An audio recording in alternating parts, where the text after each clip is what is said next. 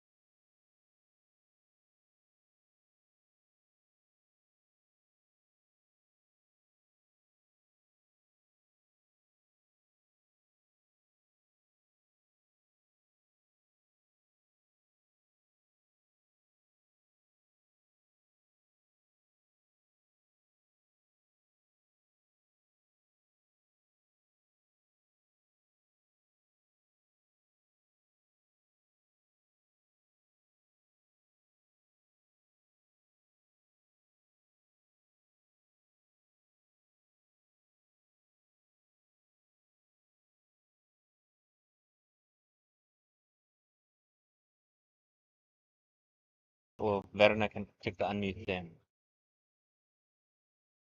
En dit wordt luisteren op die klapvraag als je dit nou nog. Okay. We're gonna go live in 5, 4, 3. Sunshine at the DP World Wanderers. And finally, we're going to get a game this afternoon. A delayed start because of a wet outfield. Lions taking on the Dragons. Hi, everybody. My name is David Midgley, and alongside me is Werner Erasmus. We're going to be bringing you this game. It's going to be a 31 over game, just to point out the changes in playing conditions. And the news from the toss is that the Dragons have won it and decided that they will have a ball. Werner, the Lions unchanged coming into this encounter off of their victory against the Rocks on Sunday. This time the Dragons also on the high, riding high from that victory against the Warriors in their last encounter. What do you make of their side today? Yeah, the Dragons have been looking good all series so far. Maybe one of the surprise teams, I'd say. They're close to the top of the table, just behind the Western Province. They've won 3 out of their 4 matches. Last game they had a great recovery between Mutusami and Brits, who is also the captain of the Northwest University team. And he came in and they had this wonderful partnership and they pulled this game through. So they're looking good coming into this match. You'd probably still say the Lions look the more threatening side on paper, but you can never count out the Dragons. Yeah, it was an important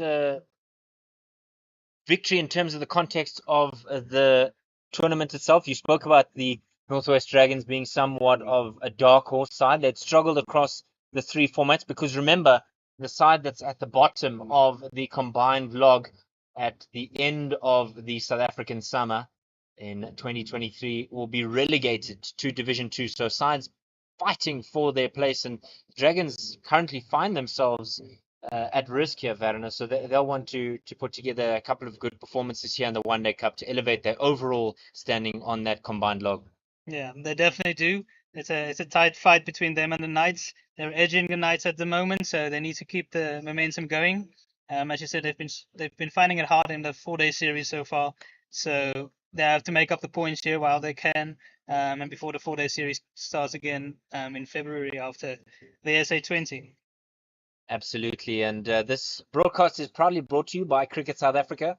And we are privileged to bring you a game. We thought there wasn't going to be a game this morning. I must admit, Werner, when I looked out the window this morning, it didn't exactly scream cricket conditions. But all credit to the team here at the DP World Wanderers for their hard work. There was a bit of a delay and inspection and then a delay again, but we will have cricket. So how do you think that will play into the way in which these sides will approach this game? Do you think it's business as usual, 31 overs, or do you think they'll slightly tweak their plans?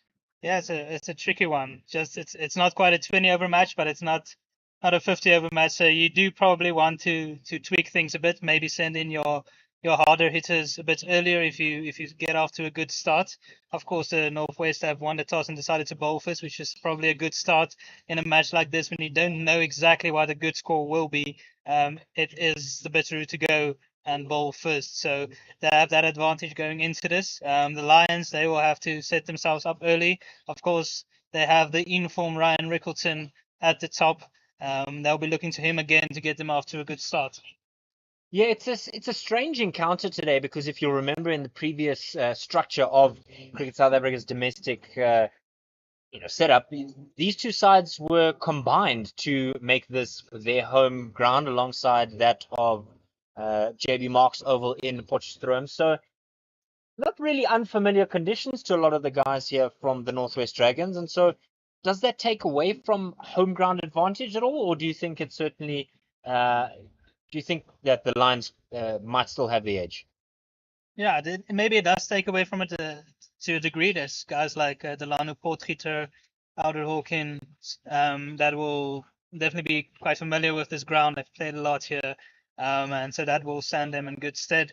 But still, the Lions, they will have that bit of home advantage. Of course, they've been training here. This has been their home base for a long time now, and So they will feel comfortable coming back here at home. Of course, they played here on Sunday as well, and where they did get that victory, so they'll be full of confidence going into this. They're one of the teams that I believe have only played 2 matches so far. Yeah, So they're a bit behind. Some of the teams have already played for the Lions. This is only the third game today.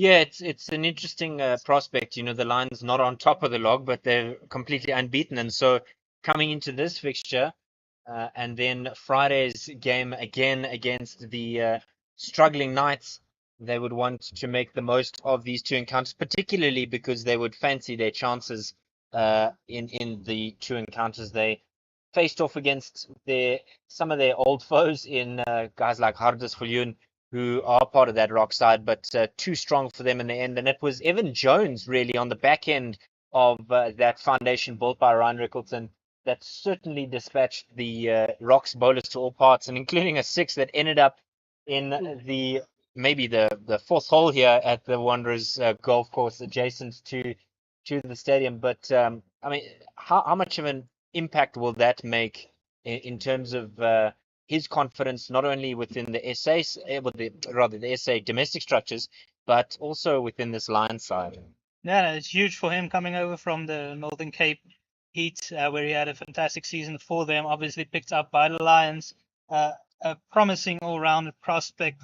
He's also got some pace with him when he does get the opportunity to bowl. He hasn't gotten plenty of opportunity with the ball just yet for the Lions, but he's looked good whenever he has. And with the bat, he's been very destructive.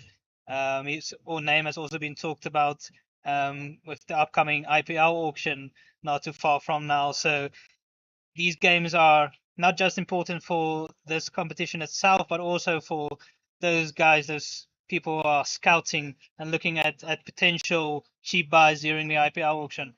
Yeah, it's something that Tristan Stubbs made most use of in terms of performances at domestic level, and then suddenly being uh, part of the plans of Mumbai Indians. And so there is a connection here for players if they do succeed at this level. People are watching, and I think that's certainly an exciting prospect for them. And with this competition, you know, there's been a number of results that I think South African fans will be excited about, not only because of the opportunity for some of their favorite fan or the fan favorites, so to speak, to get into the national side, but also just to see their team performing. I mean, we've spoken about the Western Province side, who are 4 from 4 at the moment and are also in action from the Six Gun Grill Newlands, but how important is it for domestic cricket in South Africa to not just be a one-sided, uh, affair in terms of the same teams winning over and over again? Yeah, it's immensely important. You really want that strong competition because obviously the stronger the competition is domestically, the stronger our system will be, and the guys moving up to the pro tiers. Lots of the talk is always about that gap between the international and domestic level, and I'd love to see that gap narrowing. And the stronger the domestic setup becomes, the better they are prepared going into the international stage. Yeah, some guys that we've seen doing their very best to knock not so politely on the door of selectors meetings, but I mean, another guy who is really making waves is Tony de Zorzi. I mean, he's scored runs aplenty, and then today he's been he's been dismissed with an absolute screamer. It was, I think, Vian Lubbe at first slip to dismiss Tony de Zorzi for a rare duck. But I mean, Tony's had an absolute screamer over summer. Is looked at ease throughout. Obviously, ducks do happen, and screamers are worthy of ducks, I'd say. But otherwise, it's been going well for him at top for the for the Western Province side, who have been doing very well. Yeah, absolutely. And we're just 5 minutes away from the first ball here at the DP World Wanderers Cricket Stadium. Absolutely gorgeous outfield, barring you'll see a little bit later when we do use the panning cam to just show you a little bit around. But there are some of those patches of the field that are a little bit damper than usual, which is not the norm, Werner, in terms of The outfield here at the Wanderers. Normally the drainage is quite good, but perhaps a couple of gaps where the water has managed to sneak in overnight. Yeah, it is a bit strange, this delay with the sun shining down at the Wanderers, but things like this do happen from time to time. Maybe a bit of water off of the covers, more than it was supposed to, or some spikes coming in at places where there shouldn't be. But good thing is we will get some play started very, very soon. We're only about 4 minutes away from the scheduled start. Um, as I said, the Lions are looking to lay the foundation once again. Joshua Richards looked good with Ryan Rickleton in the previous match, and he'll look to build on that once more. They have a strong lineup coming in with it's Joshua Richards and Ryan Rickleton opening with Riza Hendricks coming in at 3, Dominic Hendricks, the captain, at 4. And then there's Mitchell van Buren at 5, Vian Mulder at 6. Tisana Magala, who's shown himself very capable with the bat this last couple of seasons. He'll be coming in at 7. Evan Jones, we've seen how destructive he can be, and the one he's hit on the golf course in the previous match had us all a bit in awe. He's coming in at 8 with Fontaine at 9. So it really is a deep batting lineup with the bowlers Sibotu and Lukaku rounding up the 11. Yeah, and from the Dragons side, it's Lesego Senukwane and Tabang Mokoena opening the batting for the men from Potchefstroom. Coming in at number 3, Wesley Marshall, the muscular Wesley Marshall, a man who can equally mash the ball to all parts if it is his day. Christopher Brits is there at number 4. Kanya Kotani is today's wicketkeeper for the Northwest Dragons, and Mutisami, as always, is skipper. Dwayne Pretorius and Dwan Janssen alongside Eldred Hawken, Ronaldo Meyer, and Cohen Mangru. So a balance of youth and experience will be the team for the Northwest Dragons. The umpiring team for today, Mazizi Gampu and Dennis Smith, as they stride out to the wicket. And our third umpire is Roger Byrne with the match referee Zed Ndamande. So quality and experience among the officials today, the umpires, and we look forward to an exciting game. It is promising to be a good game, but the linchpin, so to speak, is certainly the whether it can hold off today. So we're looking forward to it. To see the awesome maroon colors that you have come to associate with the guys from the Northwest Dragons and the DP World Lions, starting out to bat with Josh Richards and Ryan Rickleton. We've spoken a lot about Ryan Rickleton and his form, but how much value does that bring to the side when you're expected to open the batting and they're expecting performances from you? I mean, how much pressure do you think there is in terms of getting involved there and really get them off to the start that they need? Normally, I'd say that the pressure would really tell on a player when that much expectation is put on him. But Rickleton has been taking it in his stride.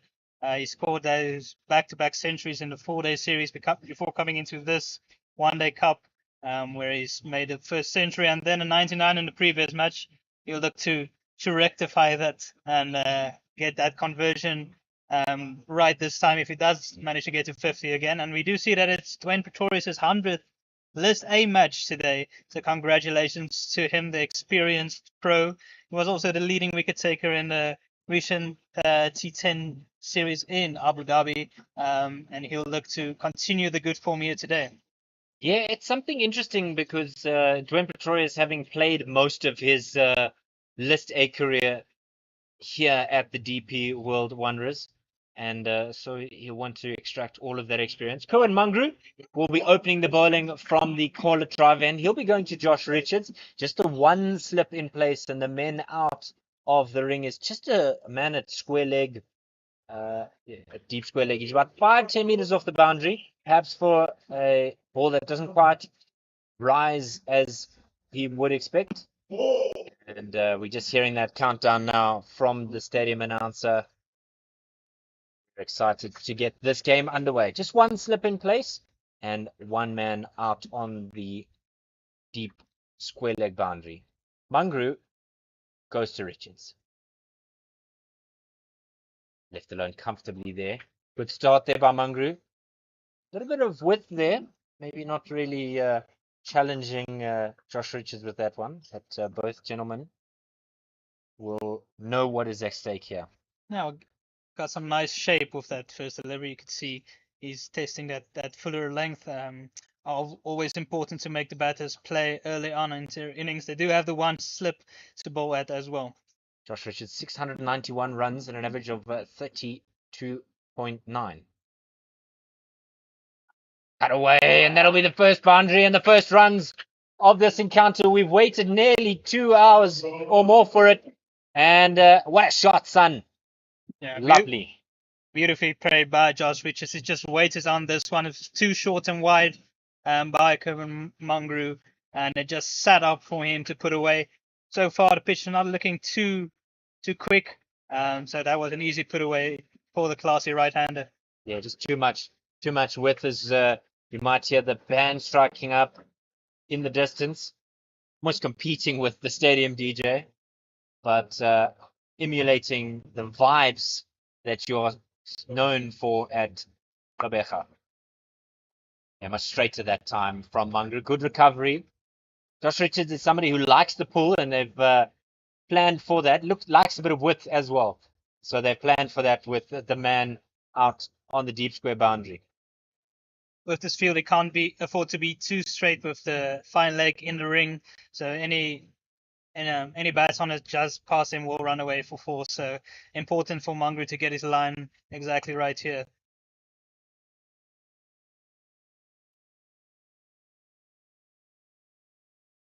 Somewhat of a muted sound as the band walks away, and this one's just knocked to mid-on.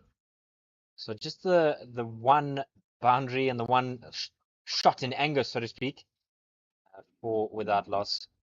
Too short of the first over. Going to be crucial for the Dragons here to make inroads early. These two are dangerous when they get going, and I think if they don't pick up something early, they might find themselves in a spotter bother.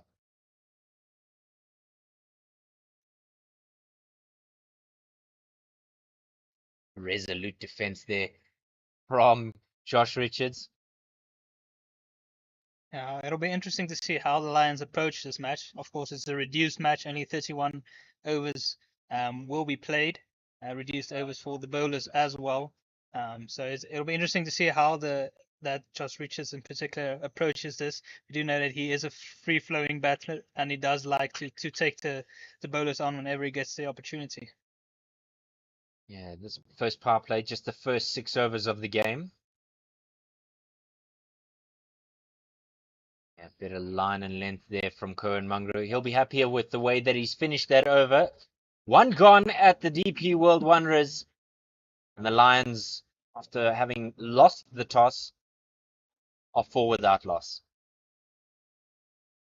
Yeah, it looks like Alder Hawking will be opening the bowling with Cohen Mungru.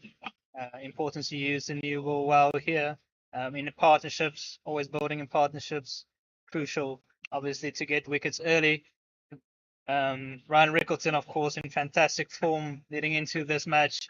And the Lions are looking to him again to get them off to a good start. And the opposite is true for the Dragons. They want to get him early, get into that Lions middle order batters. He's going to come from the golf course end. And he's going to be going to the left-handed Ryan Rickleton. He'll go across him nicely. So Wesley Marshall batting at number 3, wearing the number 3 on his back. Just positioning himself a lot wider than you would traditionally see. And even the wicket keeper's asking the question, do you want him any wider? There's a deep backward point. I don't know if you'd quite call him a third man. He's very, very square on that offside. And it's just him and deep square outside of this ring. Hawken will now go to Rickleton. Rickleton just on the back foot there, seeking out the first run, but he is the one who declines the opportunity to take the single. Yeah, Ryan Rickleton just having a quick look at the pitch. So far, it's been playing pretty true these first couple of overs. not looking too bad. Was a bit up and down on Sunday, but so far so good here. Really exciting prospect.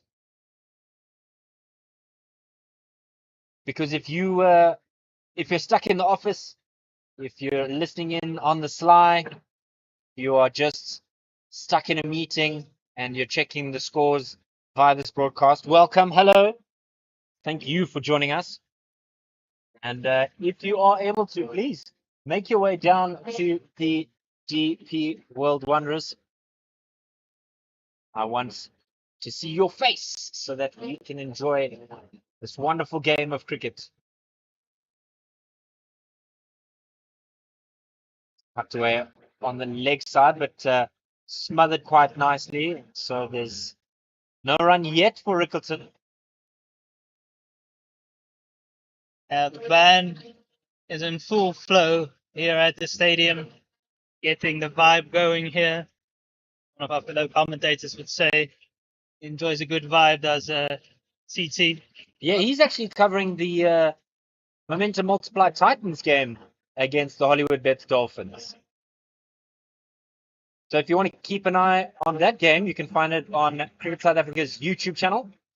And Seppo Tyler is the other voice you'll hear at that game. There's also another game that is being streamed, that of the Knights. They are taking on the Rocks at Mangong Oval in Bloemfontein. But please, don't leave us too long. We are privileged to bring you this game. Orchid continuing now to Rickleton. Oh, a little bit of a flash there from Ryan Rickleton. Bit of a line and trying to fish, so to speak. Trying to fish that edge out of Ryan Rickleton's bat. There's ample space on the offside, and love to free his arms with Ryan Rickleton. Yeah, there's a bit of a flash from Rickleton. No foot movement there, but yeah, exactly what Hawken will be looking for here. Taking it across the left-hander with the slip in place. Last ball in the second.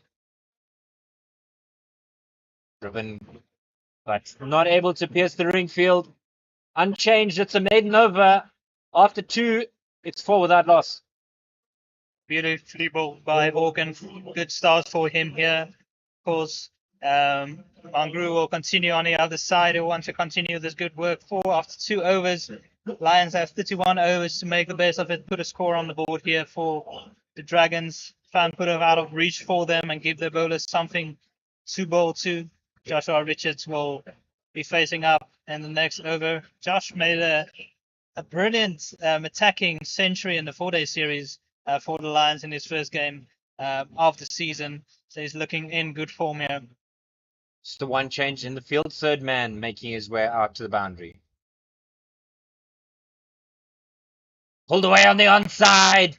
Just sits back and says, fetch, son. 4 runs. Beautifully played. Like we saw in the first over, you can't be short on this pitch. It's just sitting up nicely for the batters. It's the second time that Richards has capitalized on that. First over, he went through the outside with a cut shot. This time, it's straight enough for him to pull it through mid wicket for 4, and it just looked too comfortable.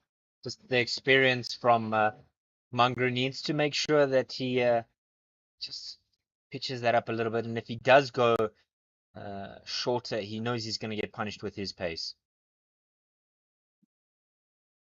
Oh, educated edge. That'll run away down to the third man boundary. Back-to-back boundaries here for Joshua Richards. The score now to 12. Joshua scores the same. Just the control there, Werner, was just excellent to watch. Yeah, it's beautifully bowled, but as you said, a bit of a controlled edge. He didn't go hard at it with his hands. He let the ball come to him. So even though he did take the edge, it went to ground and wide of the first slip. And on this outfield, even with the amount of rain that has been in the area, it still races away. Munger not yet finding the answers that he's looking for. And a loud shout of no run from Josh Richards as he leans forward with the textbook forward defense. All the coaches that would have coached him at low levels, maybe primary school, happy with that. Yeah, solid as ever. Um, Mangru is an interesting one. He always looks to take the ball away from the right-handers. He doesn't really have that in swinger, so you can almost play for that shape from the start.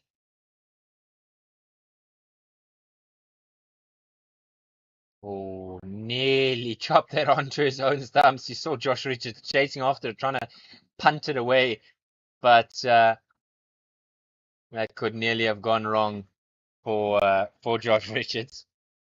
Yeah, a little bit too much width by Mangru, but maybe not quite as short as Richards thought it was at first, going for that cut shot, but not getting up as high and taking the bottom edge. Luckily, it stayed away from stumps, as Dave rightly said. Right, and they've removed the slip. Wesley Marshall now making his way to what you would presume cow corner would be. No, he's going to go to mid. No, they're still undecided about where they want him. In the end, they go with the man on the ring at mid wicket. Mangru to Richards. Cut away! It's the second shot that we've seen like that. Lovely stuff, Josh Richards. Four. Richards is flowing now again. A touch too short from Mangru, too much width, and it's punished. Everything a bit loose on this pitch. Looks like it will be travelling to the boundary. Richards in good form here. Rickleton yet to get off the mark, but Richards has now flowed to 16 with 4 boundaries. Yeah, all the runs coming from the bat of Josh Richards. A couple of conversations between Dwan Janssen and Cohen Mangru. And the decision in the end is that there'll be a man that'll make his way out to deep point, but he'll be going from a straighter point to a backward point, just behind square on the offside.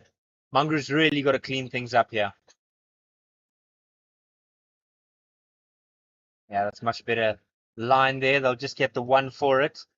Protection cleaning up there. So that'll be the end of the third. No? Yeah, that will be the end of the third there. Just a bit of hesitation there from everyone. But Cohen Mangru has been expensive in his 2 overs, 17. All of the runs coming from him. Comparatively, you spoke about Eldred Hawkins' work and almost chalk and cheese in their fortunes so far. I'd just like to come back quickly to that field change in the last over. I don't like that type of thinking that fielder going out to deep point is almost for a poor ball. That short and wide deliveries that we've seen so far. And then he bowled a good ball that last ball, but it was an easy single out to that man sweeping on the cover boundary. So it's an interesting decision there from Captain Mutasami, but I'd like to see him continue with the field that he had. It's just up to Mangru, of course, to rectify his lengths. Right, now Hawken will be bowling for the first time today to Josh Richards. Third man in place and deep mid wickets is the other man out. That was a half shout there from Eldred Hawken. Yeah, good delivery once again. He's getting that testing length, just that on that good length. Not sure whether he should be coming forward or going back. Is Josh Richards. His first over that he's facing from Hawken, and he's right on the money. Yeah, just in that other encounter at Six Gun Grill Newlands. And 155 all out R province, which is a stark shift from their form leading up to this encounter. And a solid defense there from Richards. And an opportunity certainly presenting itself for the Darth Vader first victory in this campaign. Yeah, definitely is. Ziad able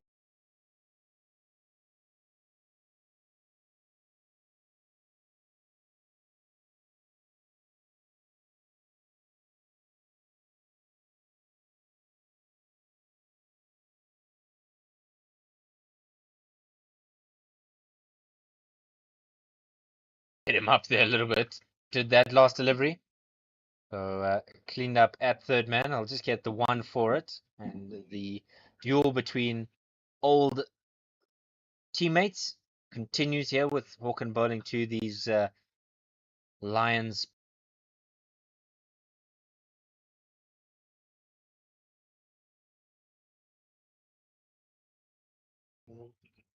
Do you mind jumping on production a little bit? I want to check on Prasanna's feed. Sure. It says he's not receiving. Sure.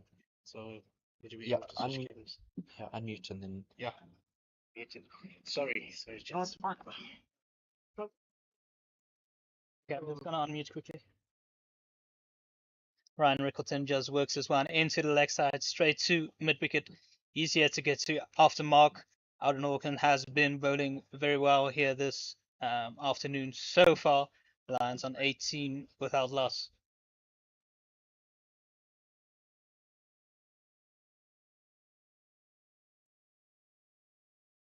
Yeah, rough start with summer.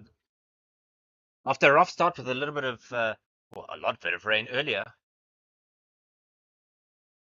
What a peach of a delivery. Ryan Rickleton. He knows he's got some stick from some of his teammates in the previous game. You know, when you score 99, your teammates will certainly have a whisper in your ear or a good-natured ribbing. Yeah, Auckland has been bowling extremely well here this afternoon. He's only conceded one run so far, one ball left in his second over.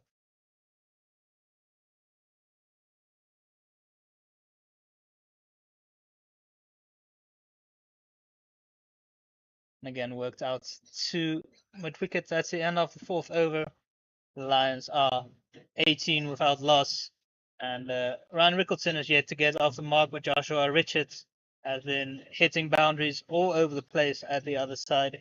He is on 18. He's scored all the runs for the Lions so far. And there will be a change of bowling with Duan Janssen looking set to take over from Kervin Mungru, who has not quite been able to hit good areas just.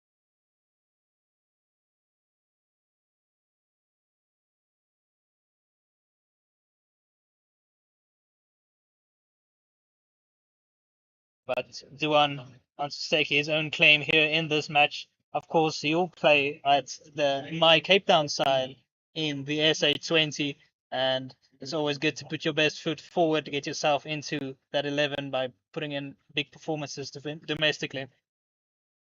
Yeah, it's not always easy uh, when your brother's been elevated to the national side.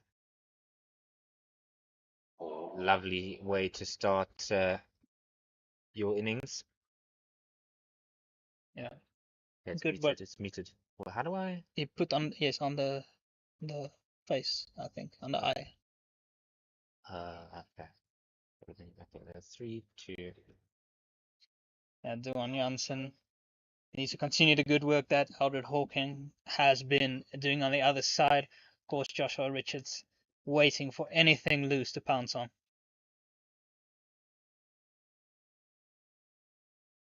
Bit too wide, and the umpire calls that one a wide. And Johnson just not quite getting his areas right yet, but Richards just letting that one go. Yeah, it's to come back to my point. It's always difficult, when you have not yet reached the heights of your brother, but by no means is he not up to the standards necessary, I don't think. Tucked away nicely onto the leg side. They'll get one for it. And I suppose it's even more so when your brother is your twin. Yeah, definitely.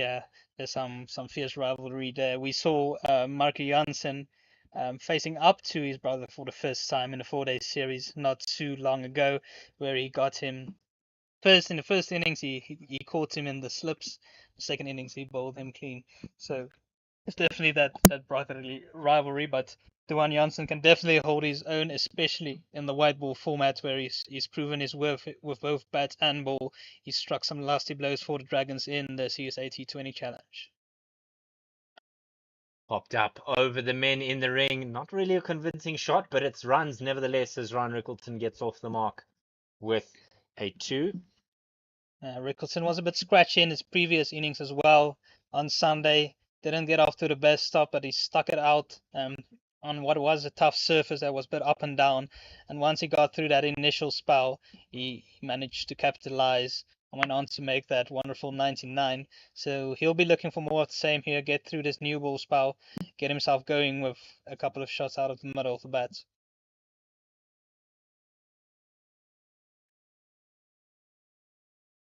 Just punched to middle on.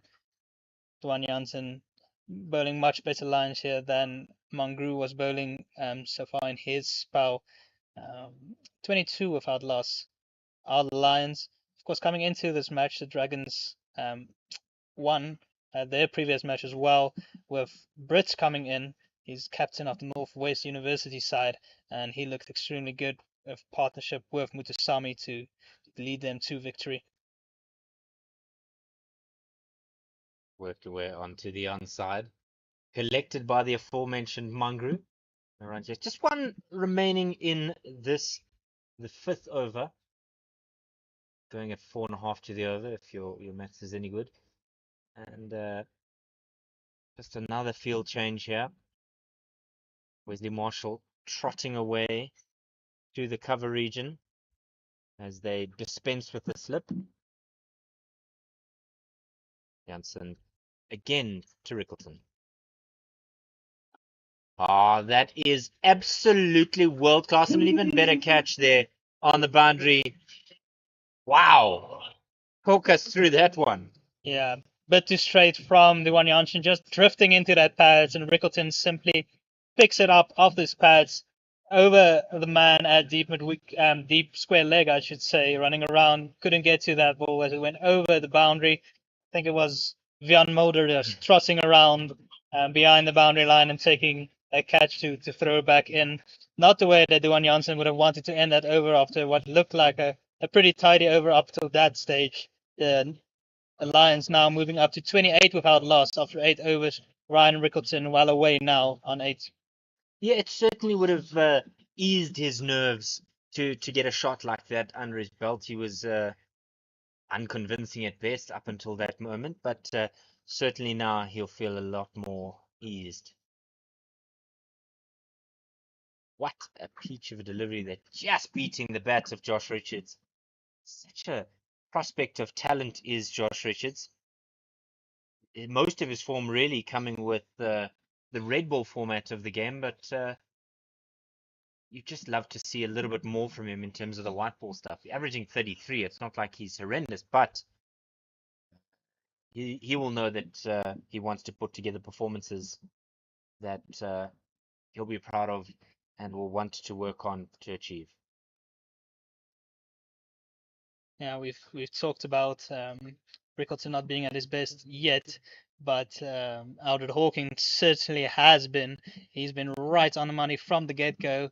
He's into his third over now. He's only conceded the one run. He's been pinpoint accurate and making sure that the Lions are playing all the time. No easy loose deliveries so far, and he's continuing on against Josh Richards.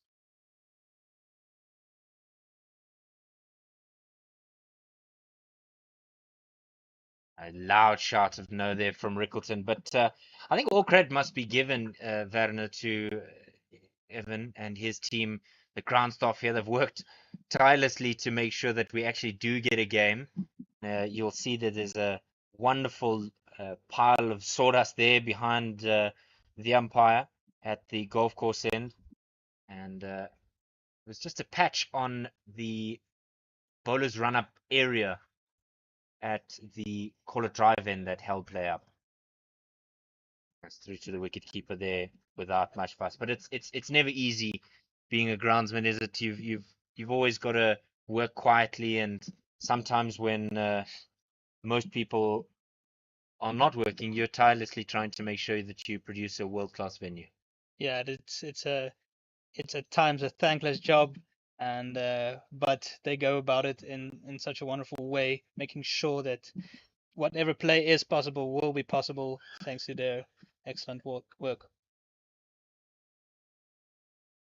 Getting on top of it and continuing to frustrate these DP World Lions players is Eldred Hawken. We spoke about it a little bit before we went live in terms of the nature of these sides, but Eldred Hawken really found some success here when he played for the Lions. The ability to extract some success from these conditions certainly will help him stand in good stead. Punch off the back foot out there, and that's the end of the sixth and the end of the first power play. It's 28 now without loss. Yeah, Joshua Richards finding things a bit more difficult too.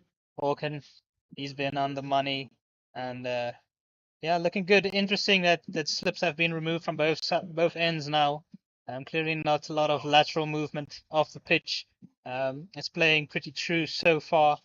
No uneven bounce yet, which is good to see.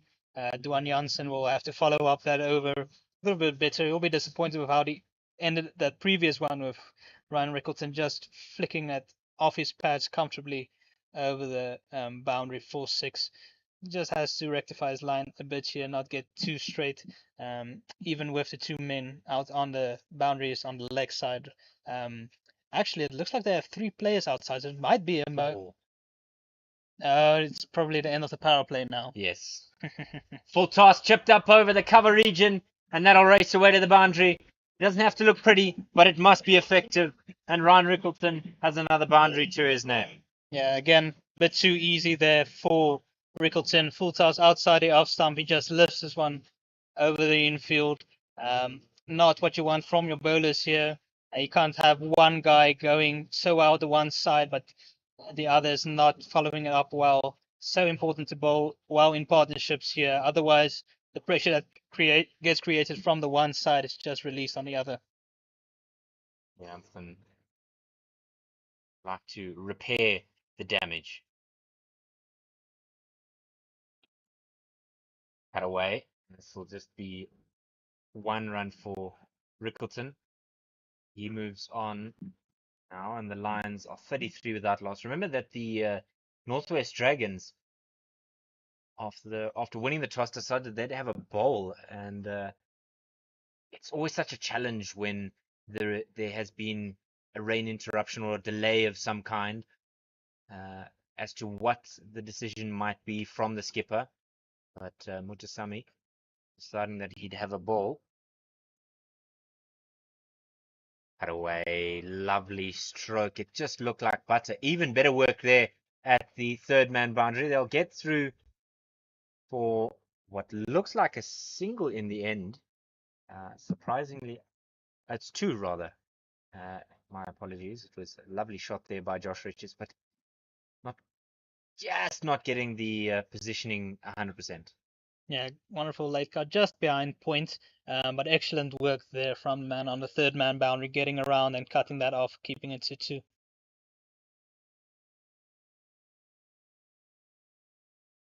It'll be a wide, signaled by umpire Dennis Smith, showing us his wingspan.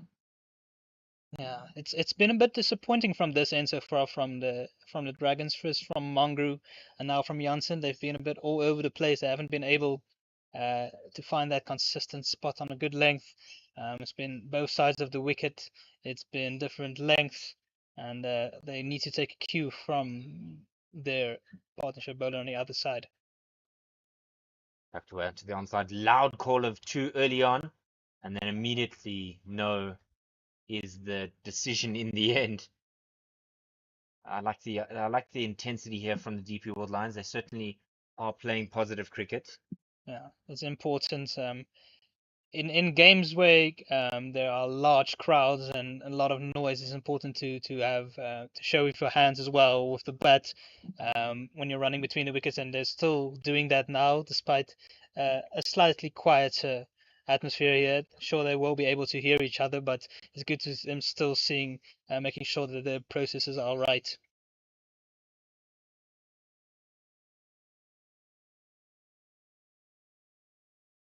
Oh, nearly a run out at the non-strikers end. I think if Josh Richards wasn't quick enough back home. But I think it's such an important point that you make, that you get the basics right in the games that you don't necessarily directly need those skills, so that when it does come down to crunch games, when you're playing semi-finals and finals and the noise is deafening in many ways, it's important tact to have. Left-hander to left-hander. That one dying on its way through to the wicketkeeper. And that is 7 gone. DP World Lions 37 without loss. Richards on 22, Rickleton on 13.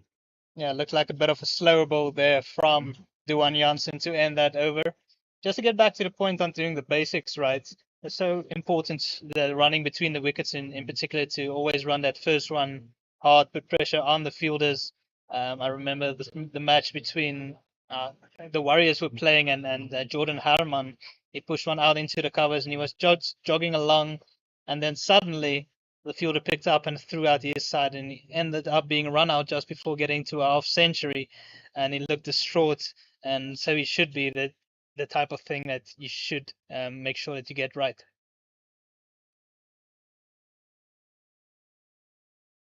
Cut away. What a great bit of fielding there at backward point. Boy, oh boy. He just showed how it's done. Mutasami, the skipper, getting high fives from his teammate there. Yeah, wonderful work from Mutasami. Obviously, going to his stronger hand, his left hand, does help, but he moved very quickly to get behind that. Joshua Richards felt like that one just went past him. He would have gone sped away to the boundary once again. Hawken continues to Josh Richards. Oh, I think that wrapped him on the hand. He's just wringing his paw, is Josh Richards. Wonder if we might see the physio come join him at the end of the over. He seems to be okay. He hasn't taken the glove off, so just a bit of a stinger for him. Looked to bounce a little bit more than he expected from Hawken. Hawken's still zoning in on that area. He's into his 4th over and he's still only conceded 1 run so far.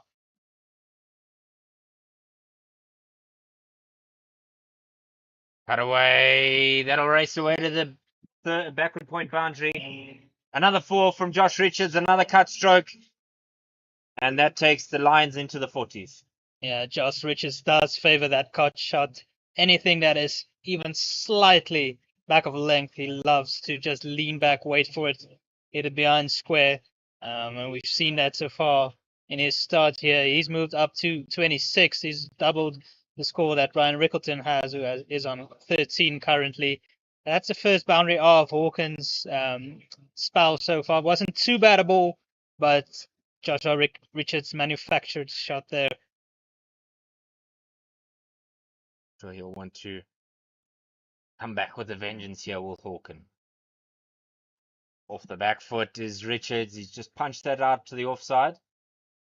1 on offer for him. They'll cross sides. And there's just 2 balls remaining in the 8th. 42 without loss. And a solid partnership once again from these two. They seem to be consistently excellent in the way that they approach Yeah, their they work. they have looked very good together. Has Richards and Rickleton, they put up a 80-run partnership in the previous match as well. So just continuing where they left off. Short and pulled onto the onside, but there's coverage out there in the deep, and so Rickleton will just get the single. And it's a strange world in which we find ourselves, because Ryan Rickleton not quite scoring at the 100 strike rate that we're used to, but it's Josh Richards, in fact, that is taking the game by the scruff. But I suppose it points to the dynamic that I spoke about, the ability to read the game, and if somebody's slightly more positive in the way they approach the game, that they take the lead. Just comfortably defended up the track. Yeah. No, when it's going for you, it's important to run with it. Joshua Richards has looked good from the get-go. Lions now on 43 without loss after 8 overs. The partnership going well, batting it over 5 runs to the over. Dragons have not been able to make that breakthrough yet, and it's important that they do, because this partnership can take this match away from them. So plenty of batters to come. Scheduled to come in at number 3 is Reza Hendricks, then Dominic Hendricks at 4, the captain, and Mitchell van Buren, Avion Mulder, Sisanda Magala, Evan Jones, Bjorn Fortuin. So the Lions do bat very deep. With the match being reduced to 31 overs, you might see them going for it a bit earlier than you would generally in a 50 over format. But we do see a bowling change once again. It's Dwayne Pretorius now taking over from Duan Janssen. The experienced pro will look to drag things back a bit here for the Dragons. He's coming in around the wicket. Beautifully struck through extra cover. Not quite timed as well as Rickleton would like, but it still races away. It hits the boundary, which the dive in the deep turns out to be in vain. Rickleton gets his innings going again. He moves up to 18, reaches some 27, score 47 without loss. Dwayne Pretorius needs to pull his length back slightly. They're just a bit too full, too wide. And Rickleton says, thank you very much. Yeah, it's a bit of a rude welcoming. There's going to be 2 boundaries here. Will it run all the way? Yes, indeed. Rude welcoming to this encounter by Ryan Rickleton to that of Dwayne Pretorius. Yeah, a bit of a misfield there from Mungru. He's not been having a great day so far. His 2 overs went for 17. Now he lets one slip past him to the boundary. So he needs to get his head in the game, get himself back here as Dwayne Pretorius runs in again around the wickets. Off the back foot, punched away. You'll get 2 here. And a bit of cleanup work there needed because so much pressure on this Northwest Dragon side. You spoke about the firepower that this DP World Lions side has at their disposal, and 296 in the last game was what they ended up with, and so as a result, certainly it's a pressure cauldron when you're having to defend 300. Not likely in this encounter, obviously, with 31 overs on offer. Pretorius to Rickleton. Up, up, up, up, up. It's gone all the way. What a shot. It's on the embankment and it's been a drop catch from one of the fans. But it's 6. A wonderful shot again by Ryan Rickleton, putting his foot down now. I've just spoken about how they might look to pull the trigger a bit earlier here today, seeing as it's only 31 overs. And Ryan Rickleton has identified this over from Pretorius to do that. But also Pretorius just getting that ball too short to Rickleton. Better length there from Pretorius, and he just glides that one out to a deep point. I think it's also an awareness of which side is the shorter boundary here at DP World Wanderers, and so just making the most of the shorter boundary there, just really freeing his arms. And with 1 ball remaining in the 9th, it has been a torrid start here for Dwayne Pretorius.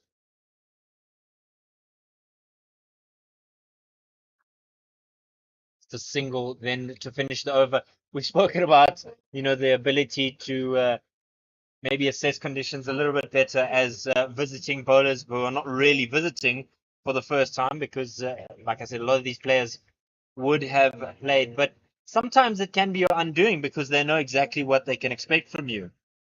Yeah, that is the case so far here as the Lions have raced to 61 after only 9 overs, going at almost 7 rounds to the over. This partnership going well as Rickleton has now overtaken Richards all of a sudden. He's moved up to 31. Richards is on 28. And the Dragons will have to pull things back here. You see that Aldred Hawken will be replaced here. Mungru will be coming back into the attack. He has a lot to rectify from his first foul and his missed field earlier on in the previous over. So it's important that he gets back on the horse here, gets his aerials right here to Joshua Richards, who's been looking very good today. Yeah, Mungru just switching directions, so to speak. Now bowling from the golf course end. And with the start that he had, he'll want to fix things. 17 from his 2 overs, so pricey, and putting a question on to the shoulders of Mutasami. Just saying, where am I going to go here in terms of bowling selections? Deep square and fine leg out on the leg side. Or there's a big shot here, bit of a half shot, maybe a hopeful shot rather, as they get through for a run. Richards, Rickleton calling him through for an easy single. It's all about the partnership here and making sure that they complement each other well. The right-hand, left-hand combination here for the Lions. Mangru will be coming around the wicket to Ryan Rickleton. Important that he doesn't go into that arc of Rickleton with mid on and mid off up into the circle. He can't afford to be too full here. It's certainly not.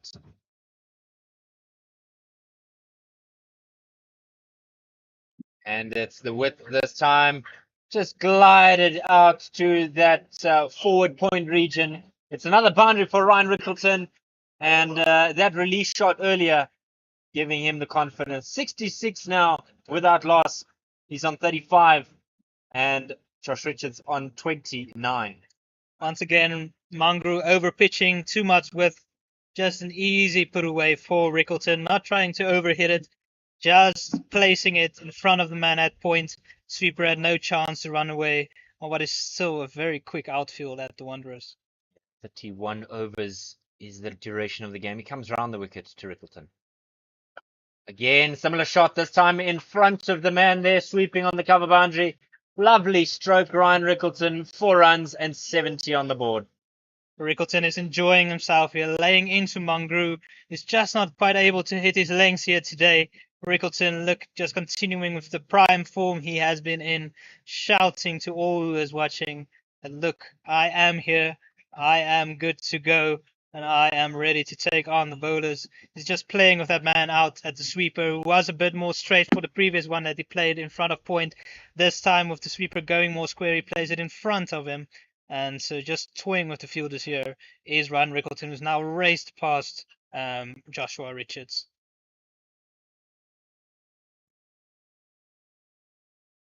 Show them the maker's name, son. To drive on the up, punch, and all the man at middle can do is collect it. Ryan Rickleton just rolling on. Just a beautiful punch through extra cover. This time a slightly better ball from Mangru. Not quite as bad. It was good length, but Ryan Rickleton just getting all his weight over that front foot, making sure it's in behind it and just placing it. And as I said, with this outfield, you get rewarded for your shots. Long conversations here between the men at mid-off and mid-on, as well as the men all around the field trying to just shift things around. Third man making his way in the ring, and they've decided to go with a mid-wicket on the boundary. So no room for error here for Mangru. This is another drive, but this time not quite middling it as he had the previous one. And he just has a look at the bat to say, well, why do you deceive me, sir? A lot better there from Mangru, getting it in tighter to the stumps, good length as well, not giving Rickleton the room to free his arms. Brilliant sunshine now out here at the Wanderers. Good to see some fans coming in, some kids playing on the grass embankments, the band going each time a boundary gets struck off that bat of Ryan Rickleton. Yeah, and that's exactly what we're gonna get. No, not quite. Good bit of fielding there by Wesley Marshall. They just get the 2 for it.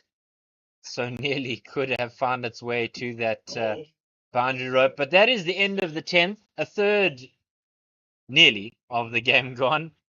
And it's 76 without loss. Josh Richards on 29 and Ryan Rickleton, as you said, raced to 45. They're currently going at 7.6 to the over. I know we said there will be a shift in approach or a different outlook on the approach for this game with only 31 overs available to us. But boy, oh boy, have the Lions come out here firing. Yeah, Lions are making it count here. This is a crucial partnership for them here, and the Dragons need to take a wicket right now, whether it be through Dwayne Pretorius or the guy coming in at the other side. I do expect to see Muthusamy bringing himself on soon. It might even be the next over from the other side, as they do need to change things up here. It's a bit too easy for the Lions at the moment. Perhaps a variety of Pretorius special balls. Special deliveries that we know he's capable of. This one's just knocked onto the onside for 1. And there are 2 men out on the leg side. for Josh Richards. Now a shift in the field. Third man as well as a cover, or rather, it's fine leg that'll come into the ring for Rickleton. And deep square, mid wicket, out on the leg side. And then the offside, men in the covers, and man at point. Puller delivery, was practicing that earlier, and he finds exactly the intended target, does Dwayne Pretorius. Yeah, right. Rickleton just guiding that one out to the deep point fielder. Field changes again for Joshua Richards.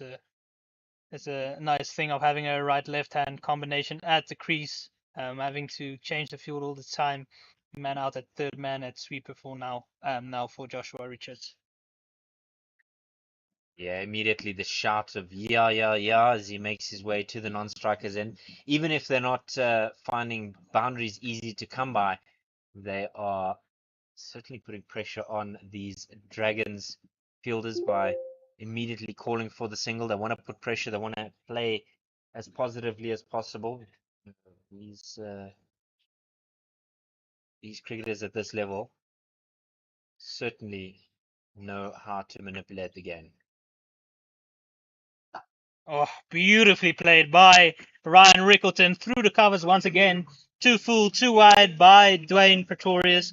It seems like he has a plan here with the field, but Ryan Rickleton goes to his 50 once again. His 14th list A 50. Ryan Rickleton just continues to lift that bat up match after match. He keeps on piling on the runs.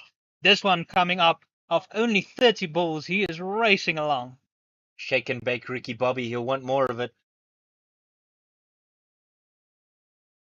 That's nearly what he gets this time, but he'll get a single to Wesley Marshall in the deep, and another run to his tally. I'm not too sure about this field or this tactic by Dwayne Pretorius. It feels like a very defensive sort of tactic. Why what they really need right now is a wicket, and I don't know whether bowling full and wide with all the fielders out on the offside is necessarily what's going to bring that. Straight to Richards this time. Just immediately the call for two goes out. The possibility. 18. Mongrew's 3 overs went for 32. And as I thought it would be, the captain is bringing himself on now. Bit of a change up left arm orthodox. Mutusami coming into the attack. They do need a bit of a change here. They do need a wicket. So the captain has decided to call upon himself here to lead from the front. So we'll just have a quick whip round of the field. There's a man on the cover boundary. Long on, long off is up, so it's just at middle. Short 45 in the ring, and the men out on the leg side are long on, as mentioned, cow corner and deep square. So obviously looking for that sweep shot, but Ryan Rickleton really can just comfortably dab it onto the onside, and he's got at the very least two. Yeah, and Ryan Rickleton does enjoy the reverse sweep as well, so that might be something that he'll pull out soon enough. It's exactly what we get in the knock onto the onside. Just get the one this time as they jog through. And I think to your point about the reverse sweep, they've looked at it and said, well, we want two men behind square on the offside. Shift now for Richards. Long on, long off, out. The man at deep square will remain out, and mid wicket comes into the ring. Deep point on the offside. So it's going to be an interesting contest here. Mutasami, an experienced campaigner, having played at the national level. Will he be able to deceive Richards? Nothing to see there. Mutusami generally loves bowling wicket to wicket, attacking the stumps all the time, keeping himself in the game. So it looks like it will be more of the same here today. A little bit of room there and just cut away. Sliced out to that deep point fielder. And the one there. And as we talked about that, Josh Richards is so quick on it to anything short. He loves that cut shot. So any bit of room, he will just get himself back deep in the crease and just play his hands through it.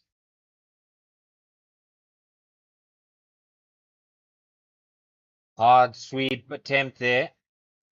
Half a shot. Umpire not interested. Looked to be a bit leg side there. Not a very convincing appeal there from Captain Mutusami, but Particularly as a left armer coming around the wicket to the left-hander, the pitching outside of that leg stump will certainly be your downfall more often than not. Just a single picked up there. Mutusami rushing through his over here.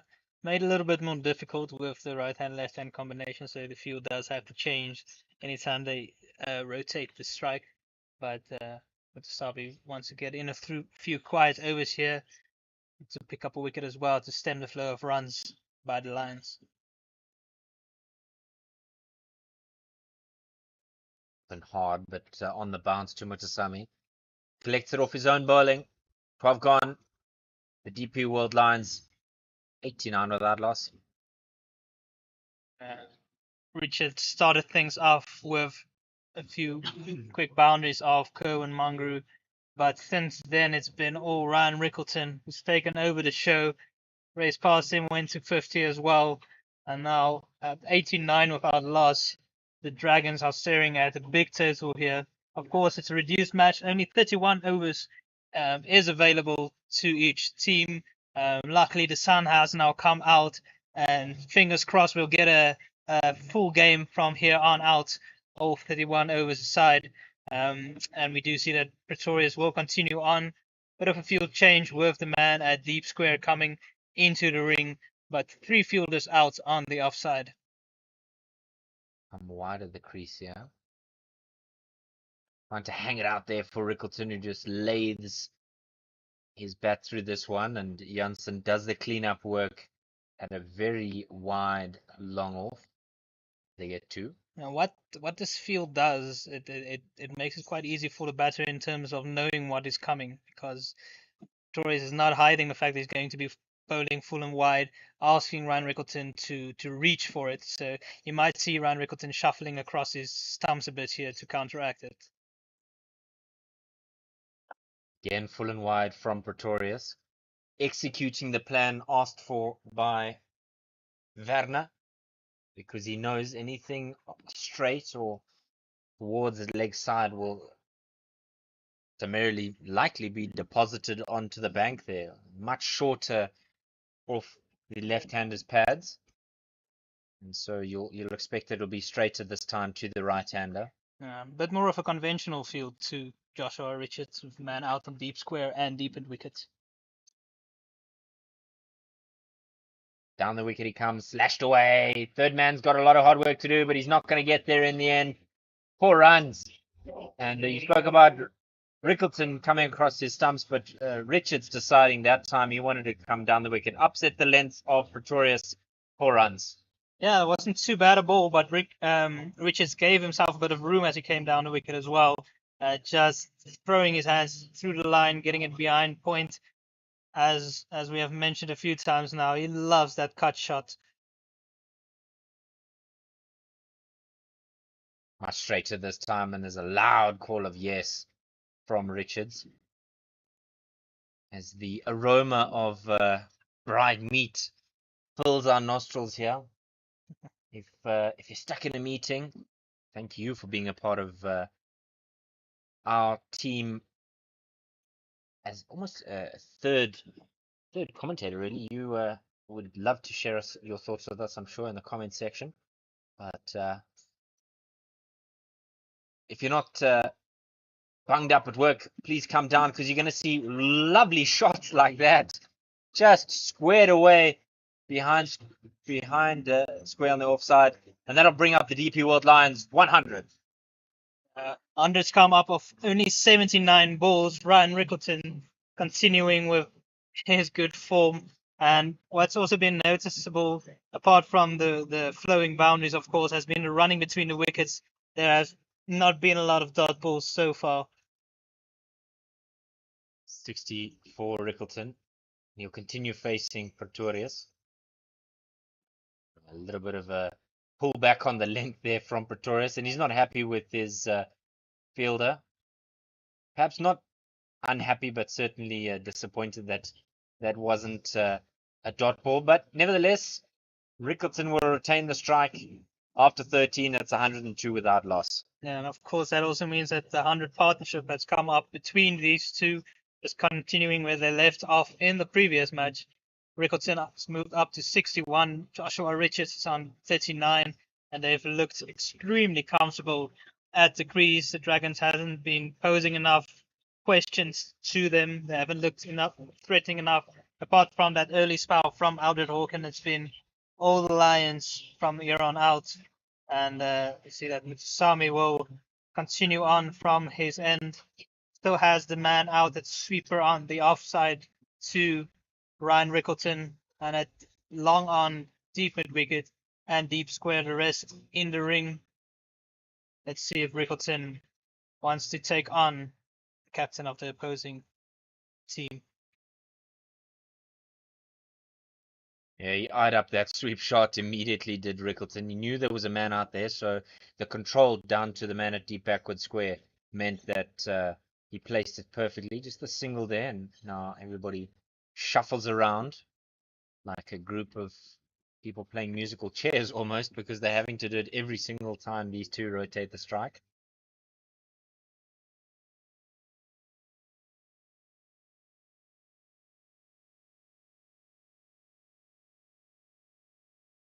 Straight again to Richards, who just punches this up the ground.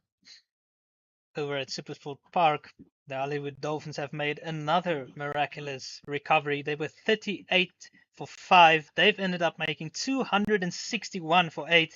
Jason Smith making 89 of 117. Attempted sweep shot there from Rickleton, but again, down the leg side, no problem.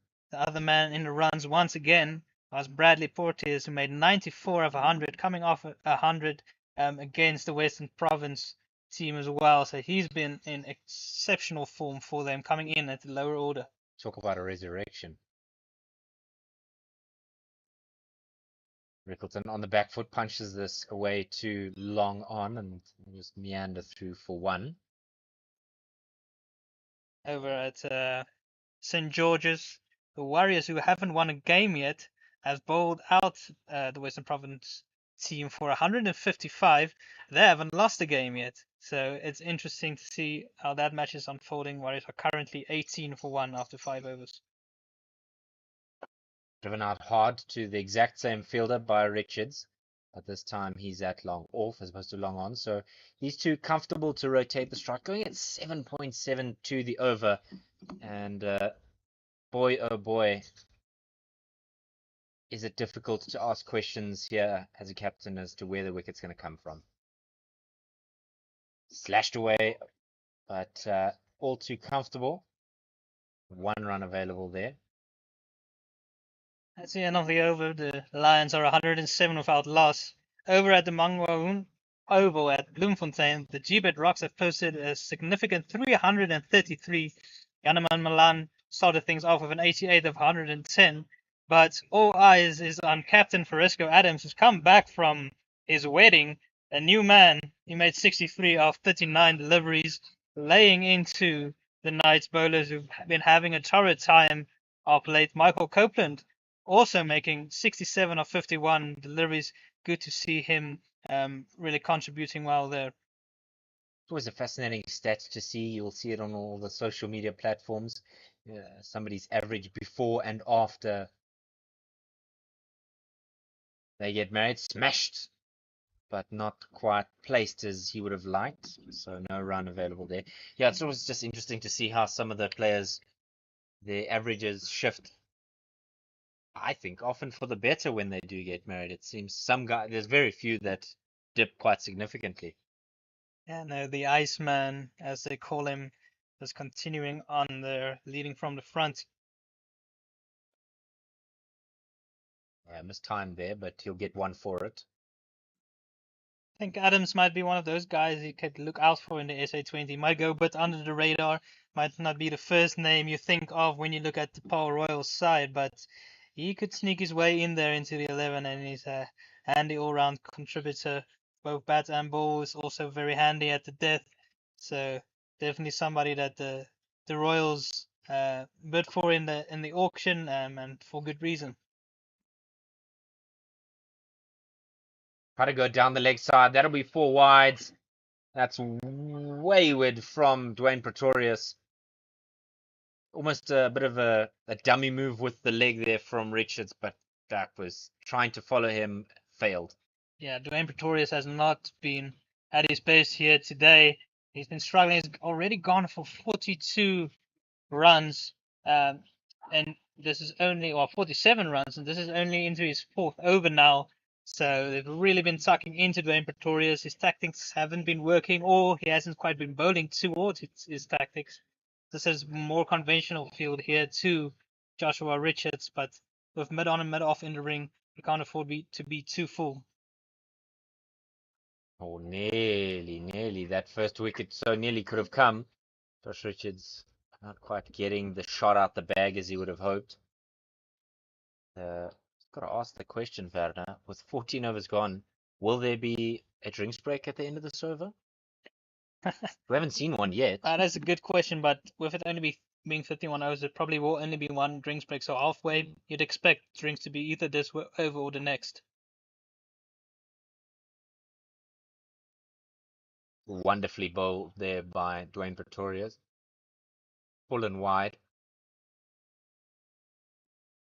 But saying that, I think Joshua Richards might feel that he missed out there as well. There are some big gaps on the offside, and he's been seeing the ball well. He's on 41. Ryan Rickleton on the other side is on 65. And at the moment, there is no stopping the Lions as they're cruising along.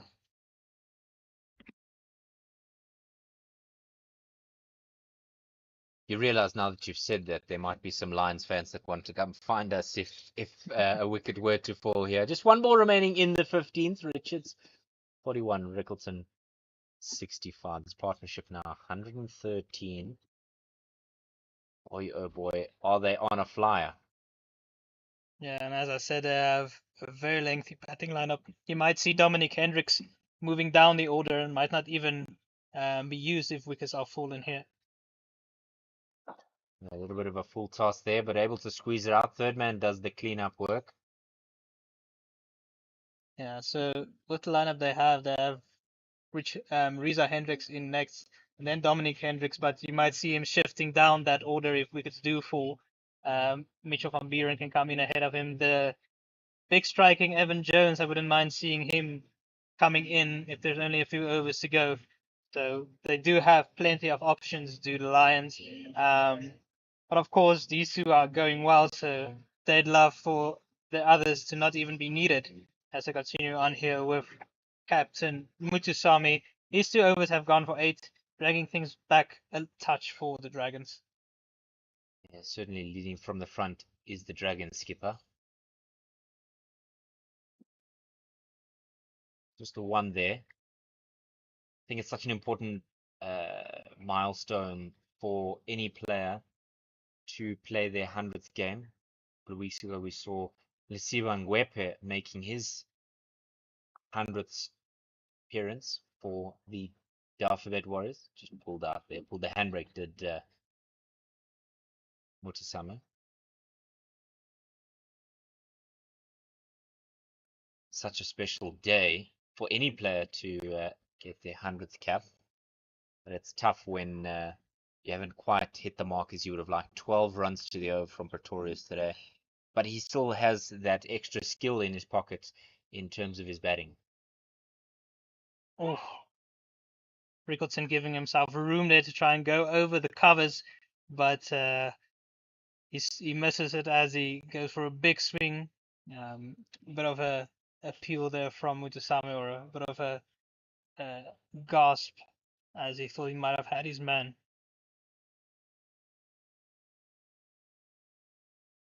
Yeah, lovely shot by Ryan Rickleton. Just timed it perfectly. And that runs away to the boundary for 119 without loss. Oh, the DP World Lions. Rickleton on 69.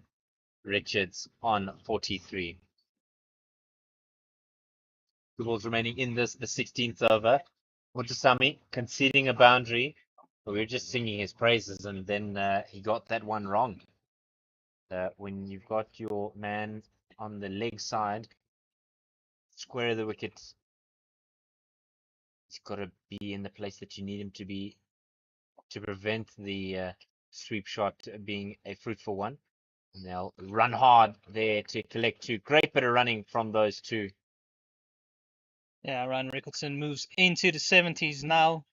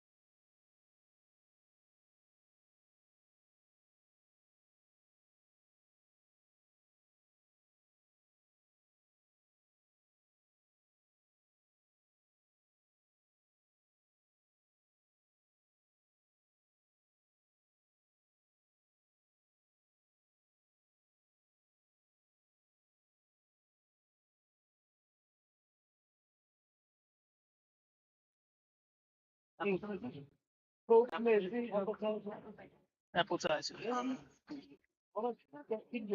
And the scorer? Scorer one. Appetizer. What? So the commentary is like 10 seconds behind. Yeah, she's I've saying now as well. I've informed Zach about it, so I don't know whether. Nothing we can do. We just talk cuck. So I'm waiting on him to tell me what to do. What to do?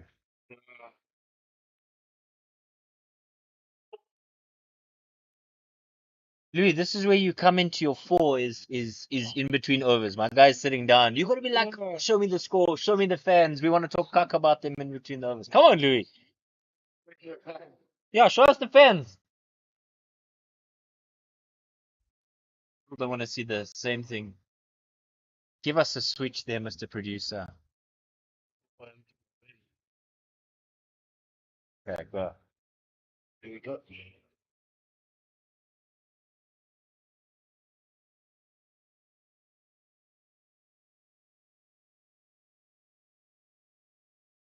So much for a 5-minute word break. Make sure you give the people some ASMR. Now you're gonna have to crunch loudly to the mic. Okay, let's get ready to go again.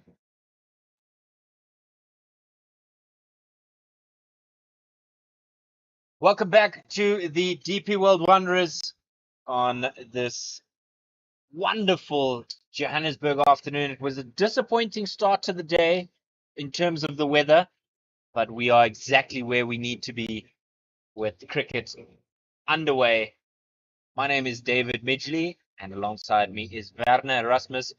Just to give you some context of where this game is, 31 overs will be batted by both sides, hopefully, and we are thrilled to see how this game has begun. And the Northwest Dragons winning the toss, deciding they'll have a bowl, and it's gone wrong pretty much since the toss.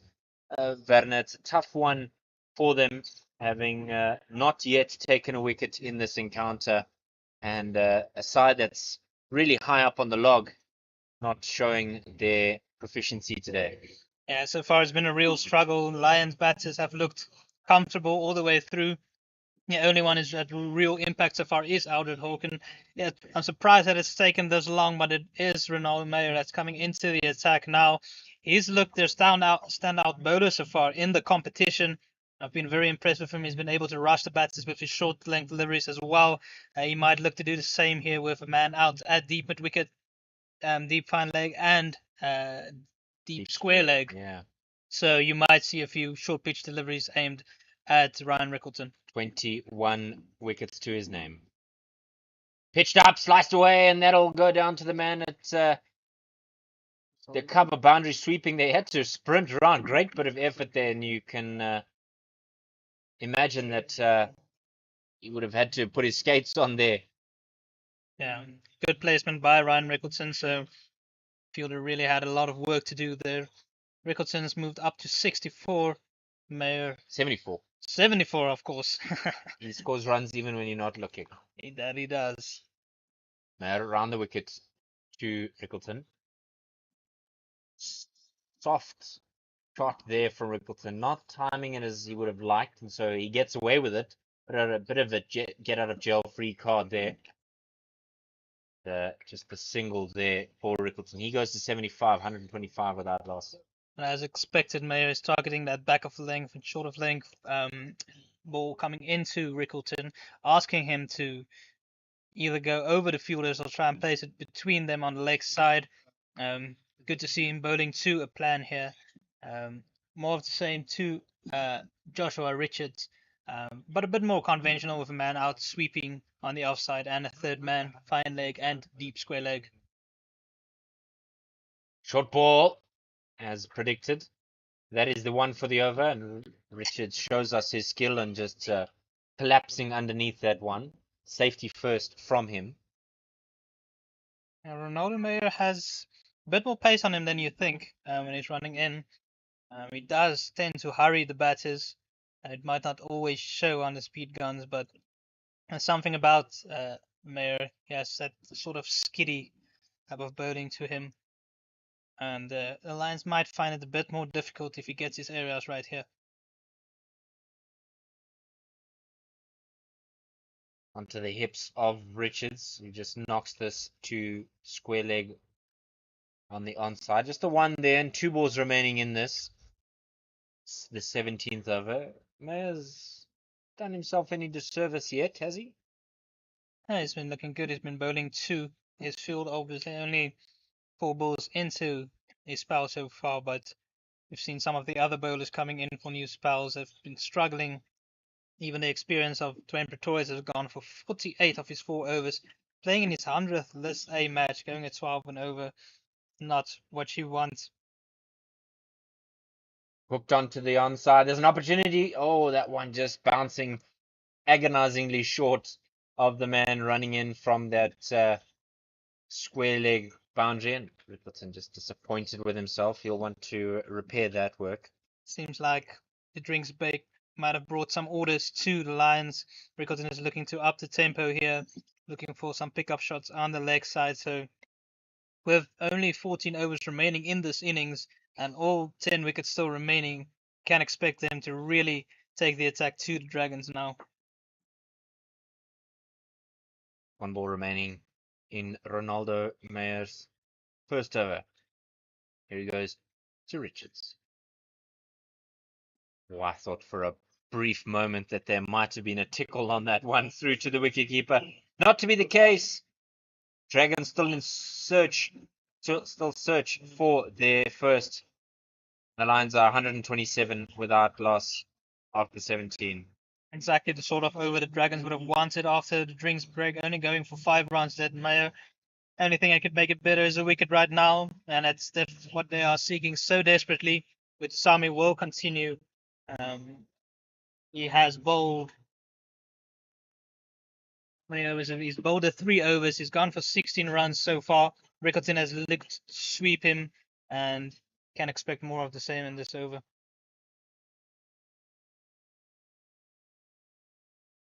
Round the wicket to Rickleton. So nearly went onto his own stumps there, left-hander to left-hander. And that's also certainly something that Ryan will be having to contend with here, as this one is forcing him to play with his eyes into the sun. No problem that time. Reverse sweep. And all that Pretorius can do is turn and fetch. 4 runs, son. 131 without loss. Yeah, Ryan Rickleton playing that one up the stumps, very full. And he gets the placement exactly right. Fine off Pretorius. Sami continuing to aim at the stumps here, and Rickleton just loves sweeping, regular and reverse. Tapped out to mid-off, and now we get one for it. Rickleton now in the 80s has had a few moments where he didn't quite look 100% comfortable, but other than that, he's absolutely torn apart the Dragons bowlers. To just make the distinction comfortable in terms of his shots, not his Yes. running. Yes. Crucial, I think, for Lions fans and Proteas fans as a whole. Josh Richards hoiks this one high into the air. There's a man underneath it, and the catch is taken.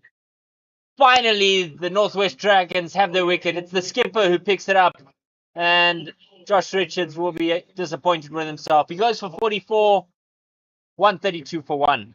And notably, the captain has been throwing up the ball a bit more in this over, asking Lions batters to go after him, and he gets rewarded with a wicket there. Joshua Richards slog sweep, not quite getting the middle of the bats to it. He goes for 44 off 51 deliveries. He looked good, particularly in the beginning of his innings. He got off to a flyer. Since then, Ryan Rickleton has taken over. He's gone up to 81. Lions 132 for 1, going at 7.5 runs to the over. So really putting the Dragons to the sword. And we see Reza Hendricks replacing Josh Richards. So continuing with the left-right combination for the DP World Lions, and particularly a man who has really done well for a long time. 6,500 runs and 36.4 is his average, highest coming in 2014-15 at Bloemfontein versus the Dolphins. So been a while since we've seen a score of that magnitude from him, and you might think not quite enough time, but his value with the bat has been incomparable to both the South African side and this DP World Lions side. he's been all class as Reza Hendricks, so much better than his average might lead you to believe. He also made that telling 100 in the final of the One Day Cup last year, or last season, I should say. And he's coming here with the platform perfectly laid by the openers. 132 runs already on the board. Going at 7.5 runs over, he couldn't ask for anything better. Coming out in brilliant sunshine at Wanderers. That's starting to pick up a bit. Good atmosphere building up here at the Wanderers. A man for clutch performances is Reza Hendricks. We spoke about that crucial innings in last year's One Day Cup. I cast my mind back to this one's lofted up all the way. Boy, oh boy. Just the 2 bounces and it rolls over the boundary. What a welcome to the wicket. If that's not a statement, I don't know what is. First delivery, he plays it up and over the cover region. Reza Hendricks, one of the best exponents of the lofted cover drive, and he just shows it there. Bit of flight from Mutusami, and he just lays into it. It's worked away onto the onside. They'll just get the 1 for it. But I remember, coming back to my point, a man for clutch performances. It was also his hundreds back-to-back that helped the Josie Stars to their first title in the Mzansi Super League in years gone by. Ronaldo Meyer continues. He's got the 1 over under his belt and went for 5. So tidy stuff from him, despite the pressure that his colleagues have been facing with the ball in hand. Hendricks on 5, Rickleton on 81. And before we begin the 19th, it's 137 for 1. I believe it's Evan Jones that is spat up has padded up and has just come down that long tunnel here at the Wanderers. And as I said earlier, you might see him coming in a bit earlier with only the 1 wicket having fallen down. And he looked in destructive form in the previous match with his 48. Comfortably tucked away square on the onside. And we talk about Evan Jones, but boy oh boy, did he decide to take a liking to those Rocks bowlers, just dumping them all over the boundary. It was Hardest for you with a slower ball that was right into the arc of Evan Jones, who deposited it out of the stadium onto the golf course. And yeah, it made the rounds on social media. That one was short and no signal of wide. And you spoke about the ability to rush batsmen. Ronaldo Mayer bending his back there. And Rickleton was certainly felt rushed from our vantage point. Yeah, and once again, his bowling to his field. He has the man out at deep fine leg, at deep square leg, and deep mid wicket. So you can expect plenty of short deliveries to Ryan Rickleton, who went out to the short delivery in the previous match on 99. So it might be something that they have identified in his game, something that they want to target. Slow ball there from Mayer. And Rickleton just guides this one out to the cover sweeper. And everybody changes direction as the left-right hand combination. Frustrating the Dragons, but the tails will be up with the wicket of Josh Richards. Yeah, important weekend there for the Dragons. I want to try and get through a couple of quiet overs here. Just try and drag that run rate down a bit. It will also be a change of bowling from the golf course end after this over. Or just strangled down the leg side, and it'll be wide. Umpire Dennis Smith again showing his wingspan. Wide ball there. Yeah, Ronaldo Mayer hustling around through these overs. It's really impressed me in the series so far. Also in the CSA T20 challenge, it looked very good. It's interesting that they kept him back for so long in this innings. Probably could have done with a couple of his overs earlier on when the Lions batters weren't quite as set. He'll go now to the experienced Reese Hendricks. Just pulls this fine down to that man at long leg, Cohen Mungru. Absolute gun arm there from Cohen Mungru, the wicketkeeper Kotani, not able to leap high enough for that one. Yeah, the sort of throw that umpires love to keep an eye on, those that bounce on the wicket. But coming from the boundary didn't seem on purpose, just a bit too high for the keeper. Two remaining in the 19th. Slow ball up and over, mid off. He can turn and try and chase it down. He'll get it there and then, just plugging in this moist outfield. So they'll get 2 for their troubles. And that takes the score up to 143. In some of the other encounters on the go at the moment, the Alphabet Warriors taking on Six Grill Western Province. Warriors 42 with just 1 wicket having fallen as they chase 156 in their encounter at St. George's in Kobecha. Worked away onto the onside on the bounce. It's the one there. A bit of a hurried run there from Rickleton, but nevertheless, they get through for it in the end. 19 gone out of 31. 144 for 1. Lions still motoring along at over 7.5 to the over. Ryan Rickleton on 85. Reza Hendricks has now joined him. He's on 7.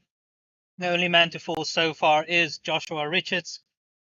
He was dismissed by the captain, Mutasami, and he went for a slog sweep, got a bit of a top edge, not all off the bat, and was caught at long on.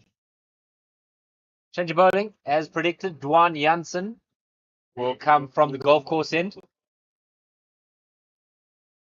and somebody who really struggled.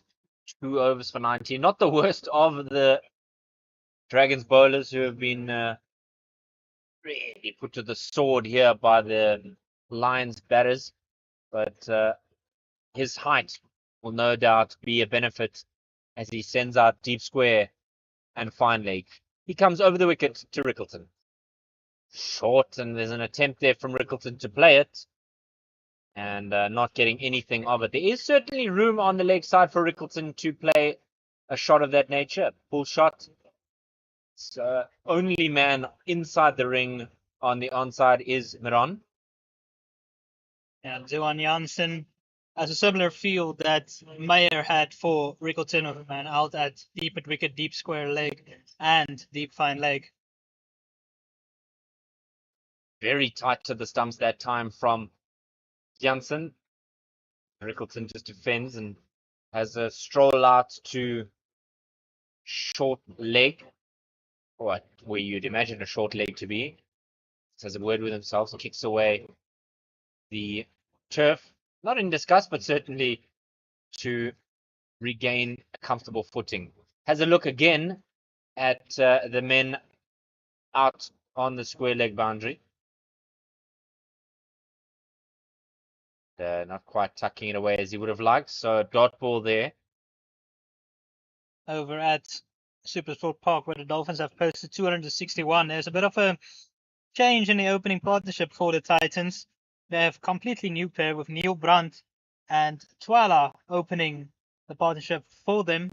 That means Devon Brevis seems to have moved down to number 3 with Jefferson Pillay out of the side for today's match. Yeah, I can only imagine that it might be an injury enforced changed. Musa Nkosi coming in, Musa Nkosi Twala coming into that side. There's the pull shot that Rickleton was looking for. That'll go down to Mangru at fine leg as they get one for it. So containment job here is being done by Dwan Janssen. He's going to shift the field now as he sends his skipper out to square leg within the ring, and the man at deep backward square moves to a deep mid wicket.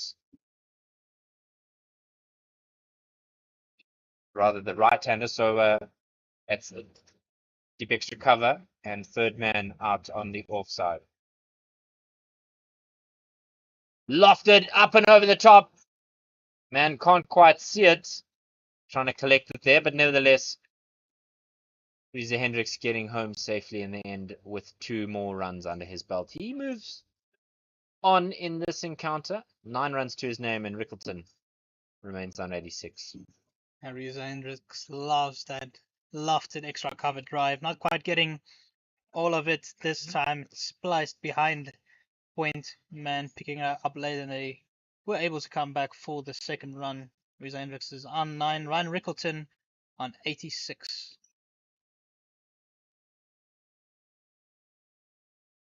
Dropped and run from these two. Just some idea of what's going on in some of the other encounters. The Itech Knights taking on the Rocks. They're 2 without loss, and they are going to need a certainly mammoth performance from their batters to get over the line here. 334 is what they need in their encounter to overcome the Rocks at home. And so giving you some insight from the other games. Titans 1 without loss as they look for 262 in their encounter against the Hollywood Vets Dolphins, and then Warriors 49 for 2 in search of their first victory. Ronaldo Meyer continuing from the caller drive in, and he's going to be bowling to Riese Hendricks. Pulled away, lovely stuff from Riese Hendricks, just swiveled on the back foot, and that runs away to the boundary, no problem, 4 runs. 150 as well for the DP World Lions. Riese Hendricks has never had any issues with the short ball. He just rocks back, sits and waits for that short ball. As we've seen so far today, the short balls have sat up comfortably for the batters to play away. That it has seemed like an easy pace pitch so far. and that has reflected in the scoring rate of the Lions.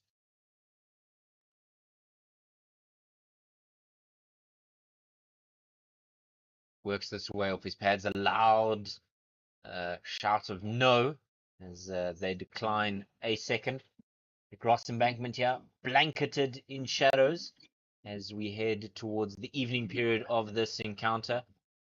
Boy, oh boy, did we wait for what seemed like an eternity. 2 hours, 45 minutes to get this game underway. And there's going to be a change of field here as Long On trots away to the boundary. Brian Pretorius, the man, expected to lend his services, perhaps pouch a catch as Fine Leg comes into the ring. Mayo goes round the wicket to Rickleton. And that one goes to the aforementioned onside as Mokoena cleans it up. 1 run there. Interesting change of field for Mayer against Rickleton. A fine leg coming up. He can't afford to be too straight, as Rickleton would just help it along past him. So you'd expect that means that he'll probably go a little bit fuller as well with the long arm dropping back.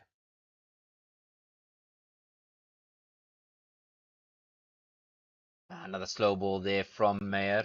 Well read in that instance by Reza Hendricks with Wesley Marshall doing the collection work. Wesley Marshall, also a late addition to that line side before the restructuring, adding his contributions, I suppose, both in the white and the red ball stuff. And so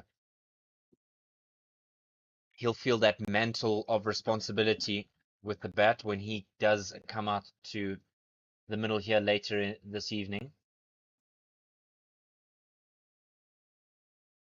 One will no doubt be a leg by, and it is. Umpire Dennis Smith just lofting his knee and showing again his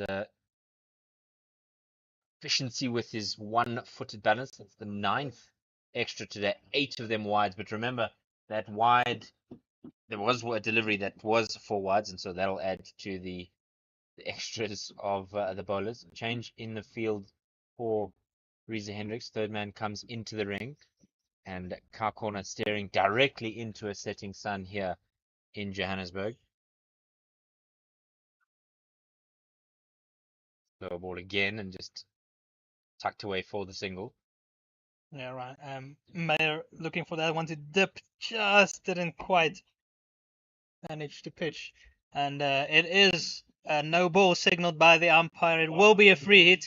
And Ryan Rickleton couldn't ask for anything better, facing up to Mayer here. He's on 87, and he'd love to deposit this free hit into the sands. He missed out on the previous one that was on his pads. He was a bit disappointed as he was standing on the non-striker's end. Could have easily lifted over the fine leg region. We'll see the field, of course, can change as the batters did cross. So Ronaldo Mayer is sending out his fielders on the offside, deep point, deep extra cover, and a man at long off. So it looks like he will be going full and wide. Come across his stumps, maybe. Oh, Bang! Ryan Rickleton didn't miss out, and it's deposited into the stands on the memorial side of this DP World Wanderers. Just not quite missing, not quite missing out there, did Ryan Rickleton. Just a free gift from Ronaldo Mayer. 21 gone, 164 for 1. 10 overs remain in this DP World Lions innings. Ronaldo Mayer not bowling to his field there at all. All his fielders out on the offside, only the one on the leg side, and just in the slot for Rickleton to tuck into his favorite leg side, and he's on 93. Ryan Rickleton just loving life at the moment. He's in the 90s. We'll want to avoid the dreaded back-to-back dismissal in the 90s. We see that border cricket, the under 16s have come in. They're having a nice day out at the stadium. Of course, the under 16 week is ongoing. the Kaya Majolo week also starting from tomorrow, heading into the weekend. So exciting times for youth cricket in the country. Plenty of talent, future stars you might see. Now it's time to see them firsthand before they make it big. So this is where they get shaped and formed for the next level.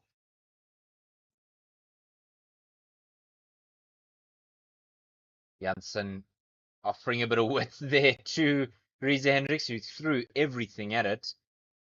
Just not quite timing it in the elegant way we know him to do so.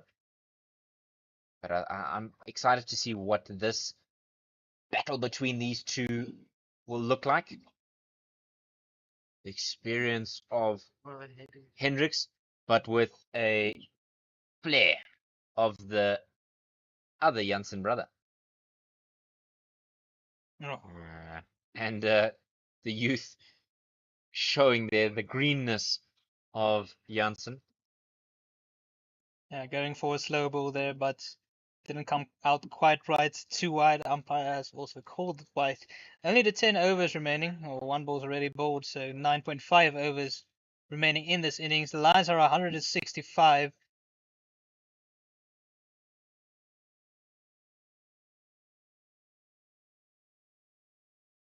Worked away on the onside. Again, I will ask you, Werner, what are you happy with if you are Dominic Hendricks in terms of a score here? I think from here, with just less than 10 overs to go, 9 wickets in hand, you'd ideally want to go at least 10 over. So I'd say 270 from here. That'll probably be a very formidable score for the Lions.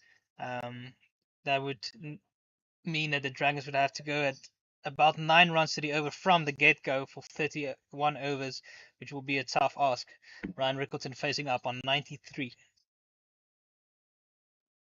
It will be a full toss for Rickleton. I'm surprised that the umpire's not given it no ball for the height, but perhaps just dipping on its way past him if that were to go past him. So just a single there. And you spoke about the age group cricket that's on the go at the moment. Liam Alder is someone who got his debut for the Lions recently, wrote an exam, went to a game, picked up the wicket of Ryan Rickleton. Ed Markram, rather, not Rickleton. Not his own teammate. What a shot! Reese Hendricks, fetch, son! All the way, beautifully struck, straight back over the bowler. Duan Janssen over pitching, bowling it into the slot. Reza Hendrik keeping his head down and just swinging straight through the line, all the way for a comfortable 6. He's getting his innings going here as well. He's moved up to 24. Ryan Rickleton on the other side is on 94. And getting back to Liam Alder, yeah, he got that wicket of Aiden Markram, who was going well, trying to keep the Titans innings together. That wicket burst open the game and almost sealed deal for that match for the Titans. Yeah, we just a small delay here quickly as the security guard is having to go retrieve that ball that was deposited onto the black shade cloth at the golf course end. And I was just, I suppose, enamored with Ryan Rickleton. That's why I mentioned that he'd taken the wicket. But yes, yeah, Liam Alder, certainly a prospect. And there are many like him across the various teams at the CSA age group weeks. Follow up with a defensive shot there from Hendricks. Some of the names that stick out to you, Werner, in that age group structures? Yeah, there are plenty of big names coming through. Some you would have seen at the SA under 19 level already. Somebody like a Quenama Parker, Nyanda. There are a bunch that Abdullah Bayumi, he's going to play at Viapia, along with Prince, Makail Prince. I'll come back to that now. Quick single taken here by these two as Janssen tried to do the fielding off of his own bowling. That is the end of the 22nd. The DP World Lions are 174 for 1. There's a lot of names that you've mentioned, but what do you think the conversation that their coaches will be having with them in terms of really painting the picture of the opportunity that they have here to succeed? Yeah, of course, it's a big opportunity. One of the matches on each day will also be shown on Supersport, and so it's a big opportunity for them playing in front of the cameras. Um, of course, you want to make a name for yourself heading into next year. The SA school teams get picked.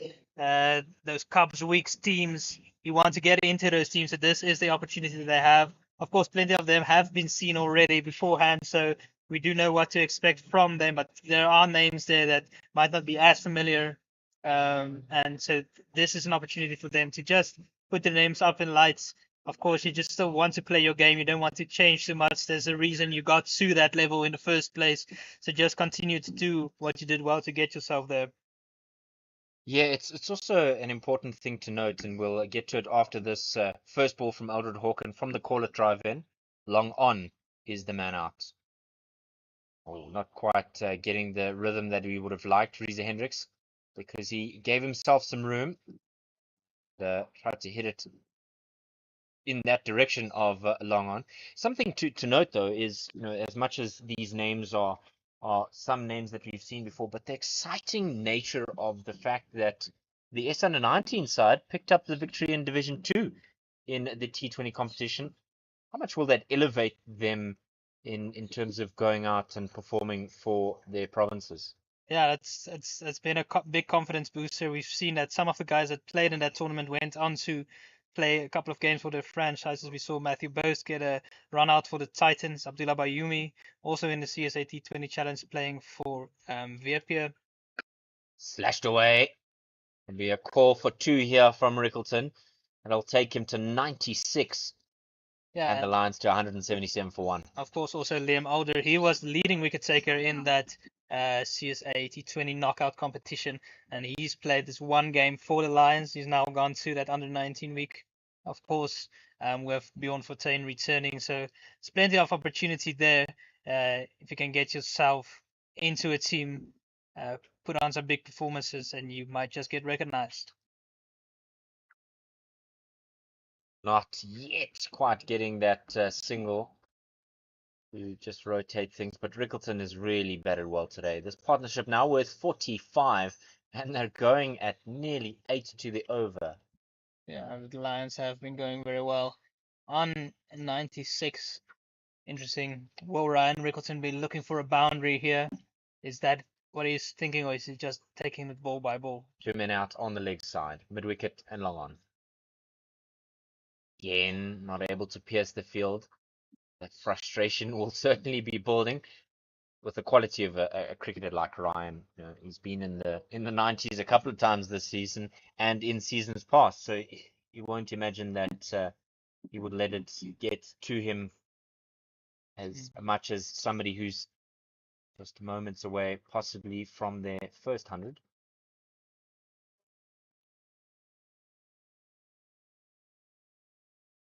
Driven hard. That's going to beat Sinaran Mutasami. That'll be 4 and 100 for Ryan Rickleton. Ryan Rickleton, you absolute biscuit. Your 14th list A 50. And raise your bat, son. Very well done. Yeah, 14 lifts a century by Ryan Rickleton, and it's just brilliant batting from him. It's been a season to remember. Fans in the stands are standing up and clapping for him. 2 back-to-back centuries in the 4-day competition. Then another century to start this 1-day cup, a 99, and now another century. And he still has plenty left in the tank as the Lions look to finish off well here.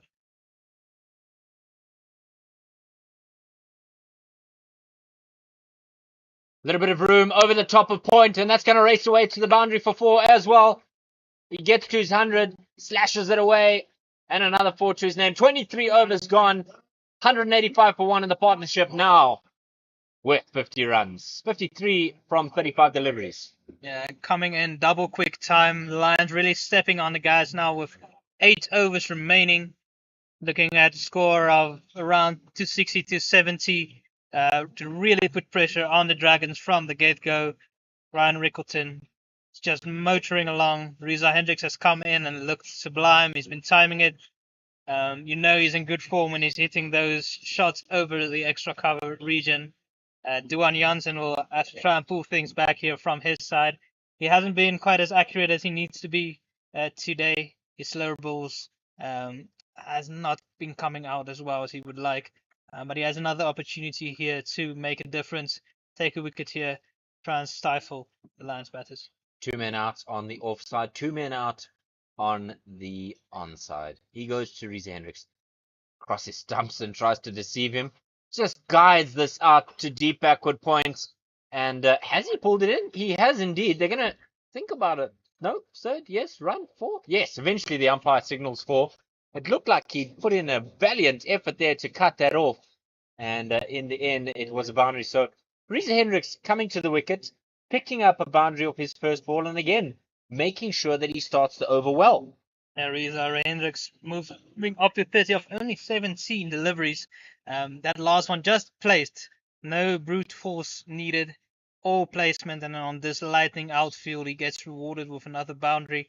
Fielder not able to cut it off in the end. The third man will now be in the ring with deep backward square. The fielder out on the offside, including the sweeper.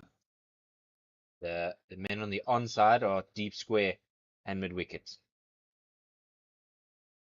Big waft there by Reza Hendricks. Maybe wanting another one, that inside out cover shot that he's famous for.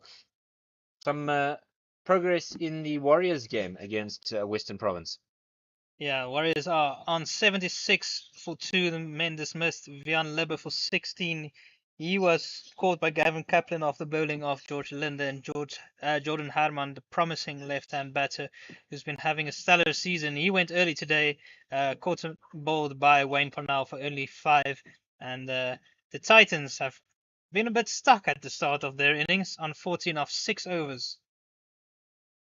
Pulled away. It's fine. It's 4. Reza Hendricks is not going to miss out on a tennis ball bounce on this wicket. Just helping it on its way, using the pace. Lovely shot, son. Dragons have really not been up to the mark today. They've been all over the place, very erratic. They've been bowling on both sides of the wicket.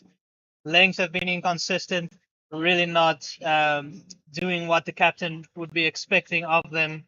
Johan Janssen, again, dragging that one short and also down the leg side, just easy for Reza Hendricks to help himself and just paddle it down the fine leg for 4. No change yet in the field from the Dragons, persisting with the men out. Smashed back to him. And you wonder, could that have been an opportunity for Dwan Janssen? Absolutely smoked back at him. I think it was a bit of a crowd catch. It looked like Reza Hendricks had hit that one right into the ground back to Duan Janssen. He didn't look too disappointed, that the tall left-hander. Asking his fielders to go around a little bit finer. Yeah, Wesley Marshall now being dropped too long off as he just wrings his hand and maybe gives the ball a shine. Deep point now making his way into the ring. Just the one fielding change so far. Will he pitch this one up? Outside the right-hander's off stump. Exactly what he does. And Reza Hendricks just guiding that away. Reza Hendricks stealing a bit of Rickleton's thunder in this over, but Rickleton will have one ball to face. He's on 104, and it's a shame that he's here domestically, but we do get to enjoy him while he is here, and the other international stars are in Australia, but Rickleton will make his way back again soon enough. I know that certainly didn't look like a comfortable shot for Ryan Rickleton, but he survives nevertheless. 24 overs gone, 194 for 1, and crucially, that we've seen it in the past, but highlighted more so in this round of the CSA One Day Cup. Ryan Rickleton as a white ball prospect for the national selectors to look at. Definitely. His record speaks for itself as well, averaging close to 50 in List A cricket as Ryan Rickleton. And he's also shown his ability to convert. Obviously, in the first class matches, his conversion rate is perfect. And here in List A cricket, He's dragging that up despite the 99 in the previous match. He's now made 2 centuries and a 99 in his 3 appearances for the Lions in the One Day Cup, and definitely putting his name out there for the Proteas, who have been struggling in ODIs and might need somebody of his quality. That's just a full ball pushed away to the offside, and they'll take a single. Lovely little bit of a heart-filled moment there, as we saw in the change of the over there, as the local mascot, the Lion, giving his tips for success to one of the fans. And they're just discussing maybe who should be the bowling pair to open for the Lions, and perhaps where the lines and lengths should be. They will certainly be wanting to put their hand up in terms of contributing, will the bowlers.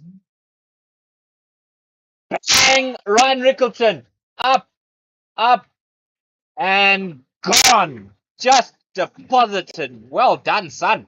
Looked like a slower ball from Albert Hawken, but his line isn't right. It's on the pads, and Rickleton just picks it up comfortably off his pads. That type of shot that he really enjoys. Is so strong on the leg side, and with this high fouled air, the ball just keeps on traveling into the stands. That moves him up to 110. And I've been singing the praises of Hawken for his opening spell, but he is being tapped into here and in this second spell of his. Another opportunity here for a catch. Dwayne Pretorius absolutely smoked down too long on, and with a dive and some effort, what a catch. We've just been seeing the praises, and very rightly so, of Ryan Rickleton. He's gone for 110 from 75. What? That is a catch to remember in your 100th List A game for Dwayne Pretorius. He might not have been at his best with his ball so far, but he ran around there. That ball was struck fiercely, and it almost hit his hands before he had it in place. But a wonderful innings from Ryan Rickleton comes to an end. He walks off the field with his bat raised to the crowd, applauding crowd that is. Another century for him, and it is the destructive Evan Jones that comes in at number 4, and well deserved for him as well, off the back of his 48 in the previous match for the Lions, and he'll look to continue where he left off.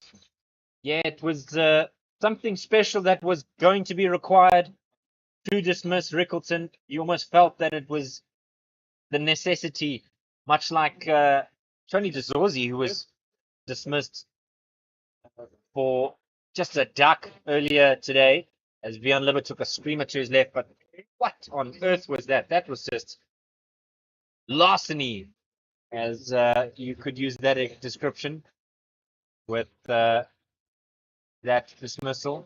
Yeah, And they'll be talking about it for a long time. he simply plucked that one out of the air. It was racing. It was traveling, that ball. It hit the middle of Rickleton's bat, but he just didn't quite get the elevation to get it over the boundary. Torres running around to his right-hand side, and a simply superb catch.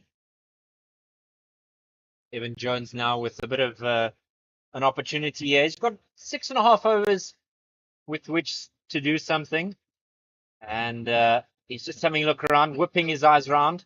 It was the slow ball to dismiss Rickleton. My word, I still can't get over that catch. What a catch. No run, first ball for Evan Jones, but the band is certainly making noise to celebrate the innings and the catch. Yeah, it's definitely an innings worth celebrating, that from Ryan Rickleton. Another day, another century, again saying, here I am delivering day in, day out. And after this, you'll have to keep for a whole inning for Ryan Rickleton. He's doing all this, and he's just looking superb. Alden Hawken will run over the wicket to Evan Jones, who just ducks underneath this. 1 for the over, says the umpire. Hawken now picked up that crucial wicket of Ryan Rickleton. He's almost up to his 6 over, 5.5 overs, 1 for 25. It's looked the best of the bowlers so far today, and a well-deserved wicket for him. And understandable that he would be the one to get the 6 overs because with the bowlers really being carted around today, his performance stands out. Just tucked away nicely, and Evan Jones will get off the dreaded 0. 25 overs gone. Traditionally, we'd be saying this is the halfway stage of this innings, but with the reduced innings or the reduced overs in this game as the lights come on here at DP World Wanderers. 6 overs remaining. Reza Hendricks on 36, Evan Jones on 1. So with the last 6 here, do you think, and a power play as well, do you think 50 runs on the card here for the last 6? Yeah, I'm sure the Lions will look to go at 6 runs to the over. 260 would be a big score for the Dragons to try and chase with a batting lineup that haven't looked like they would strike it big from the start. They more bowled innings as they went along, so it would be a big task for them. And Evan Jones has come in with only one role, and that's to take the bowlers on. Yeah, Mutasami will return from the golf course end, and Evan Jones is eyeing up that short boundary on the leg side. Mutasami to Jones. And that'll be wide. Won't be more than 1 on top of it, so not as bad as something prior, but a wide plus an extra. Lions still have plenty of batters still to come. They have powerful Mitchell from Viren. They have Bjorn Mulder. Dom Hendricks is also somebody who's been dropped down the order. Yeah, Dom Hendricks. I don't believe Dom Hendricks will be coming in anytime soon. He's more of a nudger, nurgler. Obviously does have all the shots, but not quite as powerful as some of the other batters that they do have in the lineup. This one is driven out off the back foot to that cover fielder. So they just get the 1. And let's just paint a picture in terms of the field for you. There is a man sweeping out in the cover region for Jones. Long off, long on, cow corner, and deep square. So an option for him to just get the 1. He threw everything and the grandmother's kitchen sink at that one, trying to get it away straight over the head of Sinaran Mutasami. Not in this case. He'll certainly look for it again, I'm sure. Round the wicket he goes. That's exactly what he wants. Bang, son! Fetch! And he's smoked that over long on. He missed out first time. Gets it again. Jones have shown how big he can strike the ball, and here he comes with that roll. They've told him to come in, hit it as big as you can, and he delivers almost from the get-go. Only his 5th delivery of the innings, and he strikes it big. Mutasami travels almost out of the stadium again, this time hitting the top tiers as they're getting the ball back right now. Yeah, somebody's going to have to do a bit of a retrieval job. And we can also see from our side as the new box of balls makes its way onto the park. Bjorn Mulder is also warming up and looking almost like a Major League Baseballer to swing. You know, if you imagine with 2 bats in hand, you've seen it at Major League Baseball. And umpire Dennis Smith just meandering his way through the spare box of balls. Yeah, it's that time of the innings where you got to tighten your seatbelt. You have the big hitting Evan Jones in. You have Reza Hendricks going fluently at the other side, and the Dragons will need to have a real plan here on how to pull things back here to stymie them to not be chasing a mammoth score in only the 31 overs in this match. Yeah, they finally do get that new ball. Not a new egg completely, but one that has been worn. Evan Jones hammering this down the ground. There's a lot of work for long off to get there. Does get there in the end, and Reza Hendricks, like a jackrabbit between the stumps, ensuring that they get 2 for it. And at the end of this over, we'll just give you an update on what's going on elsewhere in the CSA One Day Cup in terms of fixtures and how everybody else is going. Bang! It's a repeat. It's over long on's head. It's another one. It's it. Evan Jones has taken a liking to Mutusami here. Another slog sweep, another 6 going in that same direction. Not quite as big this time, but still quite big enough. Evan Jones, he moves on to 15 and he says, I'm here. Yeah, he's somebody who's announced himself with that performance on Sunday and doesn't want to let a gift horse go. Hammers this one down to long off, but it's a comfortable collection there for that man at long off. He's hit it hard though. Boy, oh boy. One ball remaining. No, over up. 26 gone, 220 for 2. So what's going on at our other fixture at St. George's in Gqeberha? The Alphabet Warriors are currently 86 for 3 after 18.5 overs. They're chasing 155. They still need 70 runs of 31 overs. So still plenty of time left. Since our previous announcement, Tristan Stubbs has been bowled by Nandre Berger for 19 runs. Over at Supersport Park, the Titans are chasing 261, or 262. That was set by the Dolphins. They are currently 21 for 1 after 9.4 overs. They've not been getting off to a good start in the power play. One wicket lost is that of Musawen Kosi Twala. He went for 7 of 24 deliveries, caught by Peflukwayo, bowled by John Smuts, and that has brought Theobald Brevis to the crease. He's on 1 of 6 with Neil Brunt at the other side on 13 of 28 deliveries. And over at Bloemfontein, the Knights are 18 for 1 in pursuit of a mammoth 334. Ronaldo Mayer to Evan Jones. Try to give himself some room there, did Evan Jones. Hit it up and over the cover region because there is nobody out in the direction he was hoping to hit it, but not quite connecting. There is a man sweeping on the cover boundary, but he's a lot squarer. Change now as long on makes his way out. There is a man down at mid-wicket, deep mid-wicket in the cow corner region, as well as deep square and fine leg. So everybody out on the leg side. Mayer to Jones. That will certainly be something. Wide ball. I thought he may have gloved it or picked up something, but the Dragons players agreeing with me. Yeah. Umpire Dennis Smith, not so. Umpire signaling wide, but it seemed to potentially come off the glove there down the leg side. We could see some deviation from here, and surprisingly, the umpire calling that a wide. We will have to see whether it was glove or whether it was potentially off the arm. Yeah, it was a slow ball. It seemed to come off the glove there from Evan Jones. Maybe got away with one here, and he'll look to capitalize. And this one will be a wide.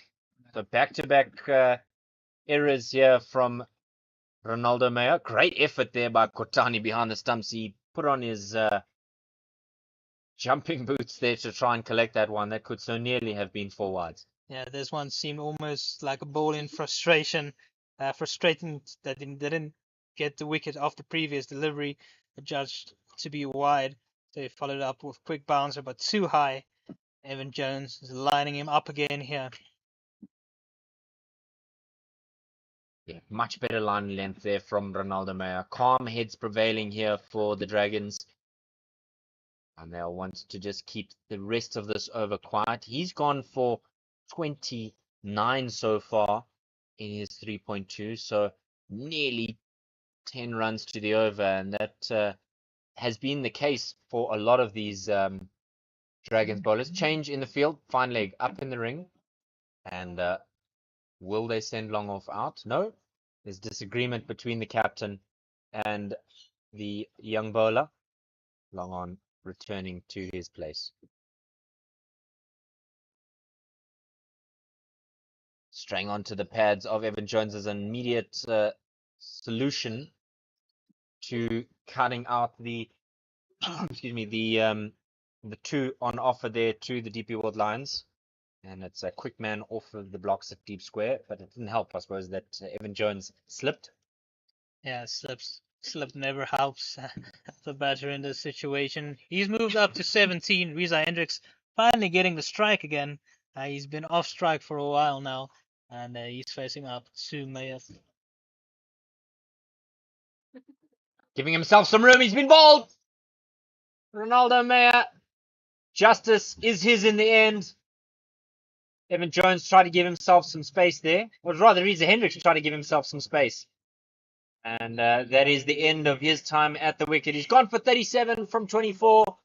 1, 6, and 4 fours. And the DP World Lions with 2 balls in the 27th. 223 for 3.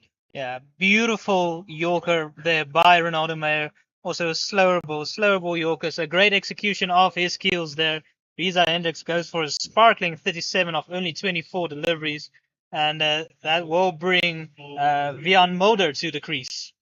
Yeah, Bjorn Mulder averaging just shy of 35.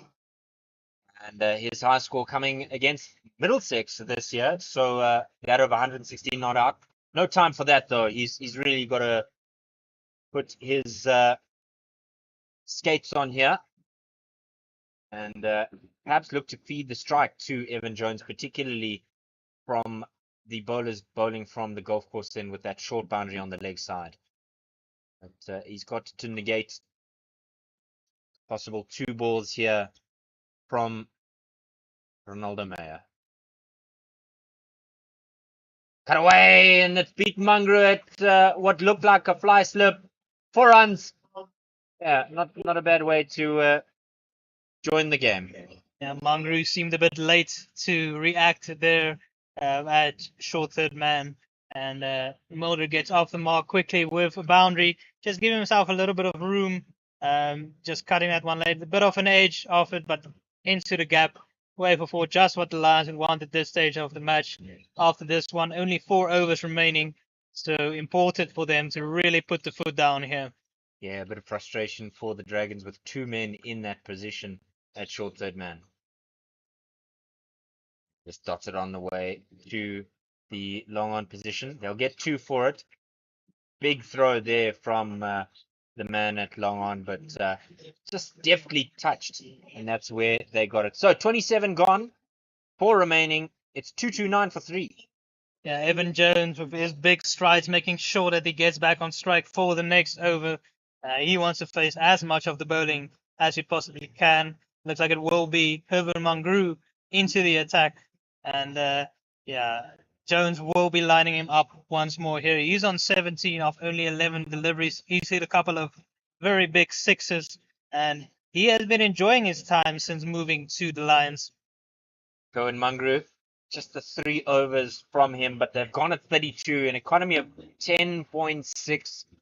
So limited opportunities for success from him today. But I'm sure he'll be wanting to silence us and any naysayers that may be looking at him. Long on, our corner, out on the leg side. Long off, cover fielder, and deep point on the off side. And you almost feel that anything wide here, Jones is going to meander across his stumps and poof it onto the memorial stand. It's exactly what he does. He comes across, but flicks it onto the onside, and a bit of a fumble there, half a fumble really, means that Jones will get a single. 2 meters either side of that field end would have been 4. So Evan Jones will be kicking himself a little bit there. They've moved up to 230 for 3. Have the Lions already a significant total on the board, and they'll look to really put the nail through the coffin in his last overs remaining. Van Mulder now on strike. He's gotten off to a good start, and he's been in exceptional form both in the county circuit and for the Lions this season. Wide and pulled across the line there from Mulder. There's immediate call of 2, and like you mentioned at the end of the previous over, there's long strides of Evan Jones ensuring that his teammate gets 2 for it. 232 for 3. Partnership just 9, but it's been 9 off no time really. And they're going at 8.5 to the over, really putting the Dragons bowlers to the sword. Slow ball there from Mangroon, full and wide, means that it's just a single as Mulder squeezes that one away. Cohen Mangroon got to be able to keep things quiet here. Dots is what makes the difference, and I think the umpires are just having a word with him to say, come on, fella. You don't want to fall behind the over rate. I'm sure there's a conversation about, the batsman also taking his time. Jones on strike now. Full and wide again, squeezed away to the offside. Thought for but a moment about a second, but the decline is forthcoming. So Mulder will face the penultimate delivery here, and I think if they can just rotate strike here, just as good with the platform that has been set by the likes of Richards, Rickleton, and Hendricks. Good comeback this from Mangru so far. He's bowled to his field here, not putting anything in the arc for the Lions batters. Comes across, bang, smashed. And just as I say that, it's right into the slot, and Vion Mulder just bunts it back down the ground for 4. Nearly decapitating both Cohen Mangru and the umpire at the golf course end, Mazizi, umpire Mazizi. But everybody's able to avoid it, and they're all safe in the end. But a boundary nevertheless. 238 for 3. Mulder with one ball to face in the 28th.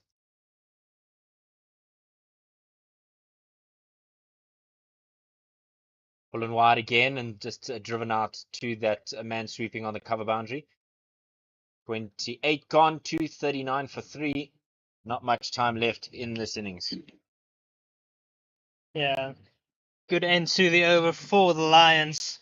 239 for 3.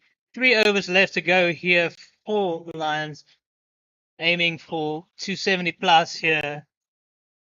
They're just keeping an eye, as always, for you on the games that are going on around the country.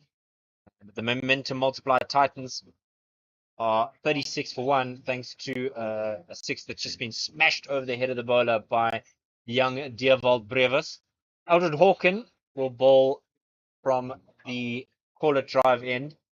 He's bowled 2 maidens today, and really the shining star among a Dragon side that has struggled. He goes to Mulder.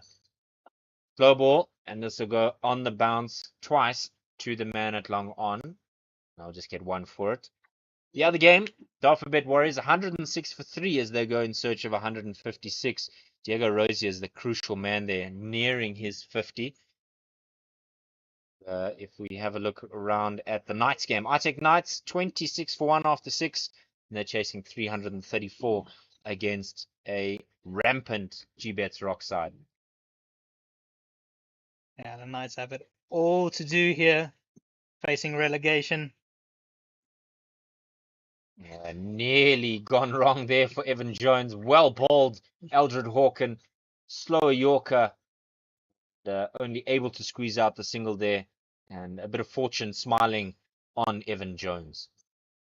Evan Jones really lining up the bowlers here. That big bat swing of his, high backlift. Vion Mulder has come in with real authority and purpose here against Dragons. Heaved away to the onside, and he's been caught. Soft dismissal. You've just spoken about his excellence, and it's gone wrong for him. A soft dismissal, slow ball. He's just lobbed it down the throat to the man at square leg. The Lions lose their 4th.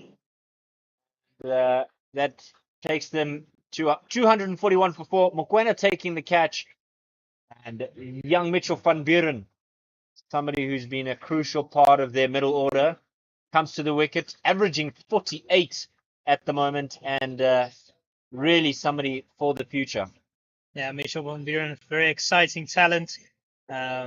He's coming in to join Evan Jones. Bjorn Mulder just not able to get all of it. That previous delivery, Aldred Hawken making sure that he's getting those slower balls on a good length and asking the batter to hit through the line. It's not been as easy of late. So Mitchell van Buren, with only the 2.5 overs remaining, has no choice but to go from the get-go. Yeah, wonderful initiative here by Cricket South Africa as the indomitable Mitch van Buren takes guard. I'll let you know about that initiative after this delivery. And he'll get off the mark very simply there. Dab this out to the offside. That the fans, the spectators, are able to take the field in the innings break and just enjoy the sunshine on some of the day games and have some fun with their own games that have been ongoing on the embankment under lights now in the innings break. So just 2 balls remaining in the 29. What a heave! That so nearly could have gone over onto the flats on the leg side, but well bowled Eldred Hawken because Evan Jones not able to get anything of it. Yeah, once again into his shots early. Another slow ball from Hawken, and it just bounced over the leg stump. This one is mistimed, but he'll get 2 for it as Van Buren sits on his bike and gets home comfortably in the end. 29 overs gone, just 2 remain, and the DP World Lions are 244 for 4. Yeah, wonderful score here by the Lions, set up by an opening partnership of Joshua Richards and Ryan Rickleton. Rickleton, of course, went on to another century. He made 110, and they've just continued on their merry way against the Dragons, who have at most times not had an answer against their batters. 244 for 4. You expect them to get 260 from here. With Mitchell van Buren new at the crease, they might want to keep him on strike. Evan Jones hasn't quite been hitting his straps in his last couple of overs, but he'll still fancy himself. Men out on the offside at deep point, cover sweeper, and long off. On the onside, long on, and car corner, awaiting their opportunity to possibly pouch a catch. Van Buren faces up to Mangru. Tries to go across his stumps, does Van Buren, but doesn't quite connect it in the way he would like. Because of him going across the stumps, that was not called a wide by the umpire. Siding on the side of the bowler, of course, as the batter moves, so does that guideline for the wide. Yes. Werner showing us the skills of Law 22, if I'm not mistaken, of the wide ball. Again, that's what we see. It's chipped up, but softer hands this time from Van Buren as it goes on the bounce to the man sweeping on the cover boundary. And yes, just the proficiency and knowledge of my colleague Werner Rasmus. Mangru here bowling to his field once again. He has his fielders out on the offside. A deep point, deep extra cover, and also a man at long off. So he's bowling it full and wide, out of the reach of the batters, trying to not get into that arc of Evan Jones here. Yeah, and a bit of a helicopter type shot there, the type you might see played on the streets of India with a bit of gully cricket, but just getting the one for it. I don't know if you may be able to pick it up on our microphone here, but as the sun has set, so have the parakeets returned here. Not necessarily a native species, but they find their home here at the Wanderers. Green birds, but this is fascinating. Van Buren is on third stump outside off, and then immediately stepped away, and Mangru just pulled the handbrake up there.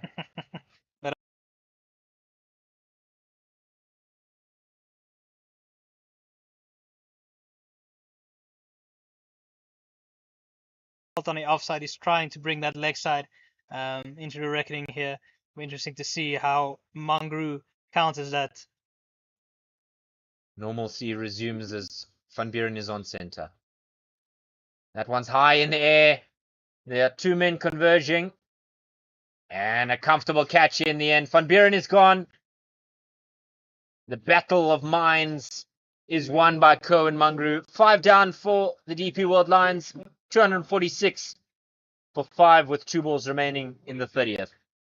And with the law change now, it means that even though the bat is crossed, Evan Jones will not be on strike. It will be new man that is coming in. So Evan Jones, but starved of the strike here. Only 1.2 overs left in the innings, so 8 balls remaining. The Lions on 246. A great over here by Kevin Mangru as we see Sasanda Magala coming to the crease ahead of the likes of Bjorn Fortuyn or Dominic Hendricks. His stocks have really risen with the bat in the last couple of seasons. Sasanda Magala, and he has the ability to strike them big as well. It's going to be interesting to see how the Dragons wrap up this innings.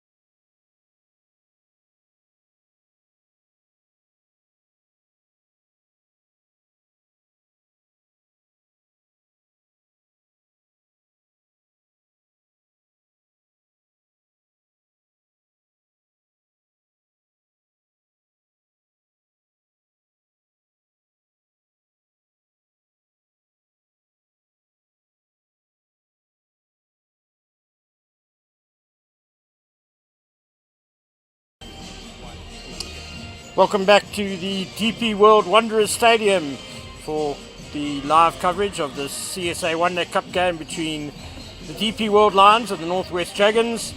And the teams are out in the middle, the two batsmen and the Lions in their traditional yellow mean machine outfits.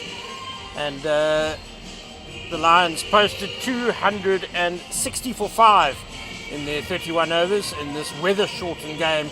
And so Northwest have a target of 261 to get in 31 overs, which is a required rate of 8.4 runs to the over. I'm Ken Borland, and with me, great to have Werner Erasmus alongside. Werner, who's your money on for this chase? Money is clearly on the Lions here. A required rate of 8.4 over 31 overs is quite a stiff task. And we see that Bjorn Fortuin will be opening for the Lions, like he does in T20s in general for the Lions. So they are seeing this match in a similar vein here under lights, and they do have a slip in with Susanna Magala over there. And they have fielders packed right around, one man out on a deep square leg boundary and another here at long off as well.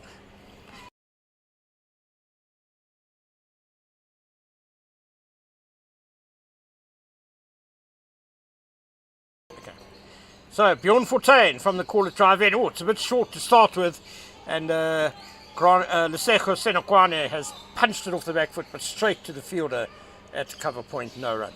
Yeah, Senokwane had a good start to the tournament with back-to-back 70s. A couple of low scores followed, but he'll look to get back in the saddle. Fortuin and again a bit fuller. Senokwane on the back foot again and steers this to the same man there at cover point, Mitchell van Buren.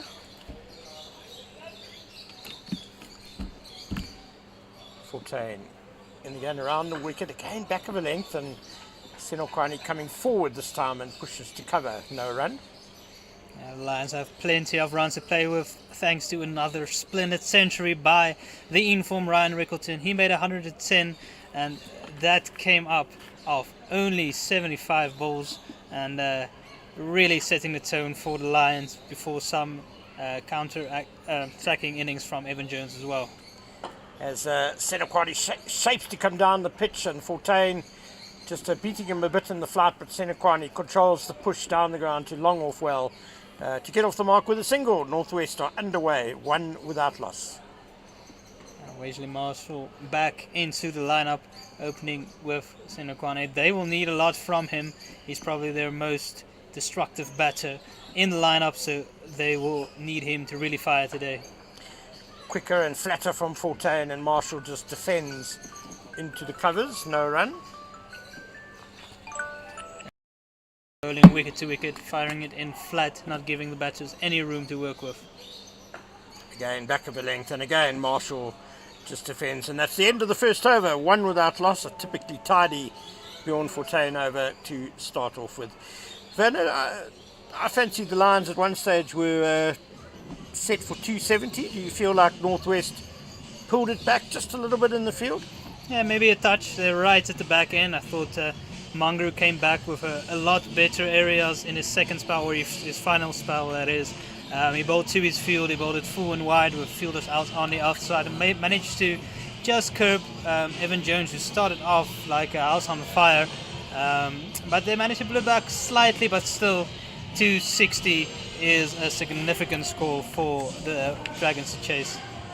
Yeah, a Dragons batting lineup that perhaps lacks in explosiveness a little, so this will certainly be challenging for them.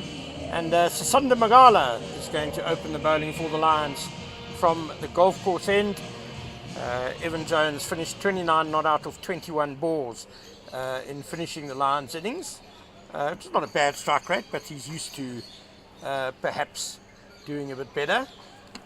Credit too to Eldred Hawken, who I thought bowled exceptionally well for Northwest. 7 overs, 2 maidens, 2 for 31. Here's Magala bowling right arm over the wicket from the golf course end, and it's outside of stump. Senokwane is lashing at it and got a bottom edge that squirts around the leg side, and they'll go through for a single. Yeah, he's looking to just punch that off the back through the covers, but get in the inside edge. Still, they managed to get through for a run to get Wesley Marshall on strike, and as I alluded to earlier, he's going to be of vital importance for the Dragons if they want to stand any chance of chasing this score down. Not an easy task as the required rate is already at 8.7. Magala in now to Marshall, still a slip in place. And this is a good full-length delivery that Marshall just comes forward to and pushes into the covers for no run. And the previous game for the Dragons, Christopher Britz came in. He made a 94 of 108 deliveries. He's also captain of the Northwest University team, and he did very well for them in partnership with Captain Mutusami, who made 88 of 94 deliveries. So another two guys who are in form, and the Dragons are going to need every single person to come to the party here if they are to pull off what would be a significant chase. Magala in again now to Marshall. This is down the leg side, and that'll be signalled wide.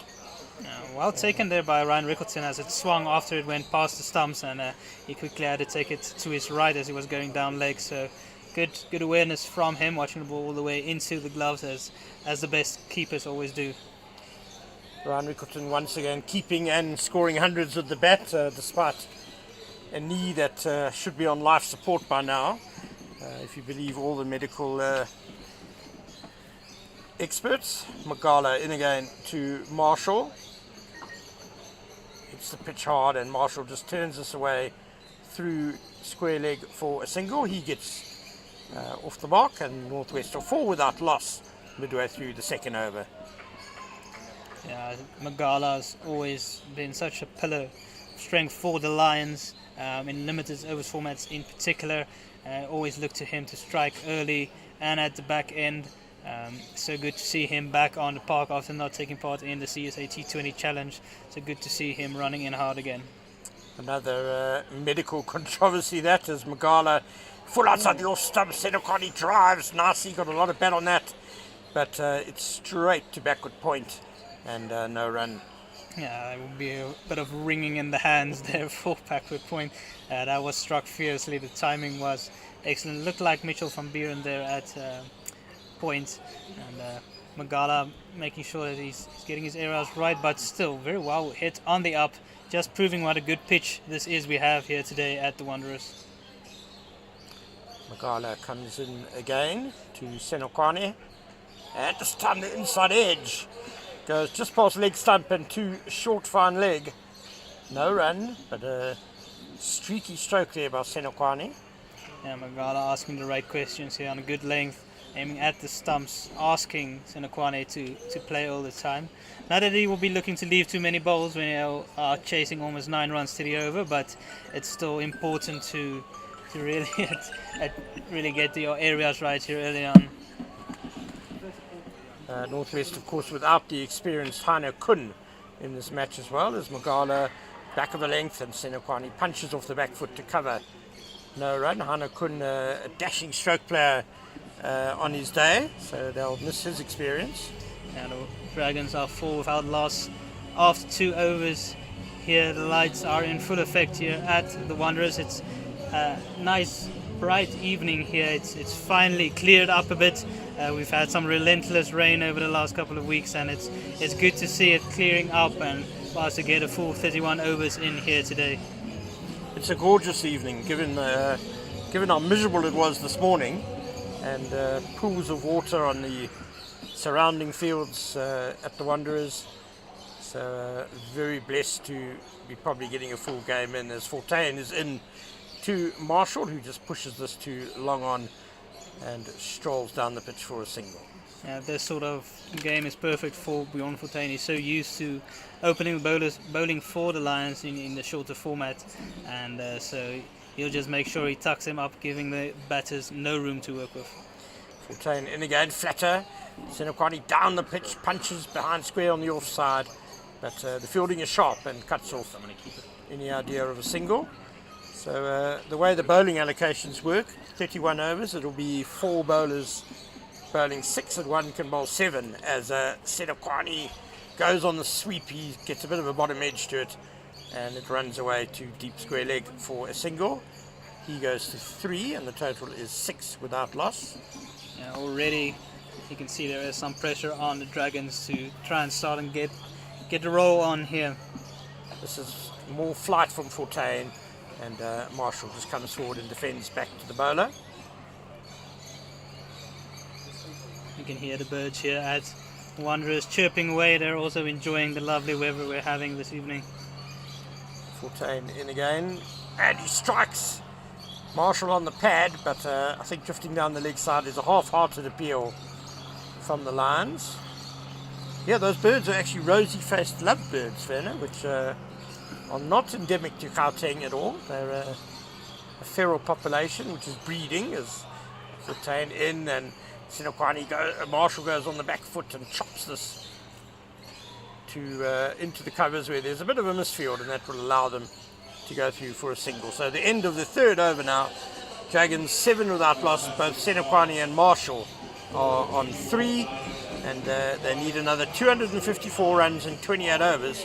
So that rate required is now edged above 9 to the over. Yeah, already looking like a very steep task here for the Dragons. Yeah, as I said, Marshall so crucial to their chances here.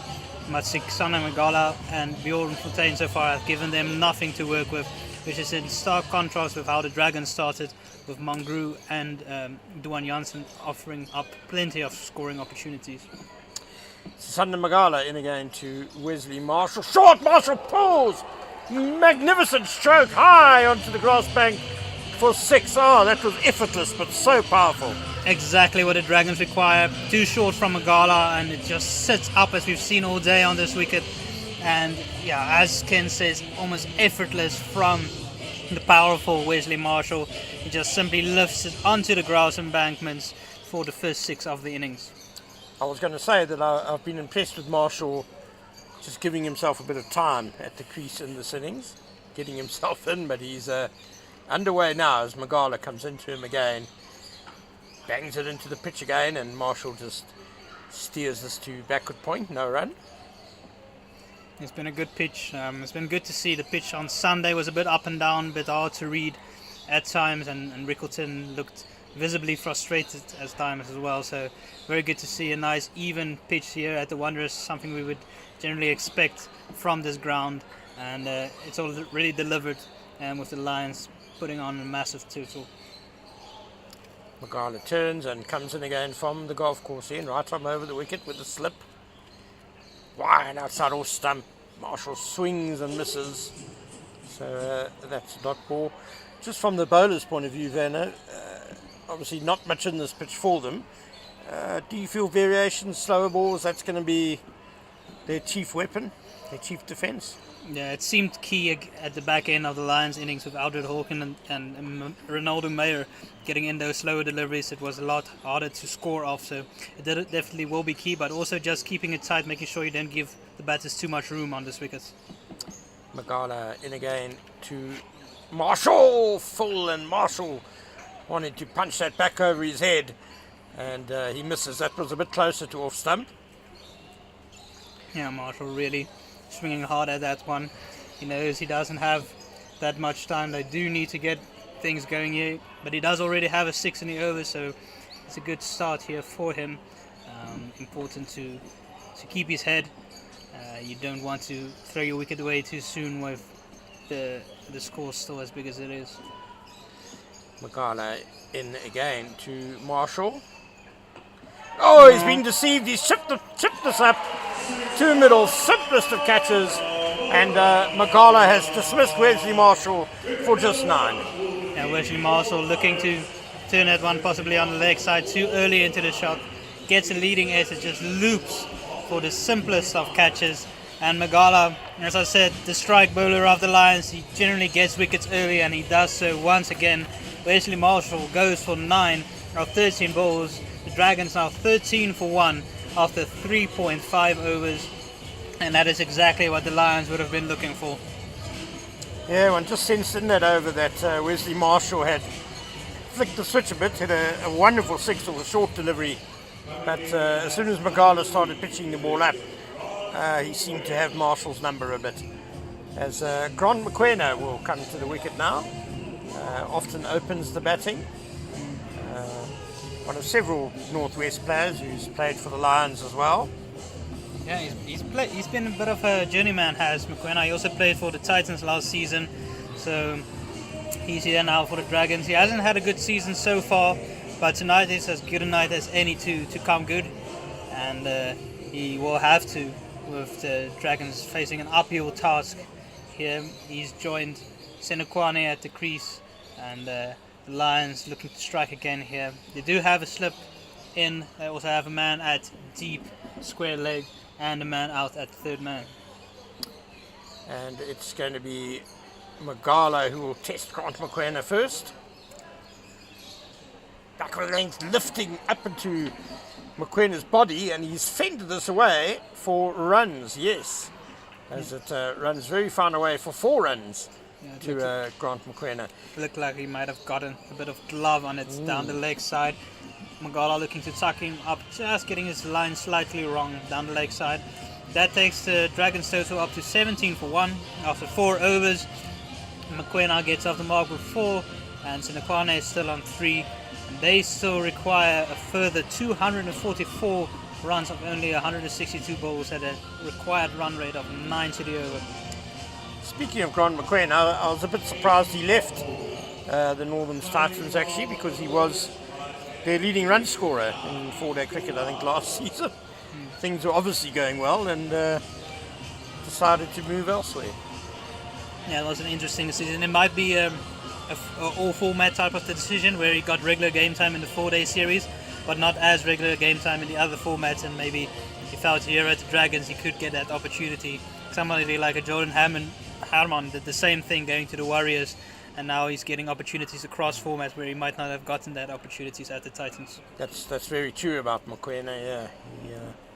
And Jordan Harriman, to me, I was very surprised that given how well he did with the limited opportunities he had with the Titans, that they didn't try and keep him in Pretoria.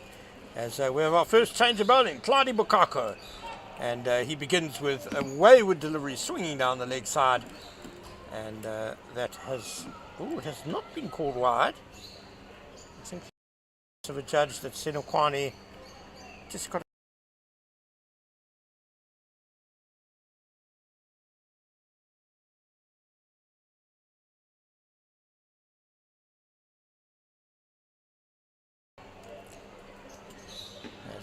Bukako will now try again from the corner drive in. That's better on middle and off, back of a length. And Senekwane punches it down the field for mid-on to do the fielding. No run.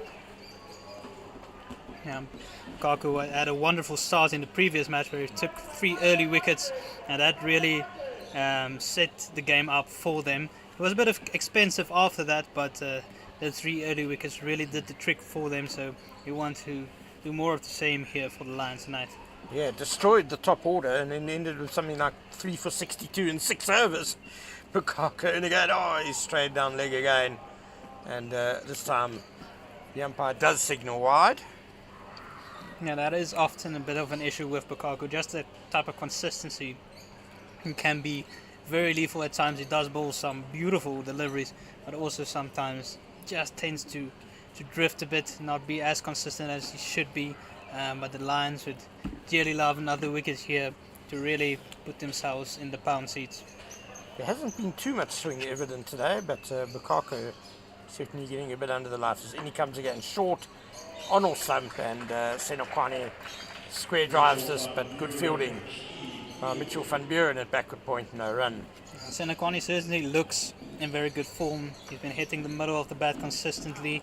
He looks in control of what he's doing, and it's important for the Dragons that he keeps going here, that he starts finding those gaps as well. As good as he has looked, he is still only on 3 runs, and he needs to start finding that boundary soon. Yeah, he has tended to hit the fielders a bit, especially on the offside as Bukako's in again. To Senekwane again, swinging it into the right-hander, who just pushes this towards mid-on, and the batsman will scamper through for a single. 19 for 1 now.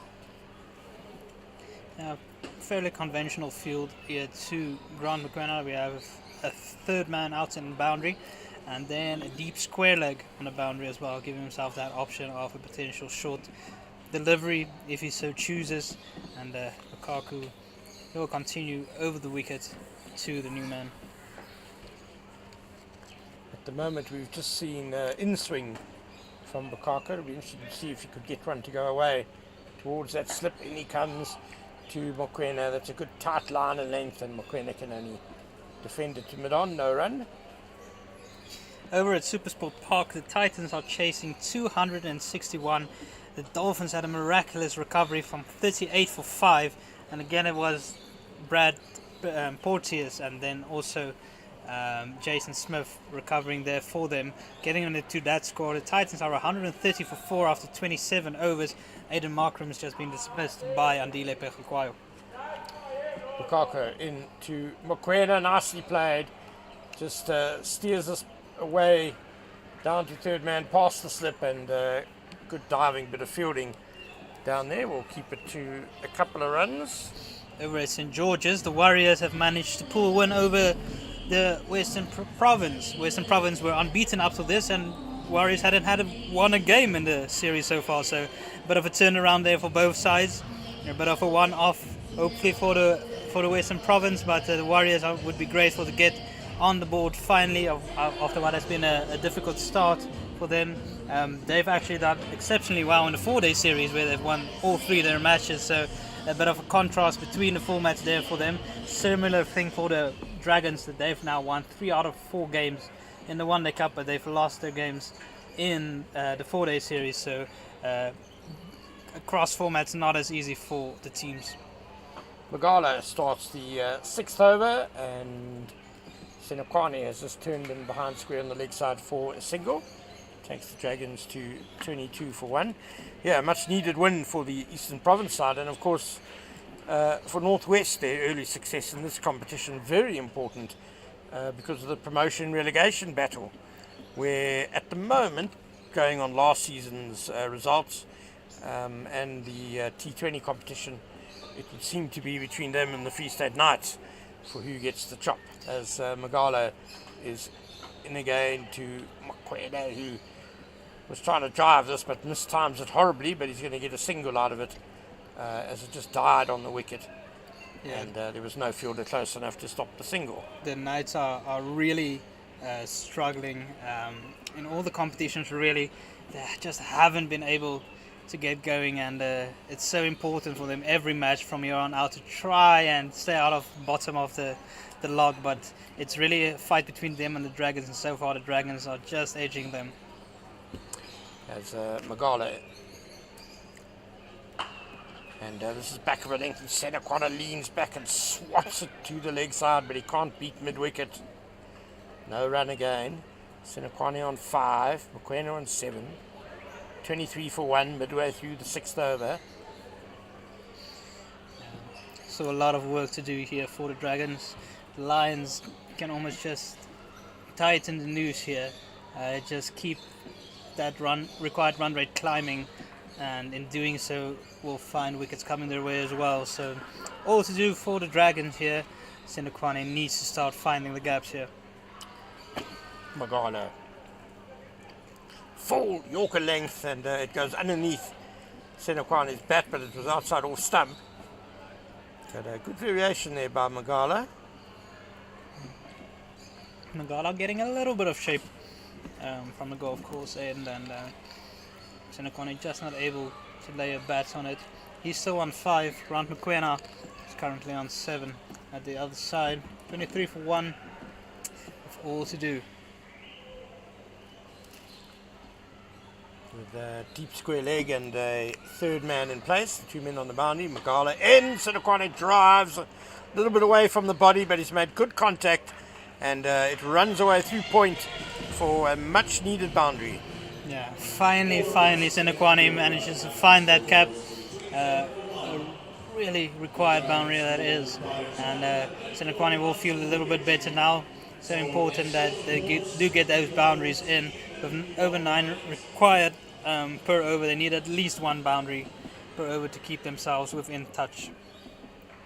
Yeah, and so far the Lions bowling has been pretty tight, not offering Too many freebies for boundaries. Magala in again.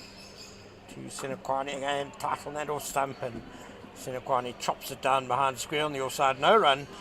The end of a tidy over by Magala. 6 overs gone. 27 for 1. Yeah, the Lions have been on the dot here. Both Bjorn Fortuin and Magala and Bukaku have been bowling very well. Bukaku will need to continue that as well. He's conceded 4 off his first over. Magala has bowled 3 overs, has taken 1 wicket for 19 runs.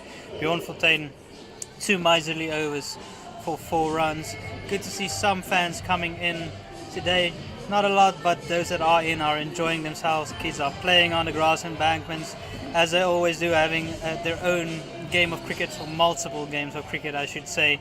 And good to see them coming out and supporting the home side. Yeah, there's a very pleasant buzz at the Wanderers this evening, as Claudia Bukako will continue from the Corlett drive end. The slip is gone.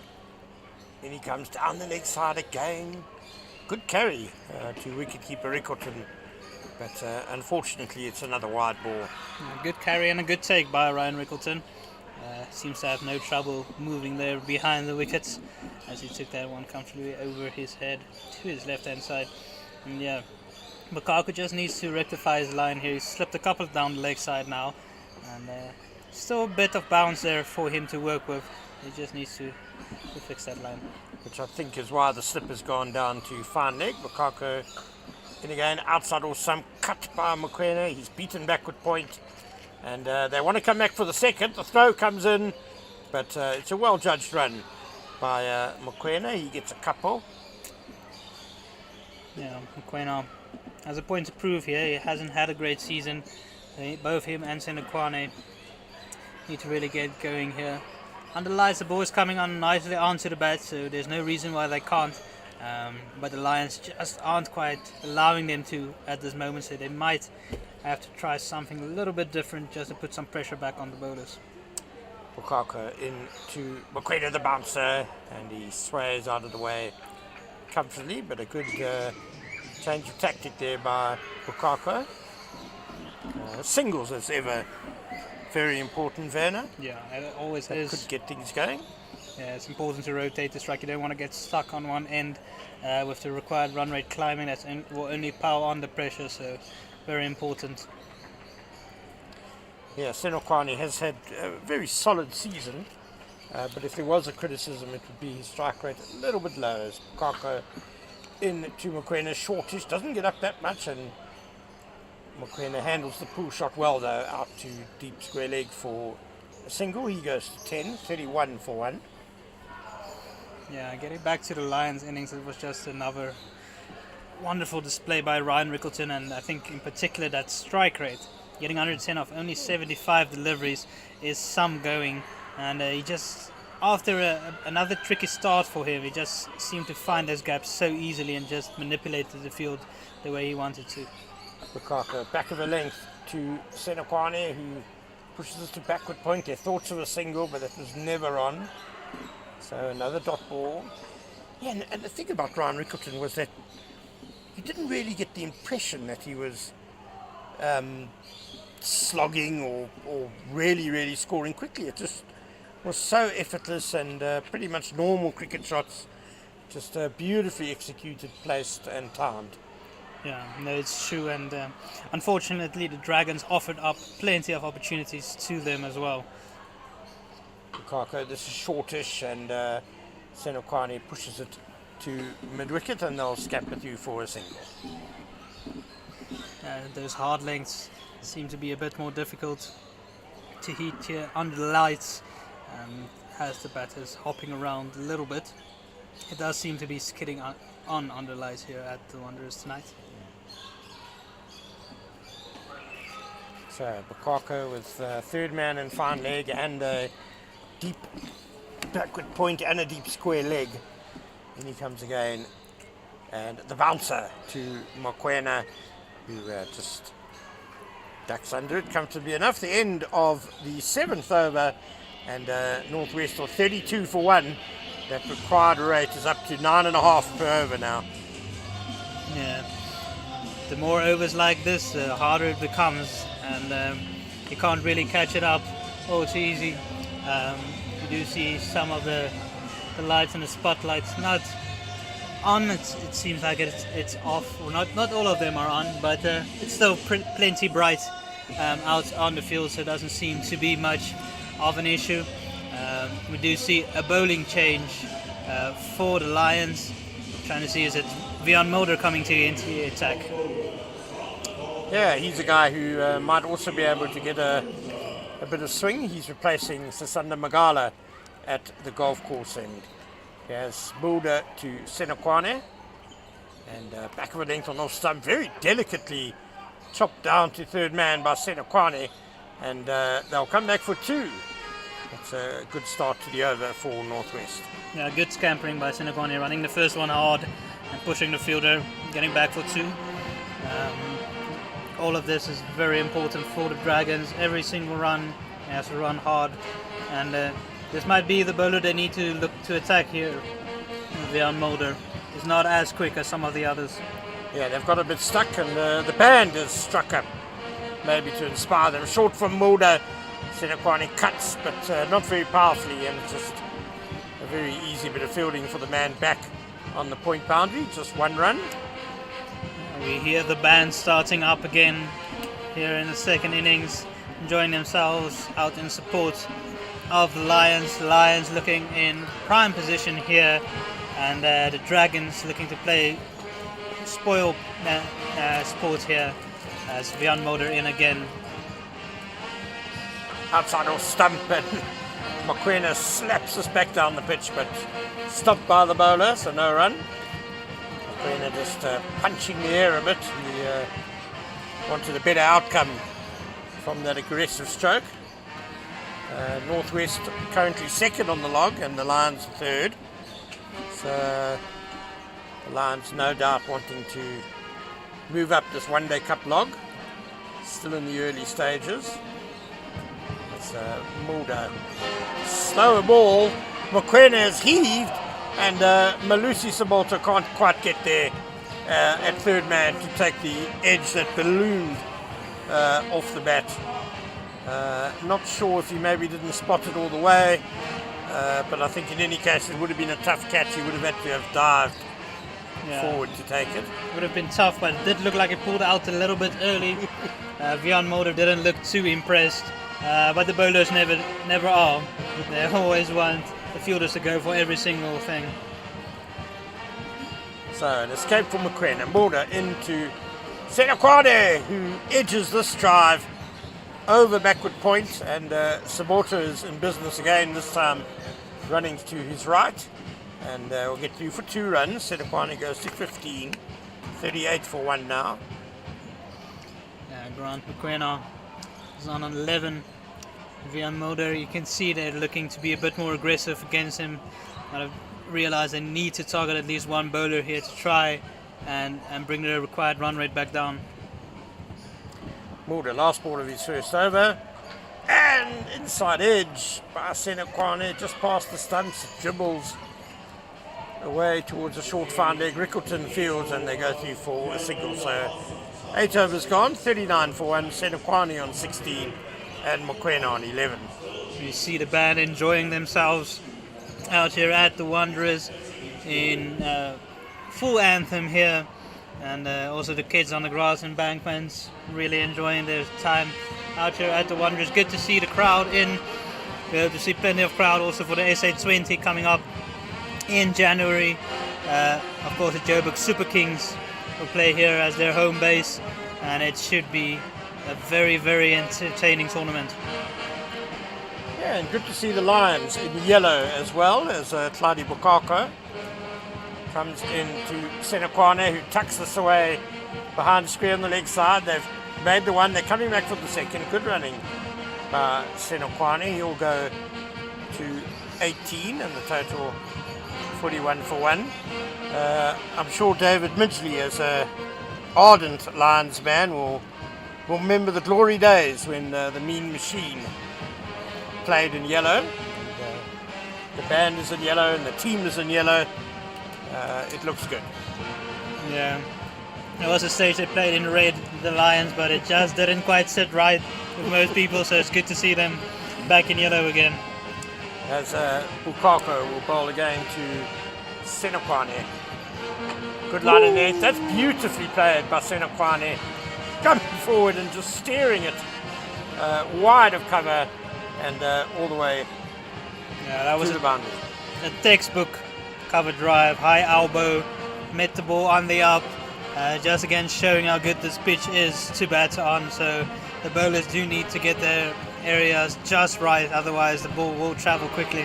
A lovely bit of timing by Niseko Senokwane. He'll be hoping to build on that as Bukako is in again to him. Shortish, and Senokwane tucks this away off his hip down to fine leg for a single, so the run's just flowing a little bit easier now. Yeah, it is coming a little bit easier for the Dragons. Bukako has not been quite as tight as the other bowlers, offering up a couple of opportunities, and he needs to pull things back now. Yeah, perhaps just struggling a bit to control the movements he's getting. Third man and fine leg back, and two-man square as well as the bouncer comes in. Mokoena flaps at it, no contact due to the keeper. Yeah, the balancer has seemed the most difficult to control so far in this innings. They've been slow answer with the pitch just getting on through quickly. So it's definitely a good option from Bukako. In the Lions innings, there were also quite a few bounces which batsmen had a go at, but couldn't connect. Bukako in again to Mokoena, beats him through the gate, but past the stumps through to the wicketkeeper.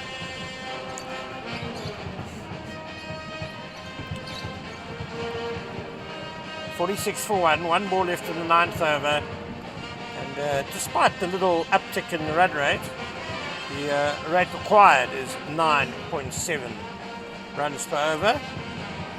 After this delivery, there'll be 22 overs left for the Dragons to score 215 runs, depending on what happens with this delivery. Bukako, it's a bouncer again, and Mokoena again is hooking, but he gets the toe end of the bat to it, and it just goes away on the offside. No run to end the over. Yeah, it's been very difficult to get in control against those bounces of Bukako. And yeah, the Lions still on top here.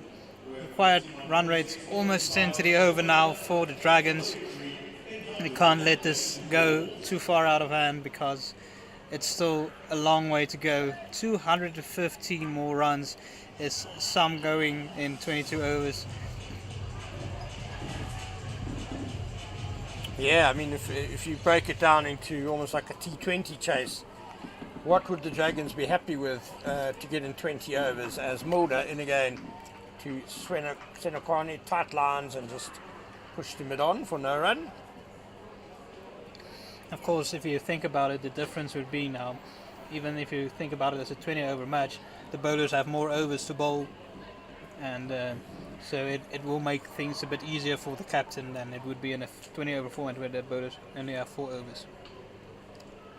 Yeah, Captain Dom Hendricks can use one of them for 7, and he's got 6 for the rest, as Mulder again bowling the cutter, and Senokwane has just worked this way on the onside for a single. 47 for one now. He's gone to 24. But you wouldn't want to be chasing much more than 200 in the last 20 overs, I would think. Definitely not, and the Dragons didn't have the greatest CSA T20 challenge either, so it's not their forte. I think this reduced match is definitely played right into the hands of the Lions. Mulder in again, and Mokoena has worked this from middle stump behind square.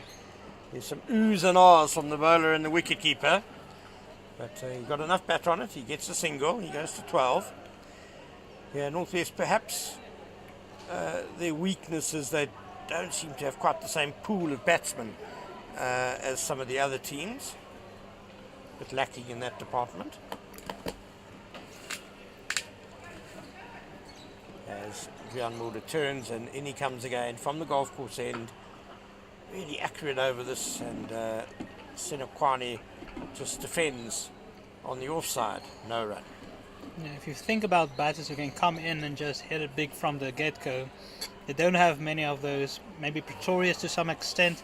Janssen has shown that he does have that ability in the T20 challenge, but apart from them, most of the guys do take some time to get their eyes in. Mulder from the golf course end again to Senokwani, down the pitch, and has a big wild swing, gets an inside edge just past the stumps, and fine leg will tidy up. They'll get 2 runs, but Senokwani was very, very fortunate there. Yeah, bit of good fortune for Senokwani. Very close.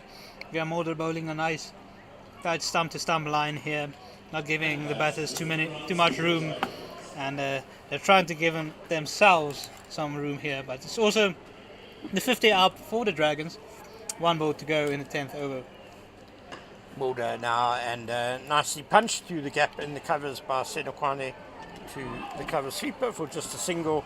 So that ends the 10th over, 51 for 1, the Northwest Dragons. And at the same stage, the Lions were already 76 without loss. So Northwest quite a long way behind from the get-go here at the Wanderers. Facing a uphill task here, and you do see that Lukaku will continue on. Its required rate has now jumped up to 10 per over, and they need at least 1 boundary and over here, do the Dragons, otherwise they will fall further and further behind the rate. Yeah, and you don't really want to be that far behind, only a third of the way through your overs. Bukako into Senokwani, good line, and then Senokwani pushes forward, defends to backward point. Van Buren has a shot at the bowler's end, because Grant McQuena had come quite a long way down. Does not hit, but from the reaction of the players, it looks like McQuena would have been out if he had hit. Yeah, he was up quite a bit, and he was struggling to make his crease there, and it certainly did seem very tight. Quick work there from Mitchell van Buren. Lukaku in again to Senokwani, straying down leg side again. It's a wide. Senokwani tried to whip it away, but couldn't make contact. So Senokwani on 27 off 34 balls. And Grant McQuena is on 12 or 14. They really need to be going run a ball at least, I would think, at this stage of the innings.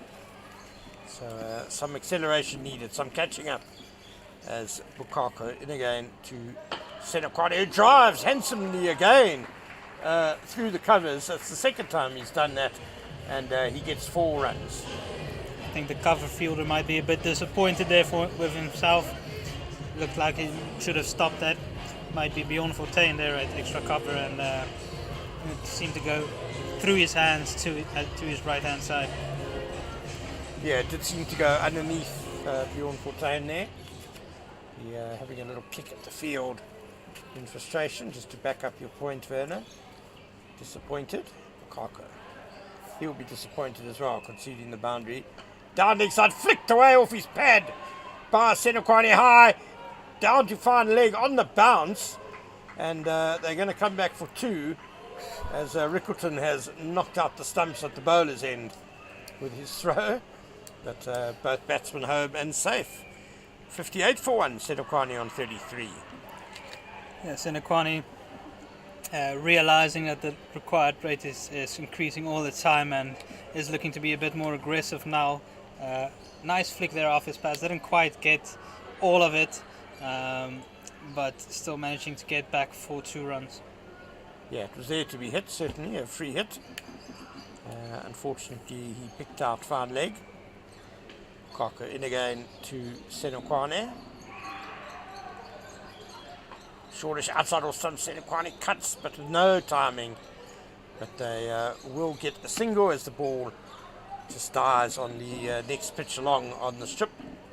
Van Buren into field, 59 for 1. And Lukaku's bowled 3.4 overs, conceded 24 runs. So far, a bit on the expensive side when you compare him with the other bowlers who've been very tight, apart from Magala. But Magala, of course, picked up the early wicket and the crucial one of Wesley Marshall. Yes, Lukaku again, no change to the field for Grant Mokoena.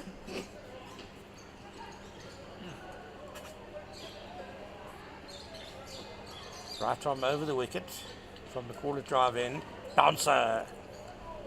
And umpire Dennis Smith's going to call that one a wide. It was a bit leg side-ish and also very high. Yeah, it's almost double wide, that one. As a square leg umpire called it wide as well. Even as the bowler's umpire already was signaling it. So, yeah. Lukaku has bowled quite a few of those so far in this innings. He slipped a few down the leg side. We'll be a bit amused about that, but it's important that he gets his lines right. Especially to Mokoena, he's bowled a few bounces. This is outside all stump and Mokoena cuts it away behind backward point. There's a little fumble at third man, which allows them to come back fourth, second, and a collision between Ryan Rickleton and Grant Mokoena. Rickleton was trying to take the wayward throw, and Mokoena coming back for the second. Seems But they will seem okay. Yeah. They would have given Rickleton's dodgy ankle a good test, but no, he's fine. No issues there. Yeah, it was a close call. They just about scraped past each other at quite a clip. Rickleton running in to try and collect the ball, the batter running to try and make his crease, and it could have been a lot worse. Fortunately, both come off fairly unscathed. So, 2 runs from it, 62 for 1. Mokoena at 14, facing Lukaku. Oh no, that's the biggest wide down leg he's bowled so far. That came all horribly out of the wrist, in fact. So he's going to have to bowl that one again. Yeah, squirted almost out of the side of the hand there from Lukaku. The current partnership has gone up to 50 runs. It's come up of 47 deliveries between Senekwane, who's made the biggest contribution, 31 of those, Mokoena on 14. Lukaku in again to Mokoena. That's better. Good line and length on the stumps, and Mokoena just pushes forward and defends back to the bowler. End of the 11th over. 63 for 1, and the rate required is just up below 10 to 9.9, so a bit over for the Dragons. We won't be surprised to see that Lukaku might be pulled off next over. A bowling change might be required at this stage. I'd love to see Evan Jones get a bit of a bowl today. Didn't get much opportunity so far in the tournament, but definitely is a handy bowler and will enjoy the pace and bounce here at the Wanderers. Yeah, he's a big, strong lad. Bowls a very decent medium pace. As Vian Mulder. Not too dissimilar to Jones. His first delivery is pushed behind backward point by Mokoena, or Senekwane rather, and they'll get a single. Senekwane goes to 35. The total is 64 for 1. Vian Mulder had an excellent county stint for Leicestershire in England, where he made plenty of runs in particular, and has continued that good form here for the Lions. This is outside off stump from Mulder, and Mokoena has slapped this through the covers, but it's not quite going to get to the boundary, not quite well enough timed, as Reza Hendricks, the cover sweeper, gets across and keeps it to just 2 runs. Mokoena goes to 16, 66 for 1. Bit of width there from Mulder. Yeah, was a bit too much width from Mulder. He needs to continue to look to bowl wicket to wicket here. Then he comes again to Mokoena, who pulls and diving catch. Super take at wide mid wicket by Josh Richards. Mokoena just couldn't quite get the elevation on that pull shot. It was well struck. But what an acrobatic catch by Josh Richards. Yeah, well taken by Josh Richards. For a moment I thought he might have jumped a bit too early, but he managed to pull that one in as Grant Pequena looks to go over the top. He goes for an 18 ball 16, does Grant Pequena. Score now 66 for 2, and the Dragons need some intervention here from their batters, something to turn things around and get their chase back on track. Yeah, McQueen was just seemed to be getting going there. He's getting his run rate towards the runner ball, and he's got out at a bad time really for Northwest. But that'll bring Christopher Brits to the crease, a young man who has done pretty well for Northwest every time he's got an opportunity for them. So good to see him getting another go here, fresh off that brilliant 94 not out against the Dolphins in Potch.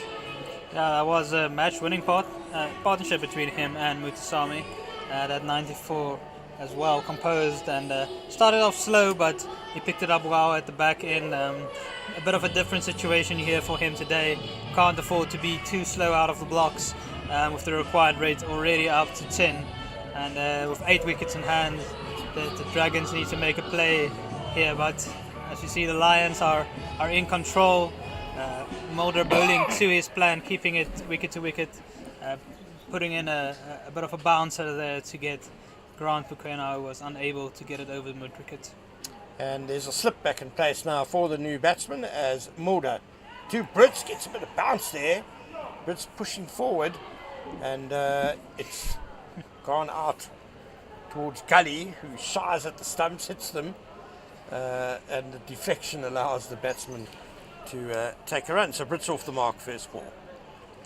Yeah, it's never really enjoyed that rule where you hit the stumps and then the batters can just run extra runs, but it's how it's always been and how it will continue to be, and maybe not necessary for that throw by the fielder, but it does allow Brits to get off the mark and bring Sinakwane back on strike. So 2 balls left in the 12th over. Fian Mulder getting a wicket 2 balls ago. Here he comes to Sinakwane again, tight on that off stump. Nicely played by Sinakwane, just dabbing it down to third man. Yeah, that third man fielder is Connor Esterhuizen, who's made his way onto the field. One of the he's on Jones. He's on the field for Evan Jones, and Connor Esterhuizen's name is actually in the IPL auction list for the mini auction coming up in a week's time on the 23rd of December, and he'll be keeping an eye out on that. Mulder with the bouncer, it's outside off stump, and I think called wide for bounce as much as anything else. That really ballooned past the batsman. So the 7th wide of the innings, we're into the 12th over. And those are out and out wides, not one that went down to the boundary before. So there's been plenty of wides. A lot of them have come from the bowling of Lukaku, who I suspect will be replaced in the next over, but we'll wait and see as Mulder runs in again. And it's just steered away by Brits to the cover point area for a single. So he goes to 2, and the total is 70 for 2 after 12 overs. So 191 runs required in 19 overs. So relatively easy maths here. Just over 10 runs an over required. Sinakwane has moved up to 36. He's been joined by Brits. They still have plenty to do here, and there will in fact be a bowling change, as we see that Malusi Sibotu will come into the attack. He always tends to be very accurate with his bowling, very miserly, likes to hit a good length in and around the off stump and make the batters do something different, and I'm sure he'll look to do more of the same here today. He'll be in to Brits over the wicket. Have a fielder out, a deep square leg, deep fine leg, third man, and one out on the sweeper boundary. Sabota to Brits, back of a length, and Brits has worked this between point and cover for another quick single, so he's got 3 off 3. Christopher Brits, just turned 24 at the beginning of this month. Born in Benoni, Pretoria Boys High School product but as Werner said, captain of the Northwest University team. As Sinokwane now faces up to Malusi Saboto from quarter drive in, back of the length again, and again Sinokwane plays that glide down to third man well for a single.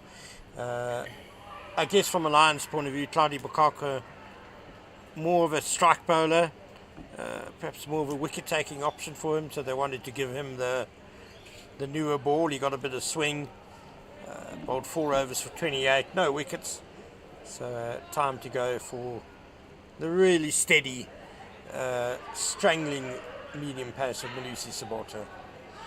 And again, this is 3 identical deliveries pretty much by Saboto, and Brits for once can't get it away for a single. Yeah, Saboto will just plug away on that area all day long and make it difficult for the batters, bowling to his field as he should.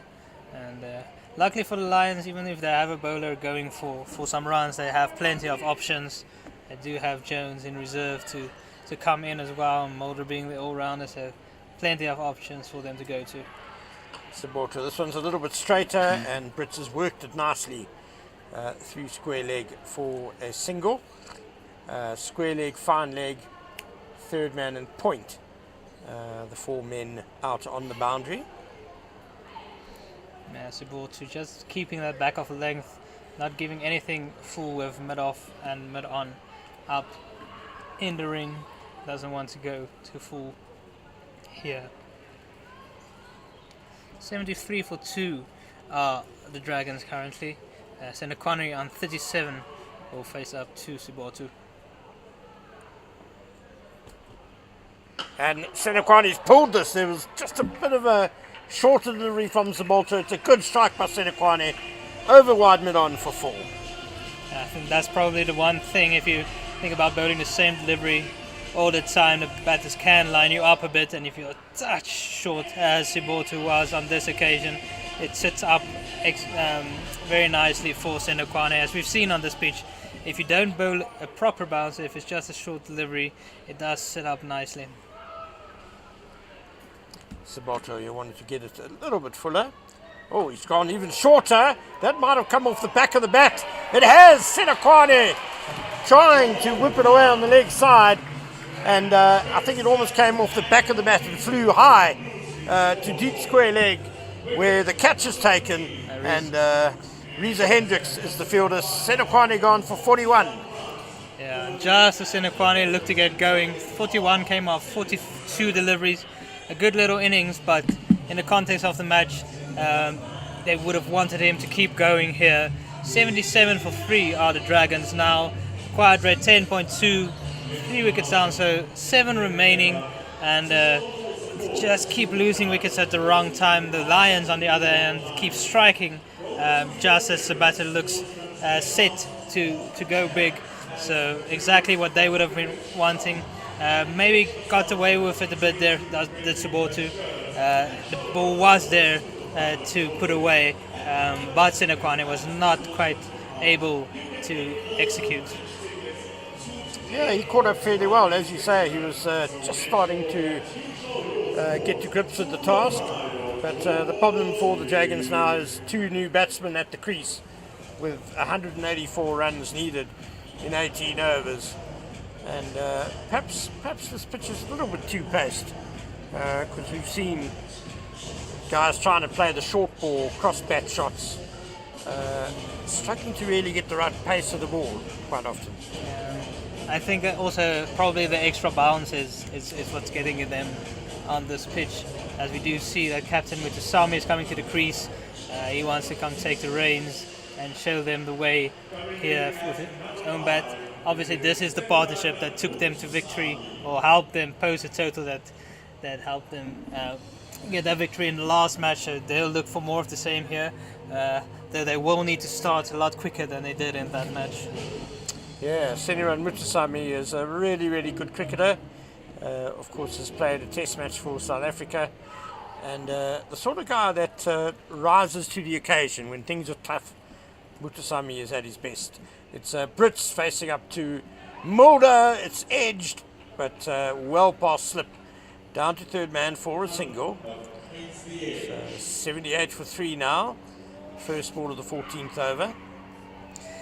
Yeah, there's still a lot to play for here for the Dragons, especially somebody like a Mutusami. If you look at the SA20 coming up, there's still 3 teams that need wild cards, and he might be one of those that they'll look at and say he's an all-round type of option. He can bring you runs with the bat, he will be tidy with the ball, so a definite option for some of the teams like the Pretoria Capitals and the Paarl Royals, and there's one more team that's still looking for that wild card option, and he's definitely somebody that might be on their radar. So plenty of to play for Mutusami. That last ball just a nice bouncer from Mulder that Mutusami just sways under. Mulder switching to around the wicket to the left-handed Mutusami. There's a slip in place for the new batsman, Sasanda Magala, in what is kind of like a cowboy hat, and I see the skipper Dom Hendricks also wearing one. Perhaps it's reserved for the really, really senior men. Mulder in again, struck on the pad, Mutusami, but with the angle, surely going down leg stump and leg side, and just a stifled appeal by the Lions men. Yeah, not a very convincing appeal. Mulder sort of went up and then just decided to leave it at that. Mutusami with plenty to do. The required rate has now gone up to 10.5. Might have also been a little bit of an inside edge on that last delivery. Mulder in again to Mutusami, angling into the left-hander again, who has worked this through mid-wicket for a single. Mutusami off the mark, and the Dragons go to 79 for 3. Over at Supersport Park, the Titans are making a bit of a fight of it, a bit of a comeback. They're on 198 for 5, needing 64 more runs of 13.1 overs. Captain Sibs Makanya at the crease on 49 of 48 deliveries. Corbin Bosch is on 24 of 23. It was a short cameo by Ferrara that only lasted 8 deliveries, but he made 18. As Christopher Brits has slapped this through the covers for a single off Mulder. Now beyond Mulder into a good little spell here. Got an important wicket of Grant McQuena, and they're trying to keep things tidy here. I think with a required rate of over 10, if you're going at anything under 6 runs to the over, you're doing a good job with the ball. Absolutely. Mulder around the wicket again to the left-handed Mutusami, who just glances this one down to fine leg for a single. Esterhazen doing the fielding. Normally a wicketkeeper, Connor Esterhazen. Yeah, a bit of batsman. Bit of an all-round prospect is Connor Esterhazen. I believe he also plays at Wits. Yeah, as I said, he's put his name up there in the auction list. There are a few players whose names have popped up there, including Evan Jones, who's shown himself also a real all-round prospect, a destructive batter. Donovan Ferreira, Lisa Hendricks. So quite a few guys who are looking to put in some performances a week away from that auction. Yeah, Reza Hendricks, of course, in such incredible T20 form at international level, as Malusi Sabolta begins the 15th over to Mutusami, who tries to chop this down to third man, but it's intercepted by the man at backward point, which is Mitchell van Buren. Again, Sabolta right back on those stumps, trying to give the batsman no room, making sure that they have to do all the work from their side, with the required rate continuing to climb up. And it's hard work to get it past Van Buren, who's a bit of a whippet there at backward point. That one has been chopped to his left and past him, down to the deep point for a single by Brits, who goes, Mutusami rather, who goes to 3, and the total 82 for 3. Always found here at the Wanderers with the hard pitches on the sides, it's a lot of the times much easier to get it through the ring by hitting it into the surface and letting it bounce over than it is to hit it in the gap. It's a bit of an art, that, isn't it, for a batsman to be able to use the extra squares. Sabotta fuller this time, and Brits drives to mid-on. It's a chancy single as Connor Esterhuizen had a shy that he could see pretty much all three stumps. He missed. That might have been touch and go had he hit. Brits survives though. He goes to 7, 83 for 3. Yeah, very close call there for Brits, but he does know the importance of not stacking up too many dot balls here. Every dot ball is like gold dust for the Lions. Lions still in prime position, of course, here, but Mutasami does have something to say about that. Sabotta into him, foolish, and Mutasami drives, but straight to mid-off, no run. Field is still the same for Sabotta. Have man out at third man, fine leg, deep square leg, and out on the point boundary. And he's continuing with that back of the length, not giving the batters any room to work with. Yeah, no need for the Lions to try anything too funky. As Sabotta in on leg stump, Mutasami has punched this down to fine leg for a single. 84 for 3. Over at Bloemfontein, the Knights are falling way behind the rate. They still need 157 runs of 14 overs. The Rocks having put a significant score of 333 on the board, making things very difficult for them. The Knights bowlers having another tough day at the office as Sabotta now bounces Brits, who gets under it comfortably, but it's a dot ball to end the over. 15 overs gone, 84 for 3.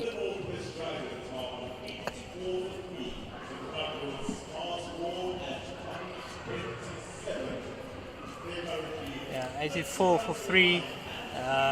Mutasami and Brits plenty to do. At this stage, the Lions were under 114 without loss, so 30 runs ahead and without any wickets fallen, just showing the big gap between the two sides here today.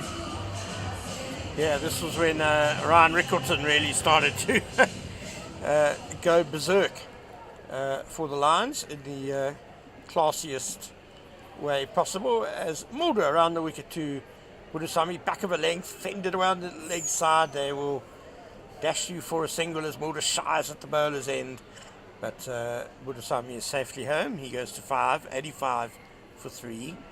That required rate is now over 11 to the over. Just keeps on climbing.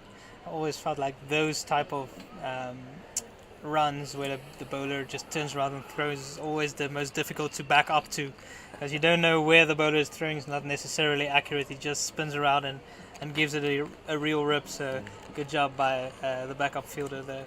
As the batsman, you're worried about getting it in the back. As Mulder in to Brits, who drives to mid-off, no run. Yeah, every dot ball, as I said, gold dust for the Lions here. Every dot ball, that required rate just continues to climb. Still 176 needed by the Dragons here of only 15.4 overs. Not a lot of time to play with, not a lot of time for them to get their eye in. And there's just no pressure on the Lions to do anything different. You know, the Dragons batsmen haven't been able to hit them off their lines and lengths, as Brits is beaten outside all stump by that delivery from Mulder. Lions able to pretty much just bowl line and length, and they'll win this game comfortably unless Northwest can come up, if their batsmen can come up with something different. Perhaps target the leg side, step across to off. Yeah, they try and work it there. Definitely do have to do something different, otherwise the Lions will just keep plugging away at them. As Vian Mulder just moves fine leg a couple of paces squarer and then bowls it outside off stump, and Brits hits it up a shlee over gully, but they'll come back for the second. Brits goes to 9, 87 for 3. Vian Mulder into his fifth over now. He's conceded 26 runs, but he did pick up the wickets of Grant Quena. The other wickets to fall was Sinakwane, picked up by Malusi Sibotu, and also Magala picked up the early wicket of Marshall. Yeah, good tidy job by Vian Mulder, who's in again, and Brits is on the drive. It squirts off the inside edge through mid-wicket, and the boundary right on the leg side has got quite a long way to run to field that, so they come back for 2. Just 3 fielders really on the leg side and very widely spaced, with only mid-on in the ring, and then there's a deep, we'll see whether how square he goes. The boundary fielder in front of square on the leg side, and there's a fine leg, so plenty of space on the onside, and in fact the mid-wicket has now been put in as Mulder. Okay, just outside the off stump, Brits pushes forward into the covers. No run, and that is the end of the 16th over, 89 for 3. Drinks. And that is the drinks break then, with the Dragons struggling here, needing 172 to win, off just 15 more overs. That's a required rate of 11.5 to the over. Unless Werner Erasmus has got something to say, we'll be back after the drinks break. That we will.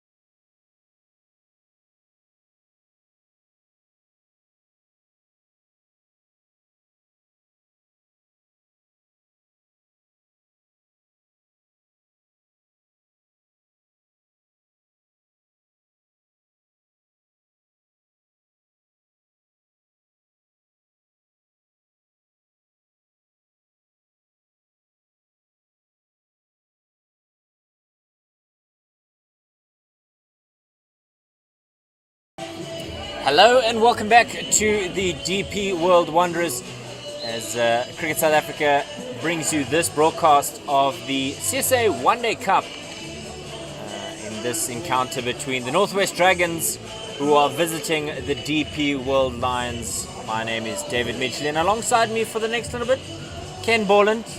And Ken, your assessment of play so far. The Dragons behind the 8 ball is probably the kindest way to put it. Yeah, their batting has just looked a bit out of its depth really against a very tidy Lions attack.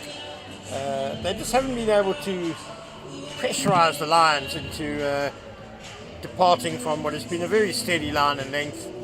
Good accurate bowling by the Lions, who aren't really being extended here so far.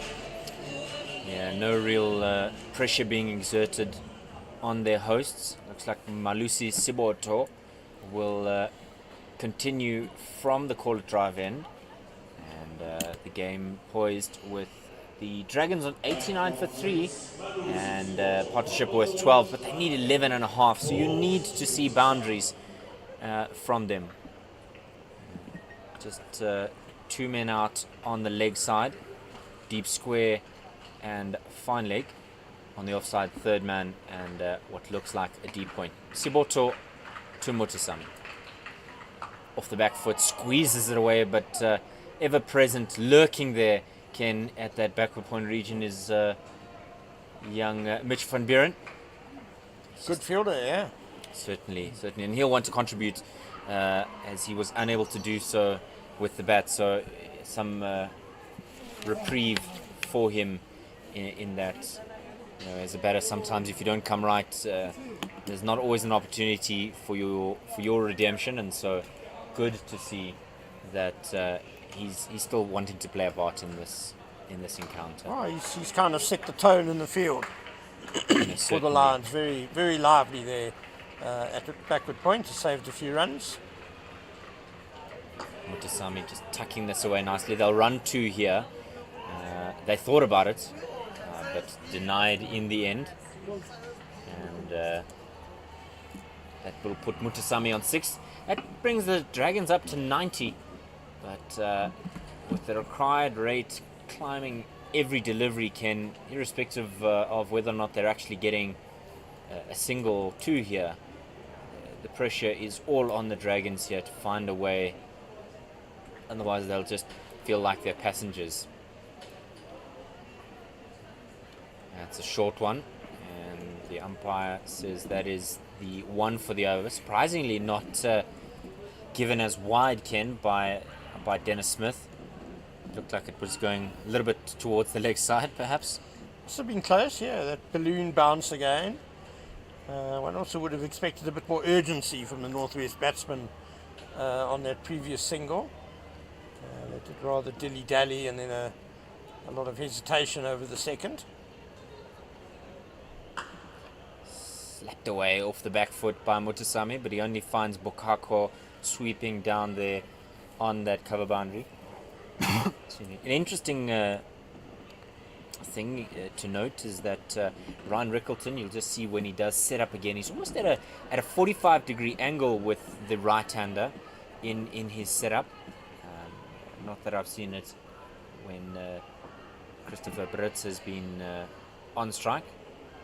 Siboto continues now.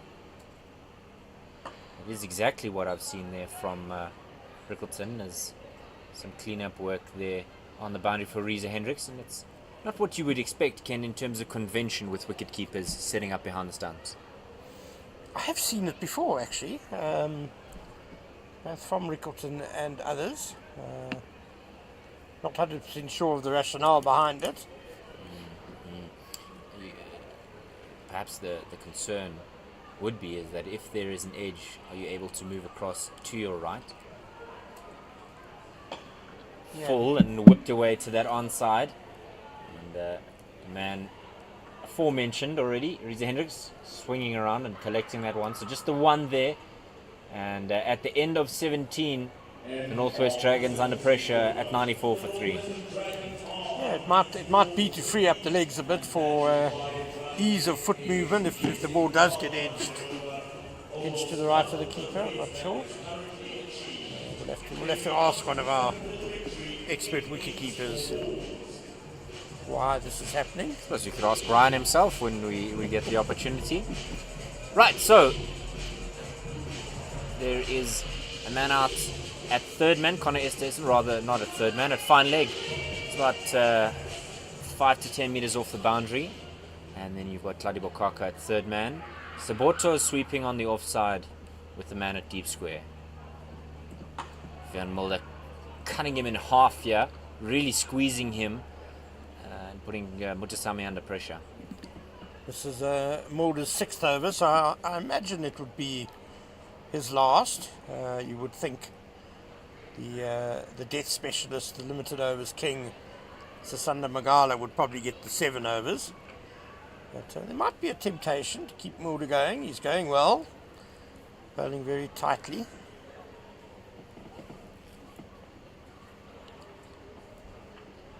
Around the wicket to Mutasami, and that means that Mutasami's had to squeak away for a single, and with the left-right combination, all the fielders are shifting around, and to your point, Ken, about who might get some more overs, Bjorn Fortuin only conceding 2 runs to the over in his 2 overs. A short stint, but nevertheless valuable in terms of the context of putting pressure on this Dragon side early.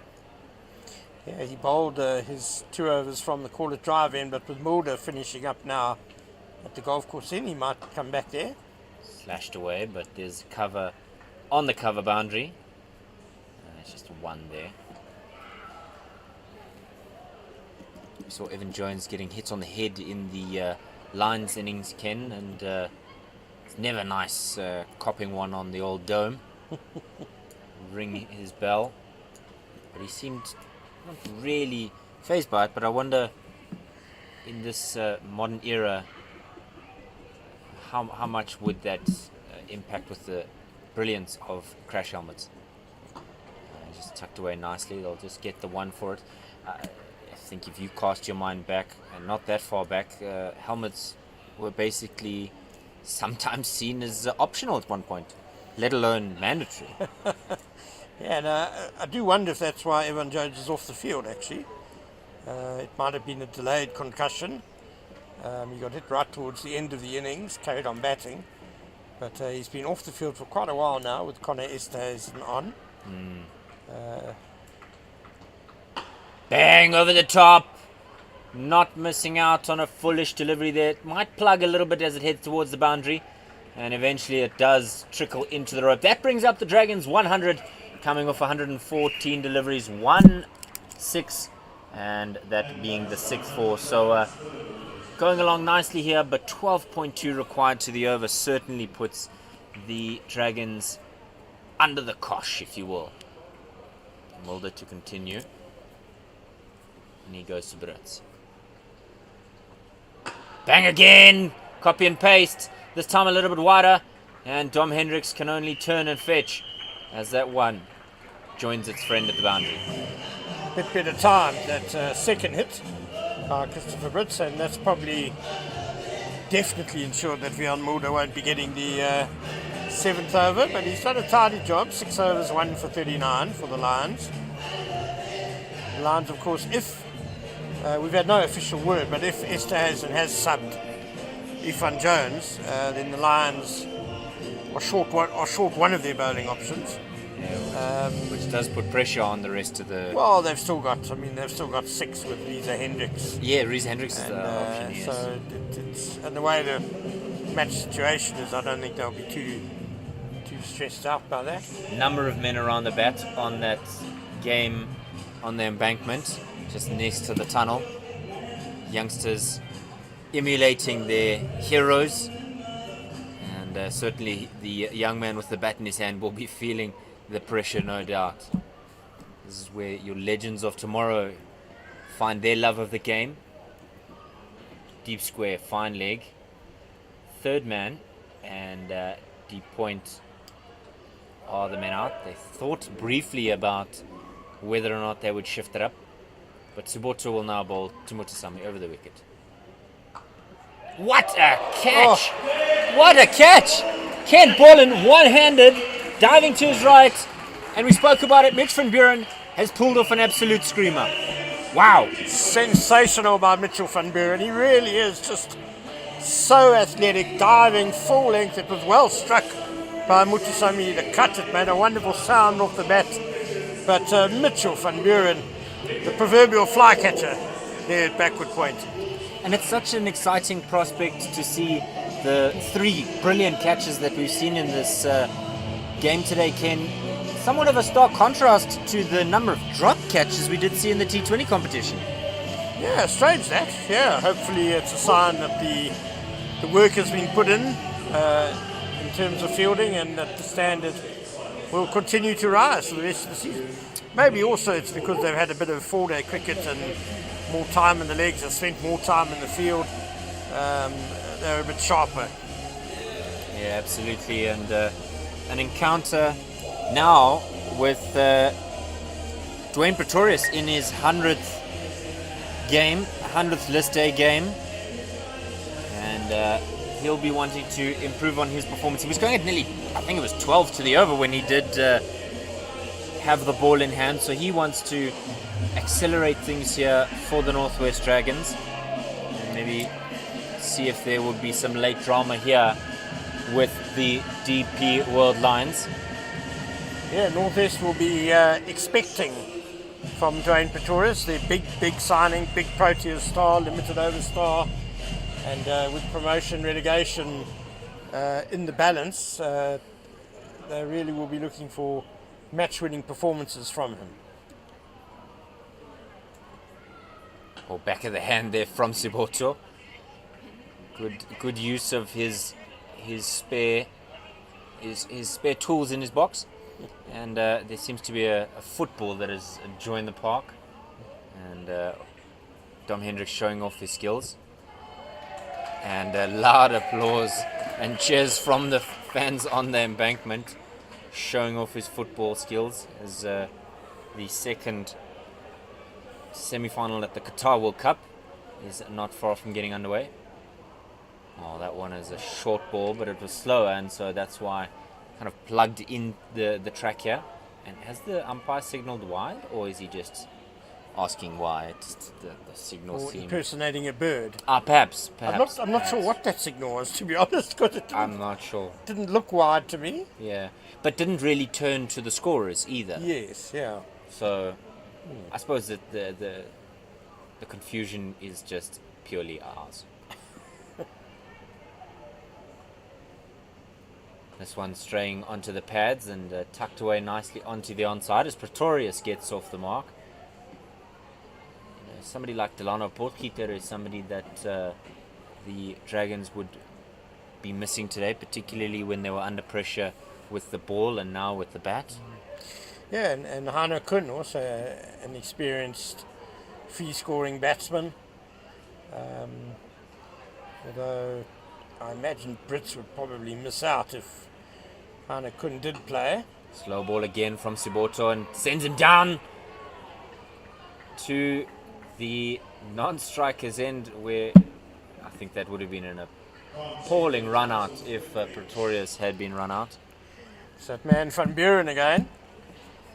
You really need to be on your toes when the ball is anywhere near him, clearly. Yes, certainly prides himself on his work there. Following a long line of South Africans who were excellently skilled at backward point.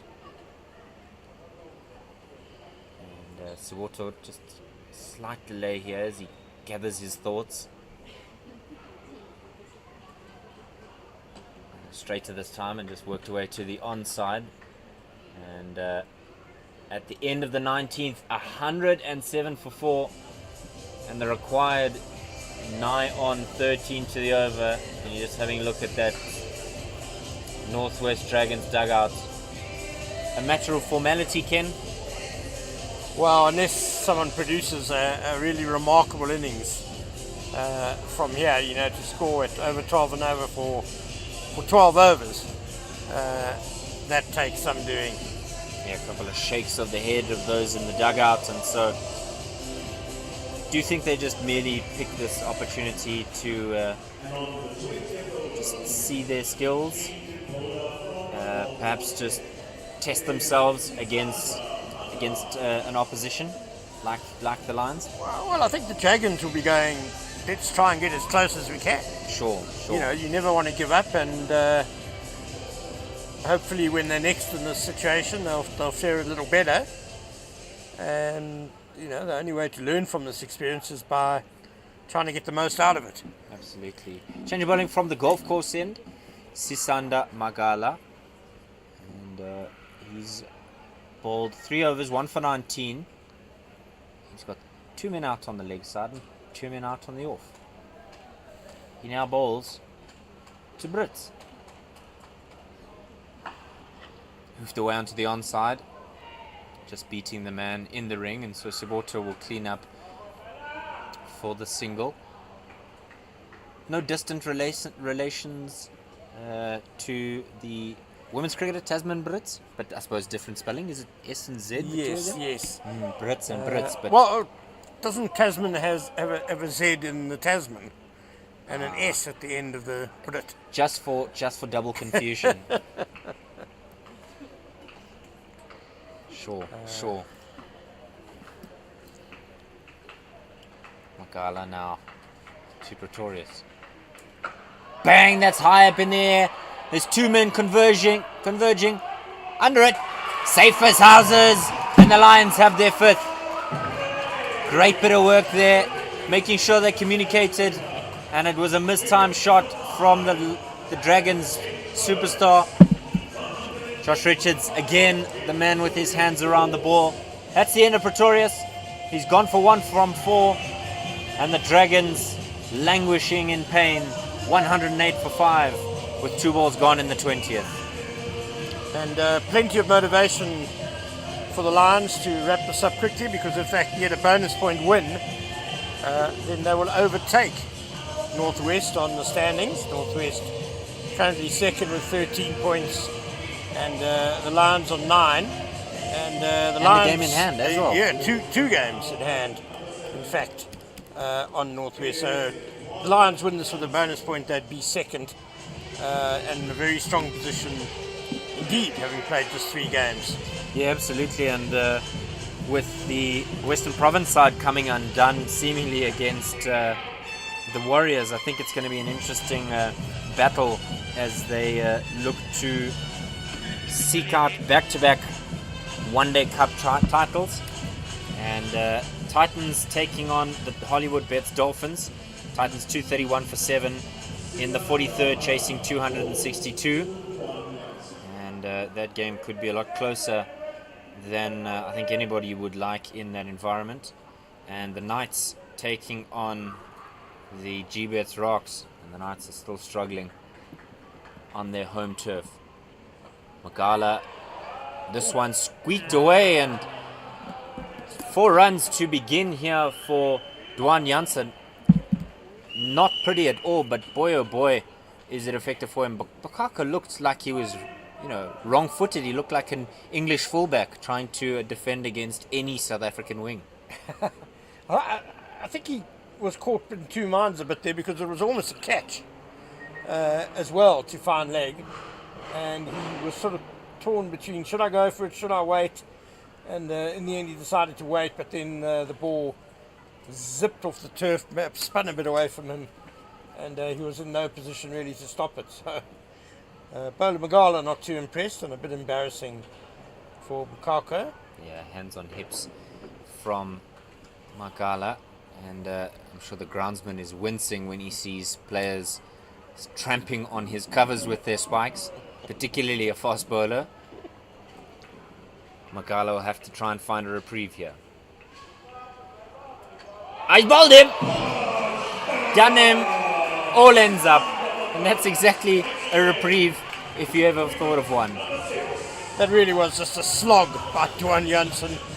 Right across the line, a good leg delivery from Magala, and he bottom edged it into his own stubs. So 4 off just 2 balls.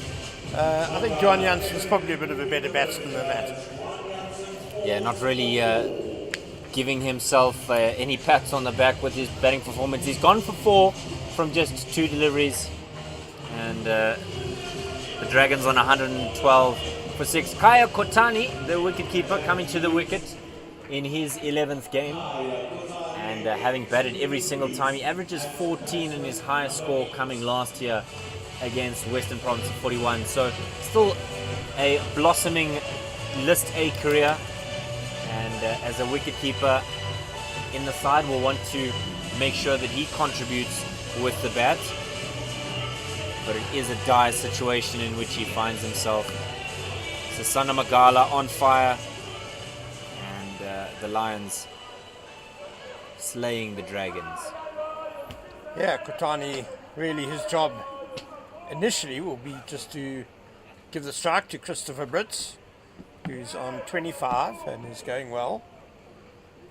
But a far cry from last season this for the Lions, where they kind of struggled into the final and upset the Titans. And a short ball welcome, but it's wide. So not overdoing it perhaps slightly there. Kanya Kotani, not the tallest of men, and but that might even have been a wide to someone like Dwan Senekwani Jansen, or, yes, or Dwan Jansen, yeah. Sure. Malusi Siboto, after every ball, having a chat with his teammates under the dugout there. He nearly thought about putting one of the fold-out chairs down and having a seat. Certainly earned it. This guy's this fine. Van Buren again involved, cutting that one off, not allowing Connor Easthuizen at third man to get too involved in this game in the absence of Evan Jones. 114 for 6 and 1 ball remaining in the 20th. Van Buren a bit disappointed there. The ball kind of got a bit stuck between his legs almost with his hands, and he couldn't get a nice grip on it to turn and throw. Magala to Brits. Hooked away onto the onside. There's a chase on here, but I think it might just hold up for Josh Richards. And I think they'll get 3 in the end. So he's only saved the 1, but still great work from him to cut that boundary off. 20 gone, 117 for 6. Yeah, it's been a good game for Josh Richards as well. He took a wonderful catch at mid-wicket earlier in this innings and scored 44 or 51 balls after the Lions had been sent to bat, giving them that wonderful start with Ryan Ricketts with 132 for the first wicket off just 109 balls.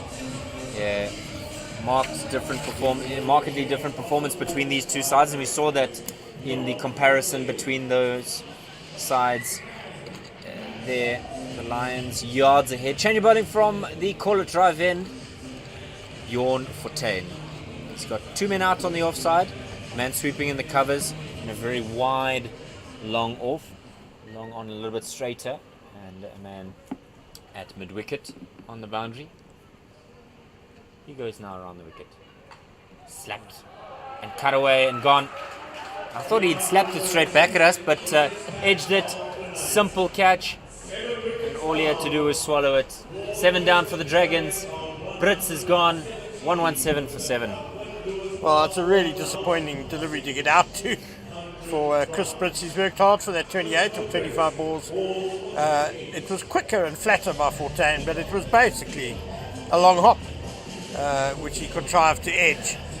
Too short third man. Well, that's what I thought with the long hop. I thought he would have slapped it over the man in the ring at the cover region. I thought he would have maybe looked to take on the man at long off. Perhaps just on the bounce.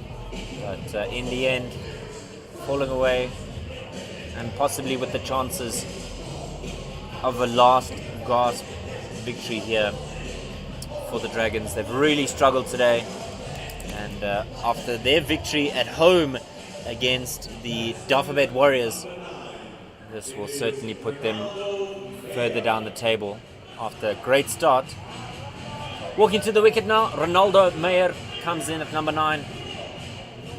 And an opportunity for him to face some really skilled bowlers here, Ken, because there's still a number of overs left for Magala and Fortuin, who are currently bowling in tandem. Yeah, and that bonus point will be what the Lions have their eyes set on now. And, at 117 for 7, Northwest still 144 runs away. I would say the Lions are well on track for that bonus point. Absolutely. Changing the field now. Connor Easthuizen into the ring from long off, and a man at mid-wicket in the ring. Oh, and he's beaten the bat there. Lovely delivery. As Rickleton just whips the bails off as a mere formality, so to speak. Fortuin continuing. Sliced that one. It's gone down to the third man region. Big chase on here. Is he going to be able to wheel it in? He does. And so they'll just get the one. You were saying about Fortuin? Oh, just that he's switched to over the wicket to the left-hander.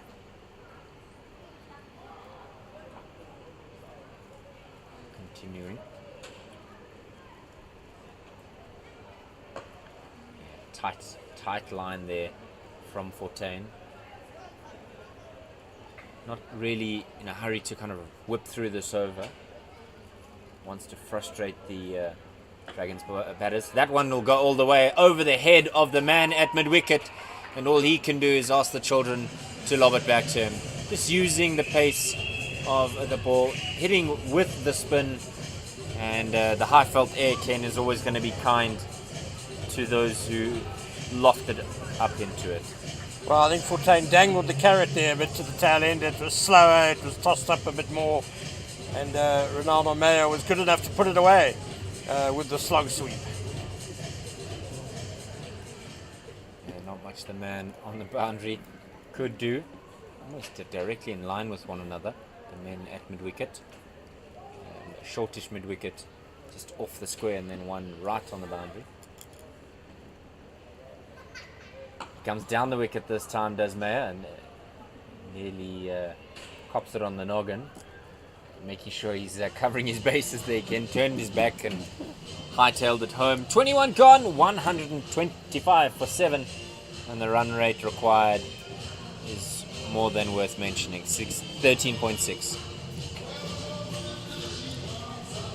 It's been an absolute glorious day if you're a DP World Lions fan. If you are a Dragons fan, perhaps one to forget. Magala continues from the golf course end. He'll be bowling to Kotani, and no real changes in the field.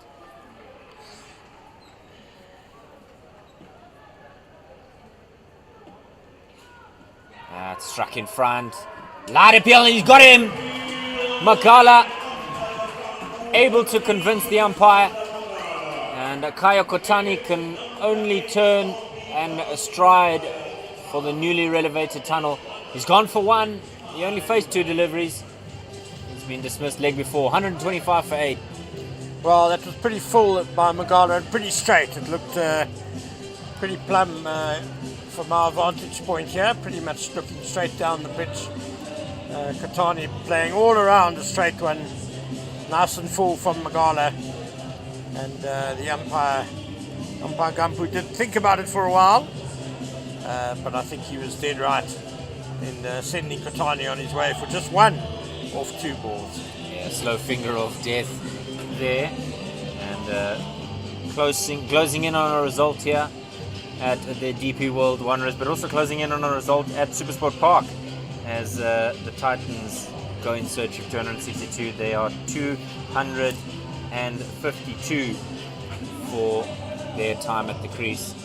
7 wickets down, and the fat lady seems to be warming up, Ken, in the Transvaal regions, the Yexke regions. Who is at the crease? Do they have someone? Yeah, Kamane and Junior Dala, but not much to get. Just 10 runs to win. And how many overs? Oh, plenty. Four overs to get it. So, Eldred Hawken strides to the wicket. 45th match for him today, averaging 21, his best of 39 not out, versus his current employer, Northwest, in 2016-17. But stave off defeat here as long as he can.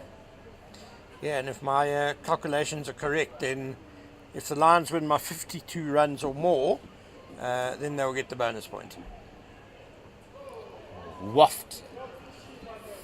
Full fish there from Eldred Hawken, but nothing in it, and straight through the wicketkeeper. So plenty to play with for the Lions. They currently 136 runs in the bag. That's how far behind the Dragons are. So at this stage with 8 wickets down, it would now take something remarkable for Northwest not to lose by a bonus point. Lovely drive there, but straight at the man who delivered the ball to him. So nothing yet. And Ken, to give you some indication of where Duckworth Lewis hopes the Dragons would be, Dragons 125 for 8, and Duckworth Lewis and Stern saying should be around 227. That's the gap that you mentioned.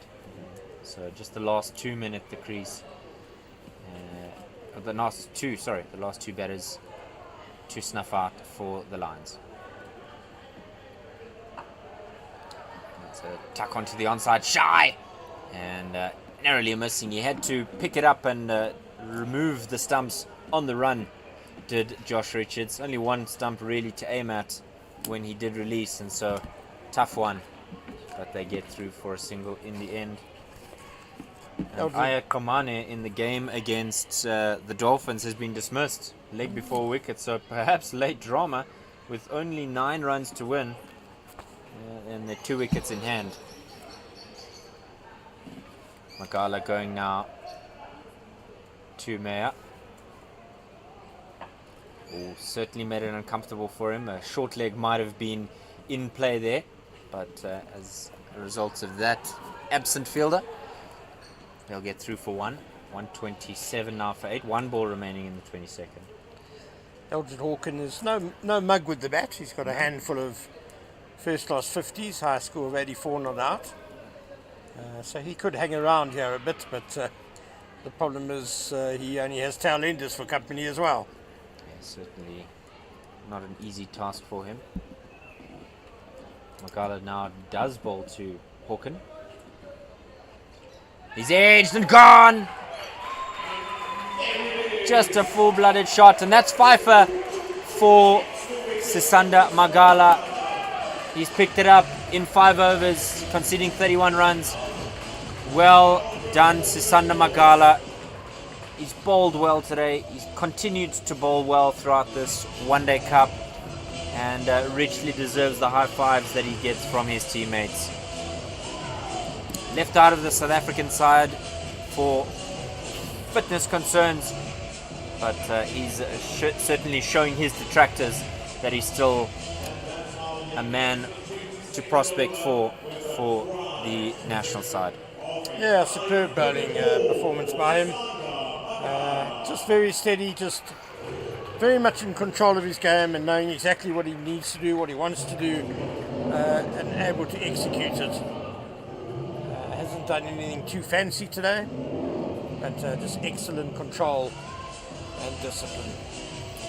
Fortain will begin the 23rd from the caller drive-in. Umpire Dennis Smith just having a word with Siboto, and Fortain is the new man, Kerwin Mangru, the last soldier to try and defend here for as long as possible. Ambles to the wicket, and they're just having a look at their field, the Lions, seeing what are the best options to pick up a wicket here, and I think they want to wrap this up quite quickly, Ken. You know, they can smell blood like sharks. They can see, or like lions, I suppose. Yeah, they want to get into the sheds and start celebrating ASAP. Just 1 more wicket to get. Don't want to delay the inevitable here. It's been a very professional performance by the Lions. Fortain to begin his 4th. Short, popped up in the air, and that's the game, ladies and gentlemen. Connor Esterhuizen taking a simple catch. He's gone for 9 is Meyer, and the Lions have picked up, Ken, a victory straight out of what their coaches would have put together in the playbook. So 127 all out is where the Northwest Dragons find themselves. Handshakes all around, but it is the home side, the DP World Lions, that are victorious today. That's 3 wins from 3, Ken, and they will certainly be breathing down the neck of Western Province. The Dragons coming into this game off a victory against the Dolphin Warriors and 2nd place on the log, but really just not up to it today with the reduced over game. Yeah, well, the Lions have overtaken them now into 2nd place, and a very thorough performance by the Lions. One has to say they did just about everything right after they lost the toss and were sent into bat. Wonderful opening partnership between Josh Richards and Ryan Rickleton. Ryan Rickleton going big, getting yet another 100, and people like Reza Hendricks and Ivan Jones just batting around him. and a good score by the Lions, commanding total. And then I just think in the field, their bowling has been immaculate, and backed by some really good fielding as well. Yeah, absolutely a world-class performance all round from this Lions side. Like you said, led by Ryan Rickleton, who seems to make the most amount of his revenue from Man of the Match awards. Yeah, a good side hustle to have in this environment. Sisanda Magala leads his side off as they celebrate his fifer. Ryan Rickleton, Man of the Match for today's game, and it's a tough one, Ken, because Rickleton another 100, but Sisanda Magala also picking up 5 wickets, so you might say it would be shared. That's his 3rd in a row as well from Rickleton, but you wonder if Rickleton will share his fee there with Sisanda Magala, or do you think he might just take him out for a nice beverage? Oh, the team might have an arrangement, as they often do, where all prizes go into a central pool, and the whole squad then enjoys the benefits thereof. Yeah, absolutely. And just a couple of runs, not many left in that game between the Hollywood Bets Dolphins and the Momentum Multiply Titans, but it has been a wonderful pleasure to be with you for this game, to bring you a victory from the home side. We'll be with you once again on a Friday as the home side, the DP World Lions, take on a struggling iTech Knights. They'll want to improve upon their performances, will the Knights. The Lions want to continue on their marauding performance in this year's CSA One Day Cup. On behalf of Werner Rasmus, Ken Borland, and myself, Dave Midgie, thank you to our production team. Thank you to all of you for joining us, and we hope to have you once again with us on Friday. Thank you and good night.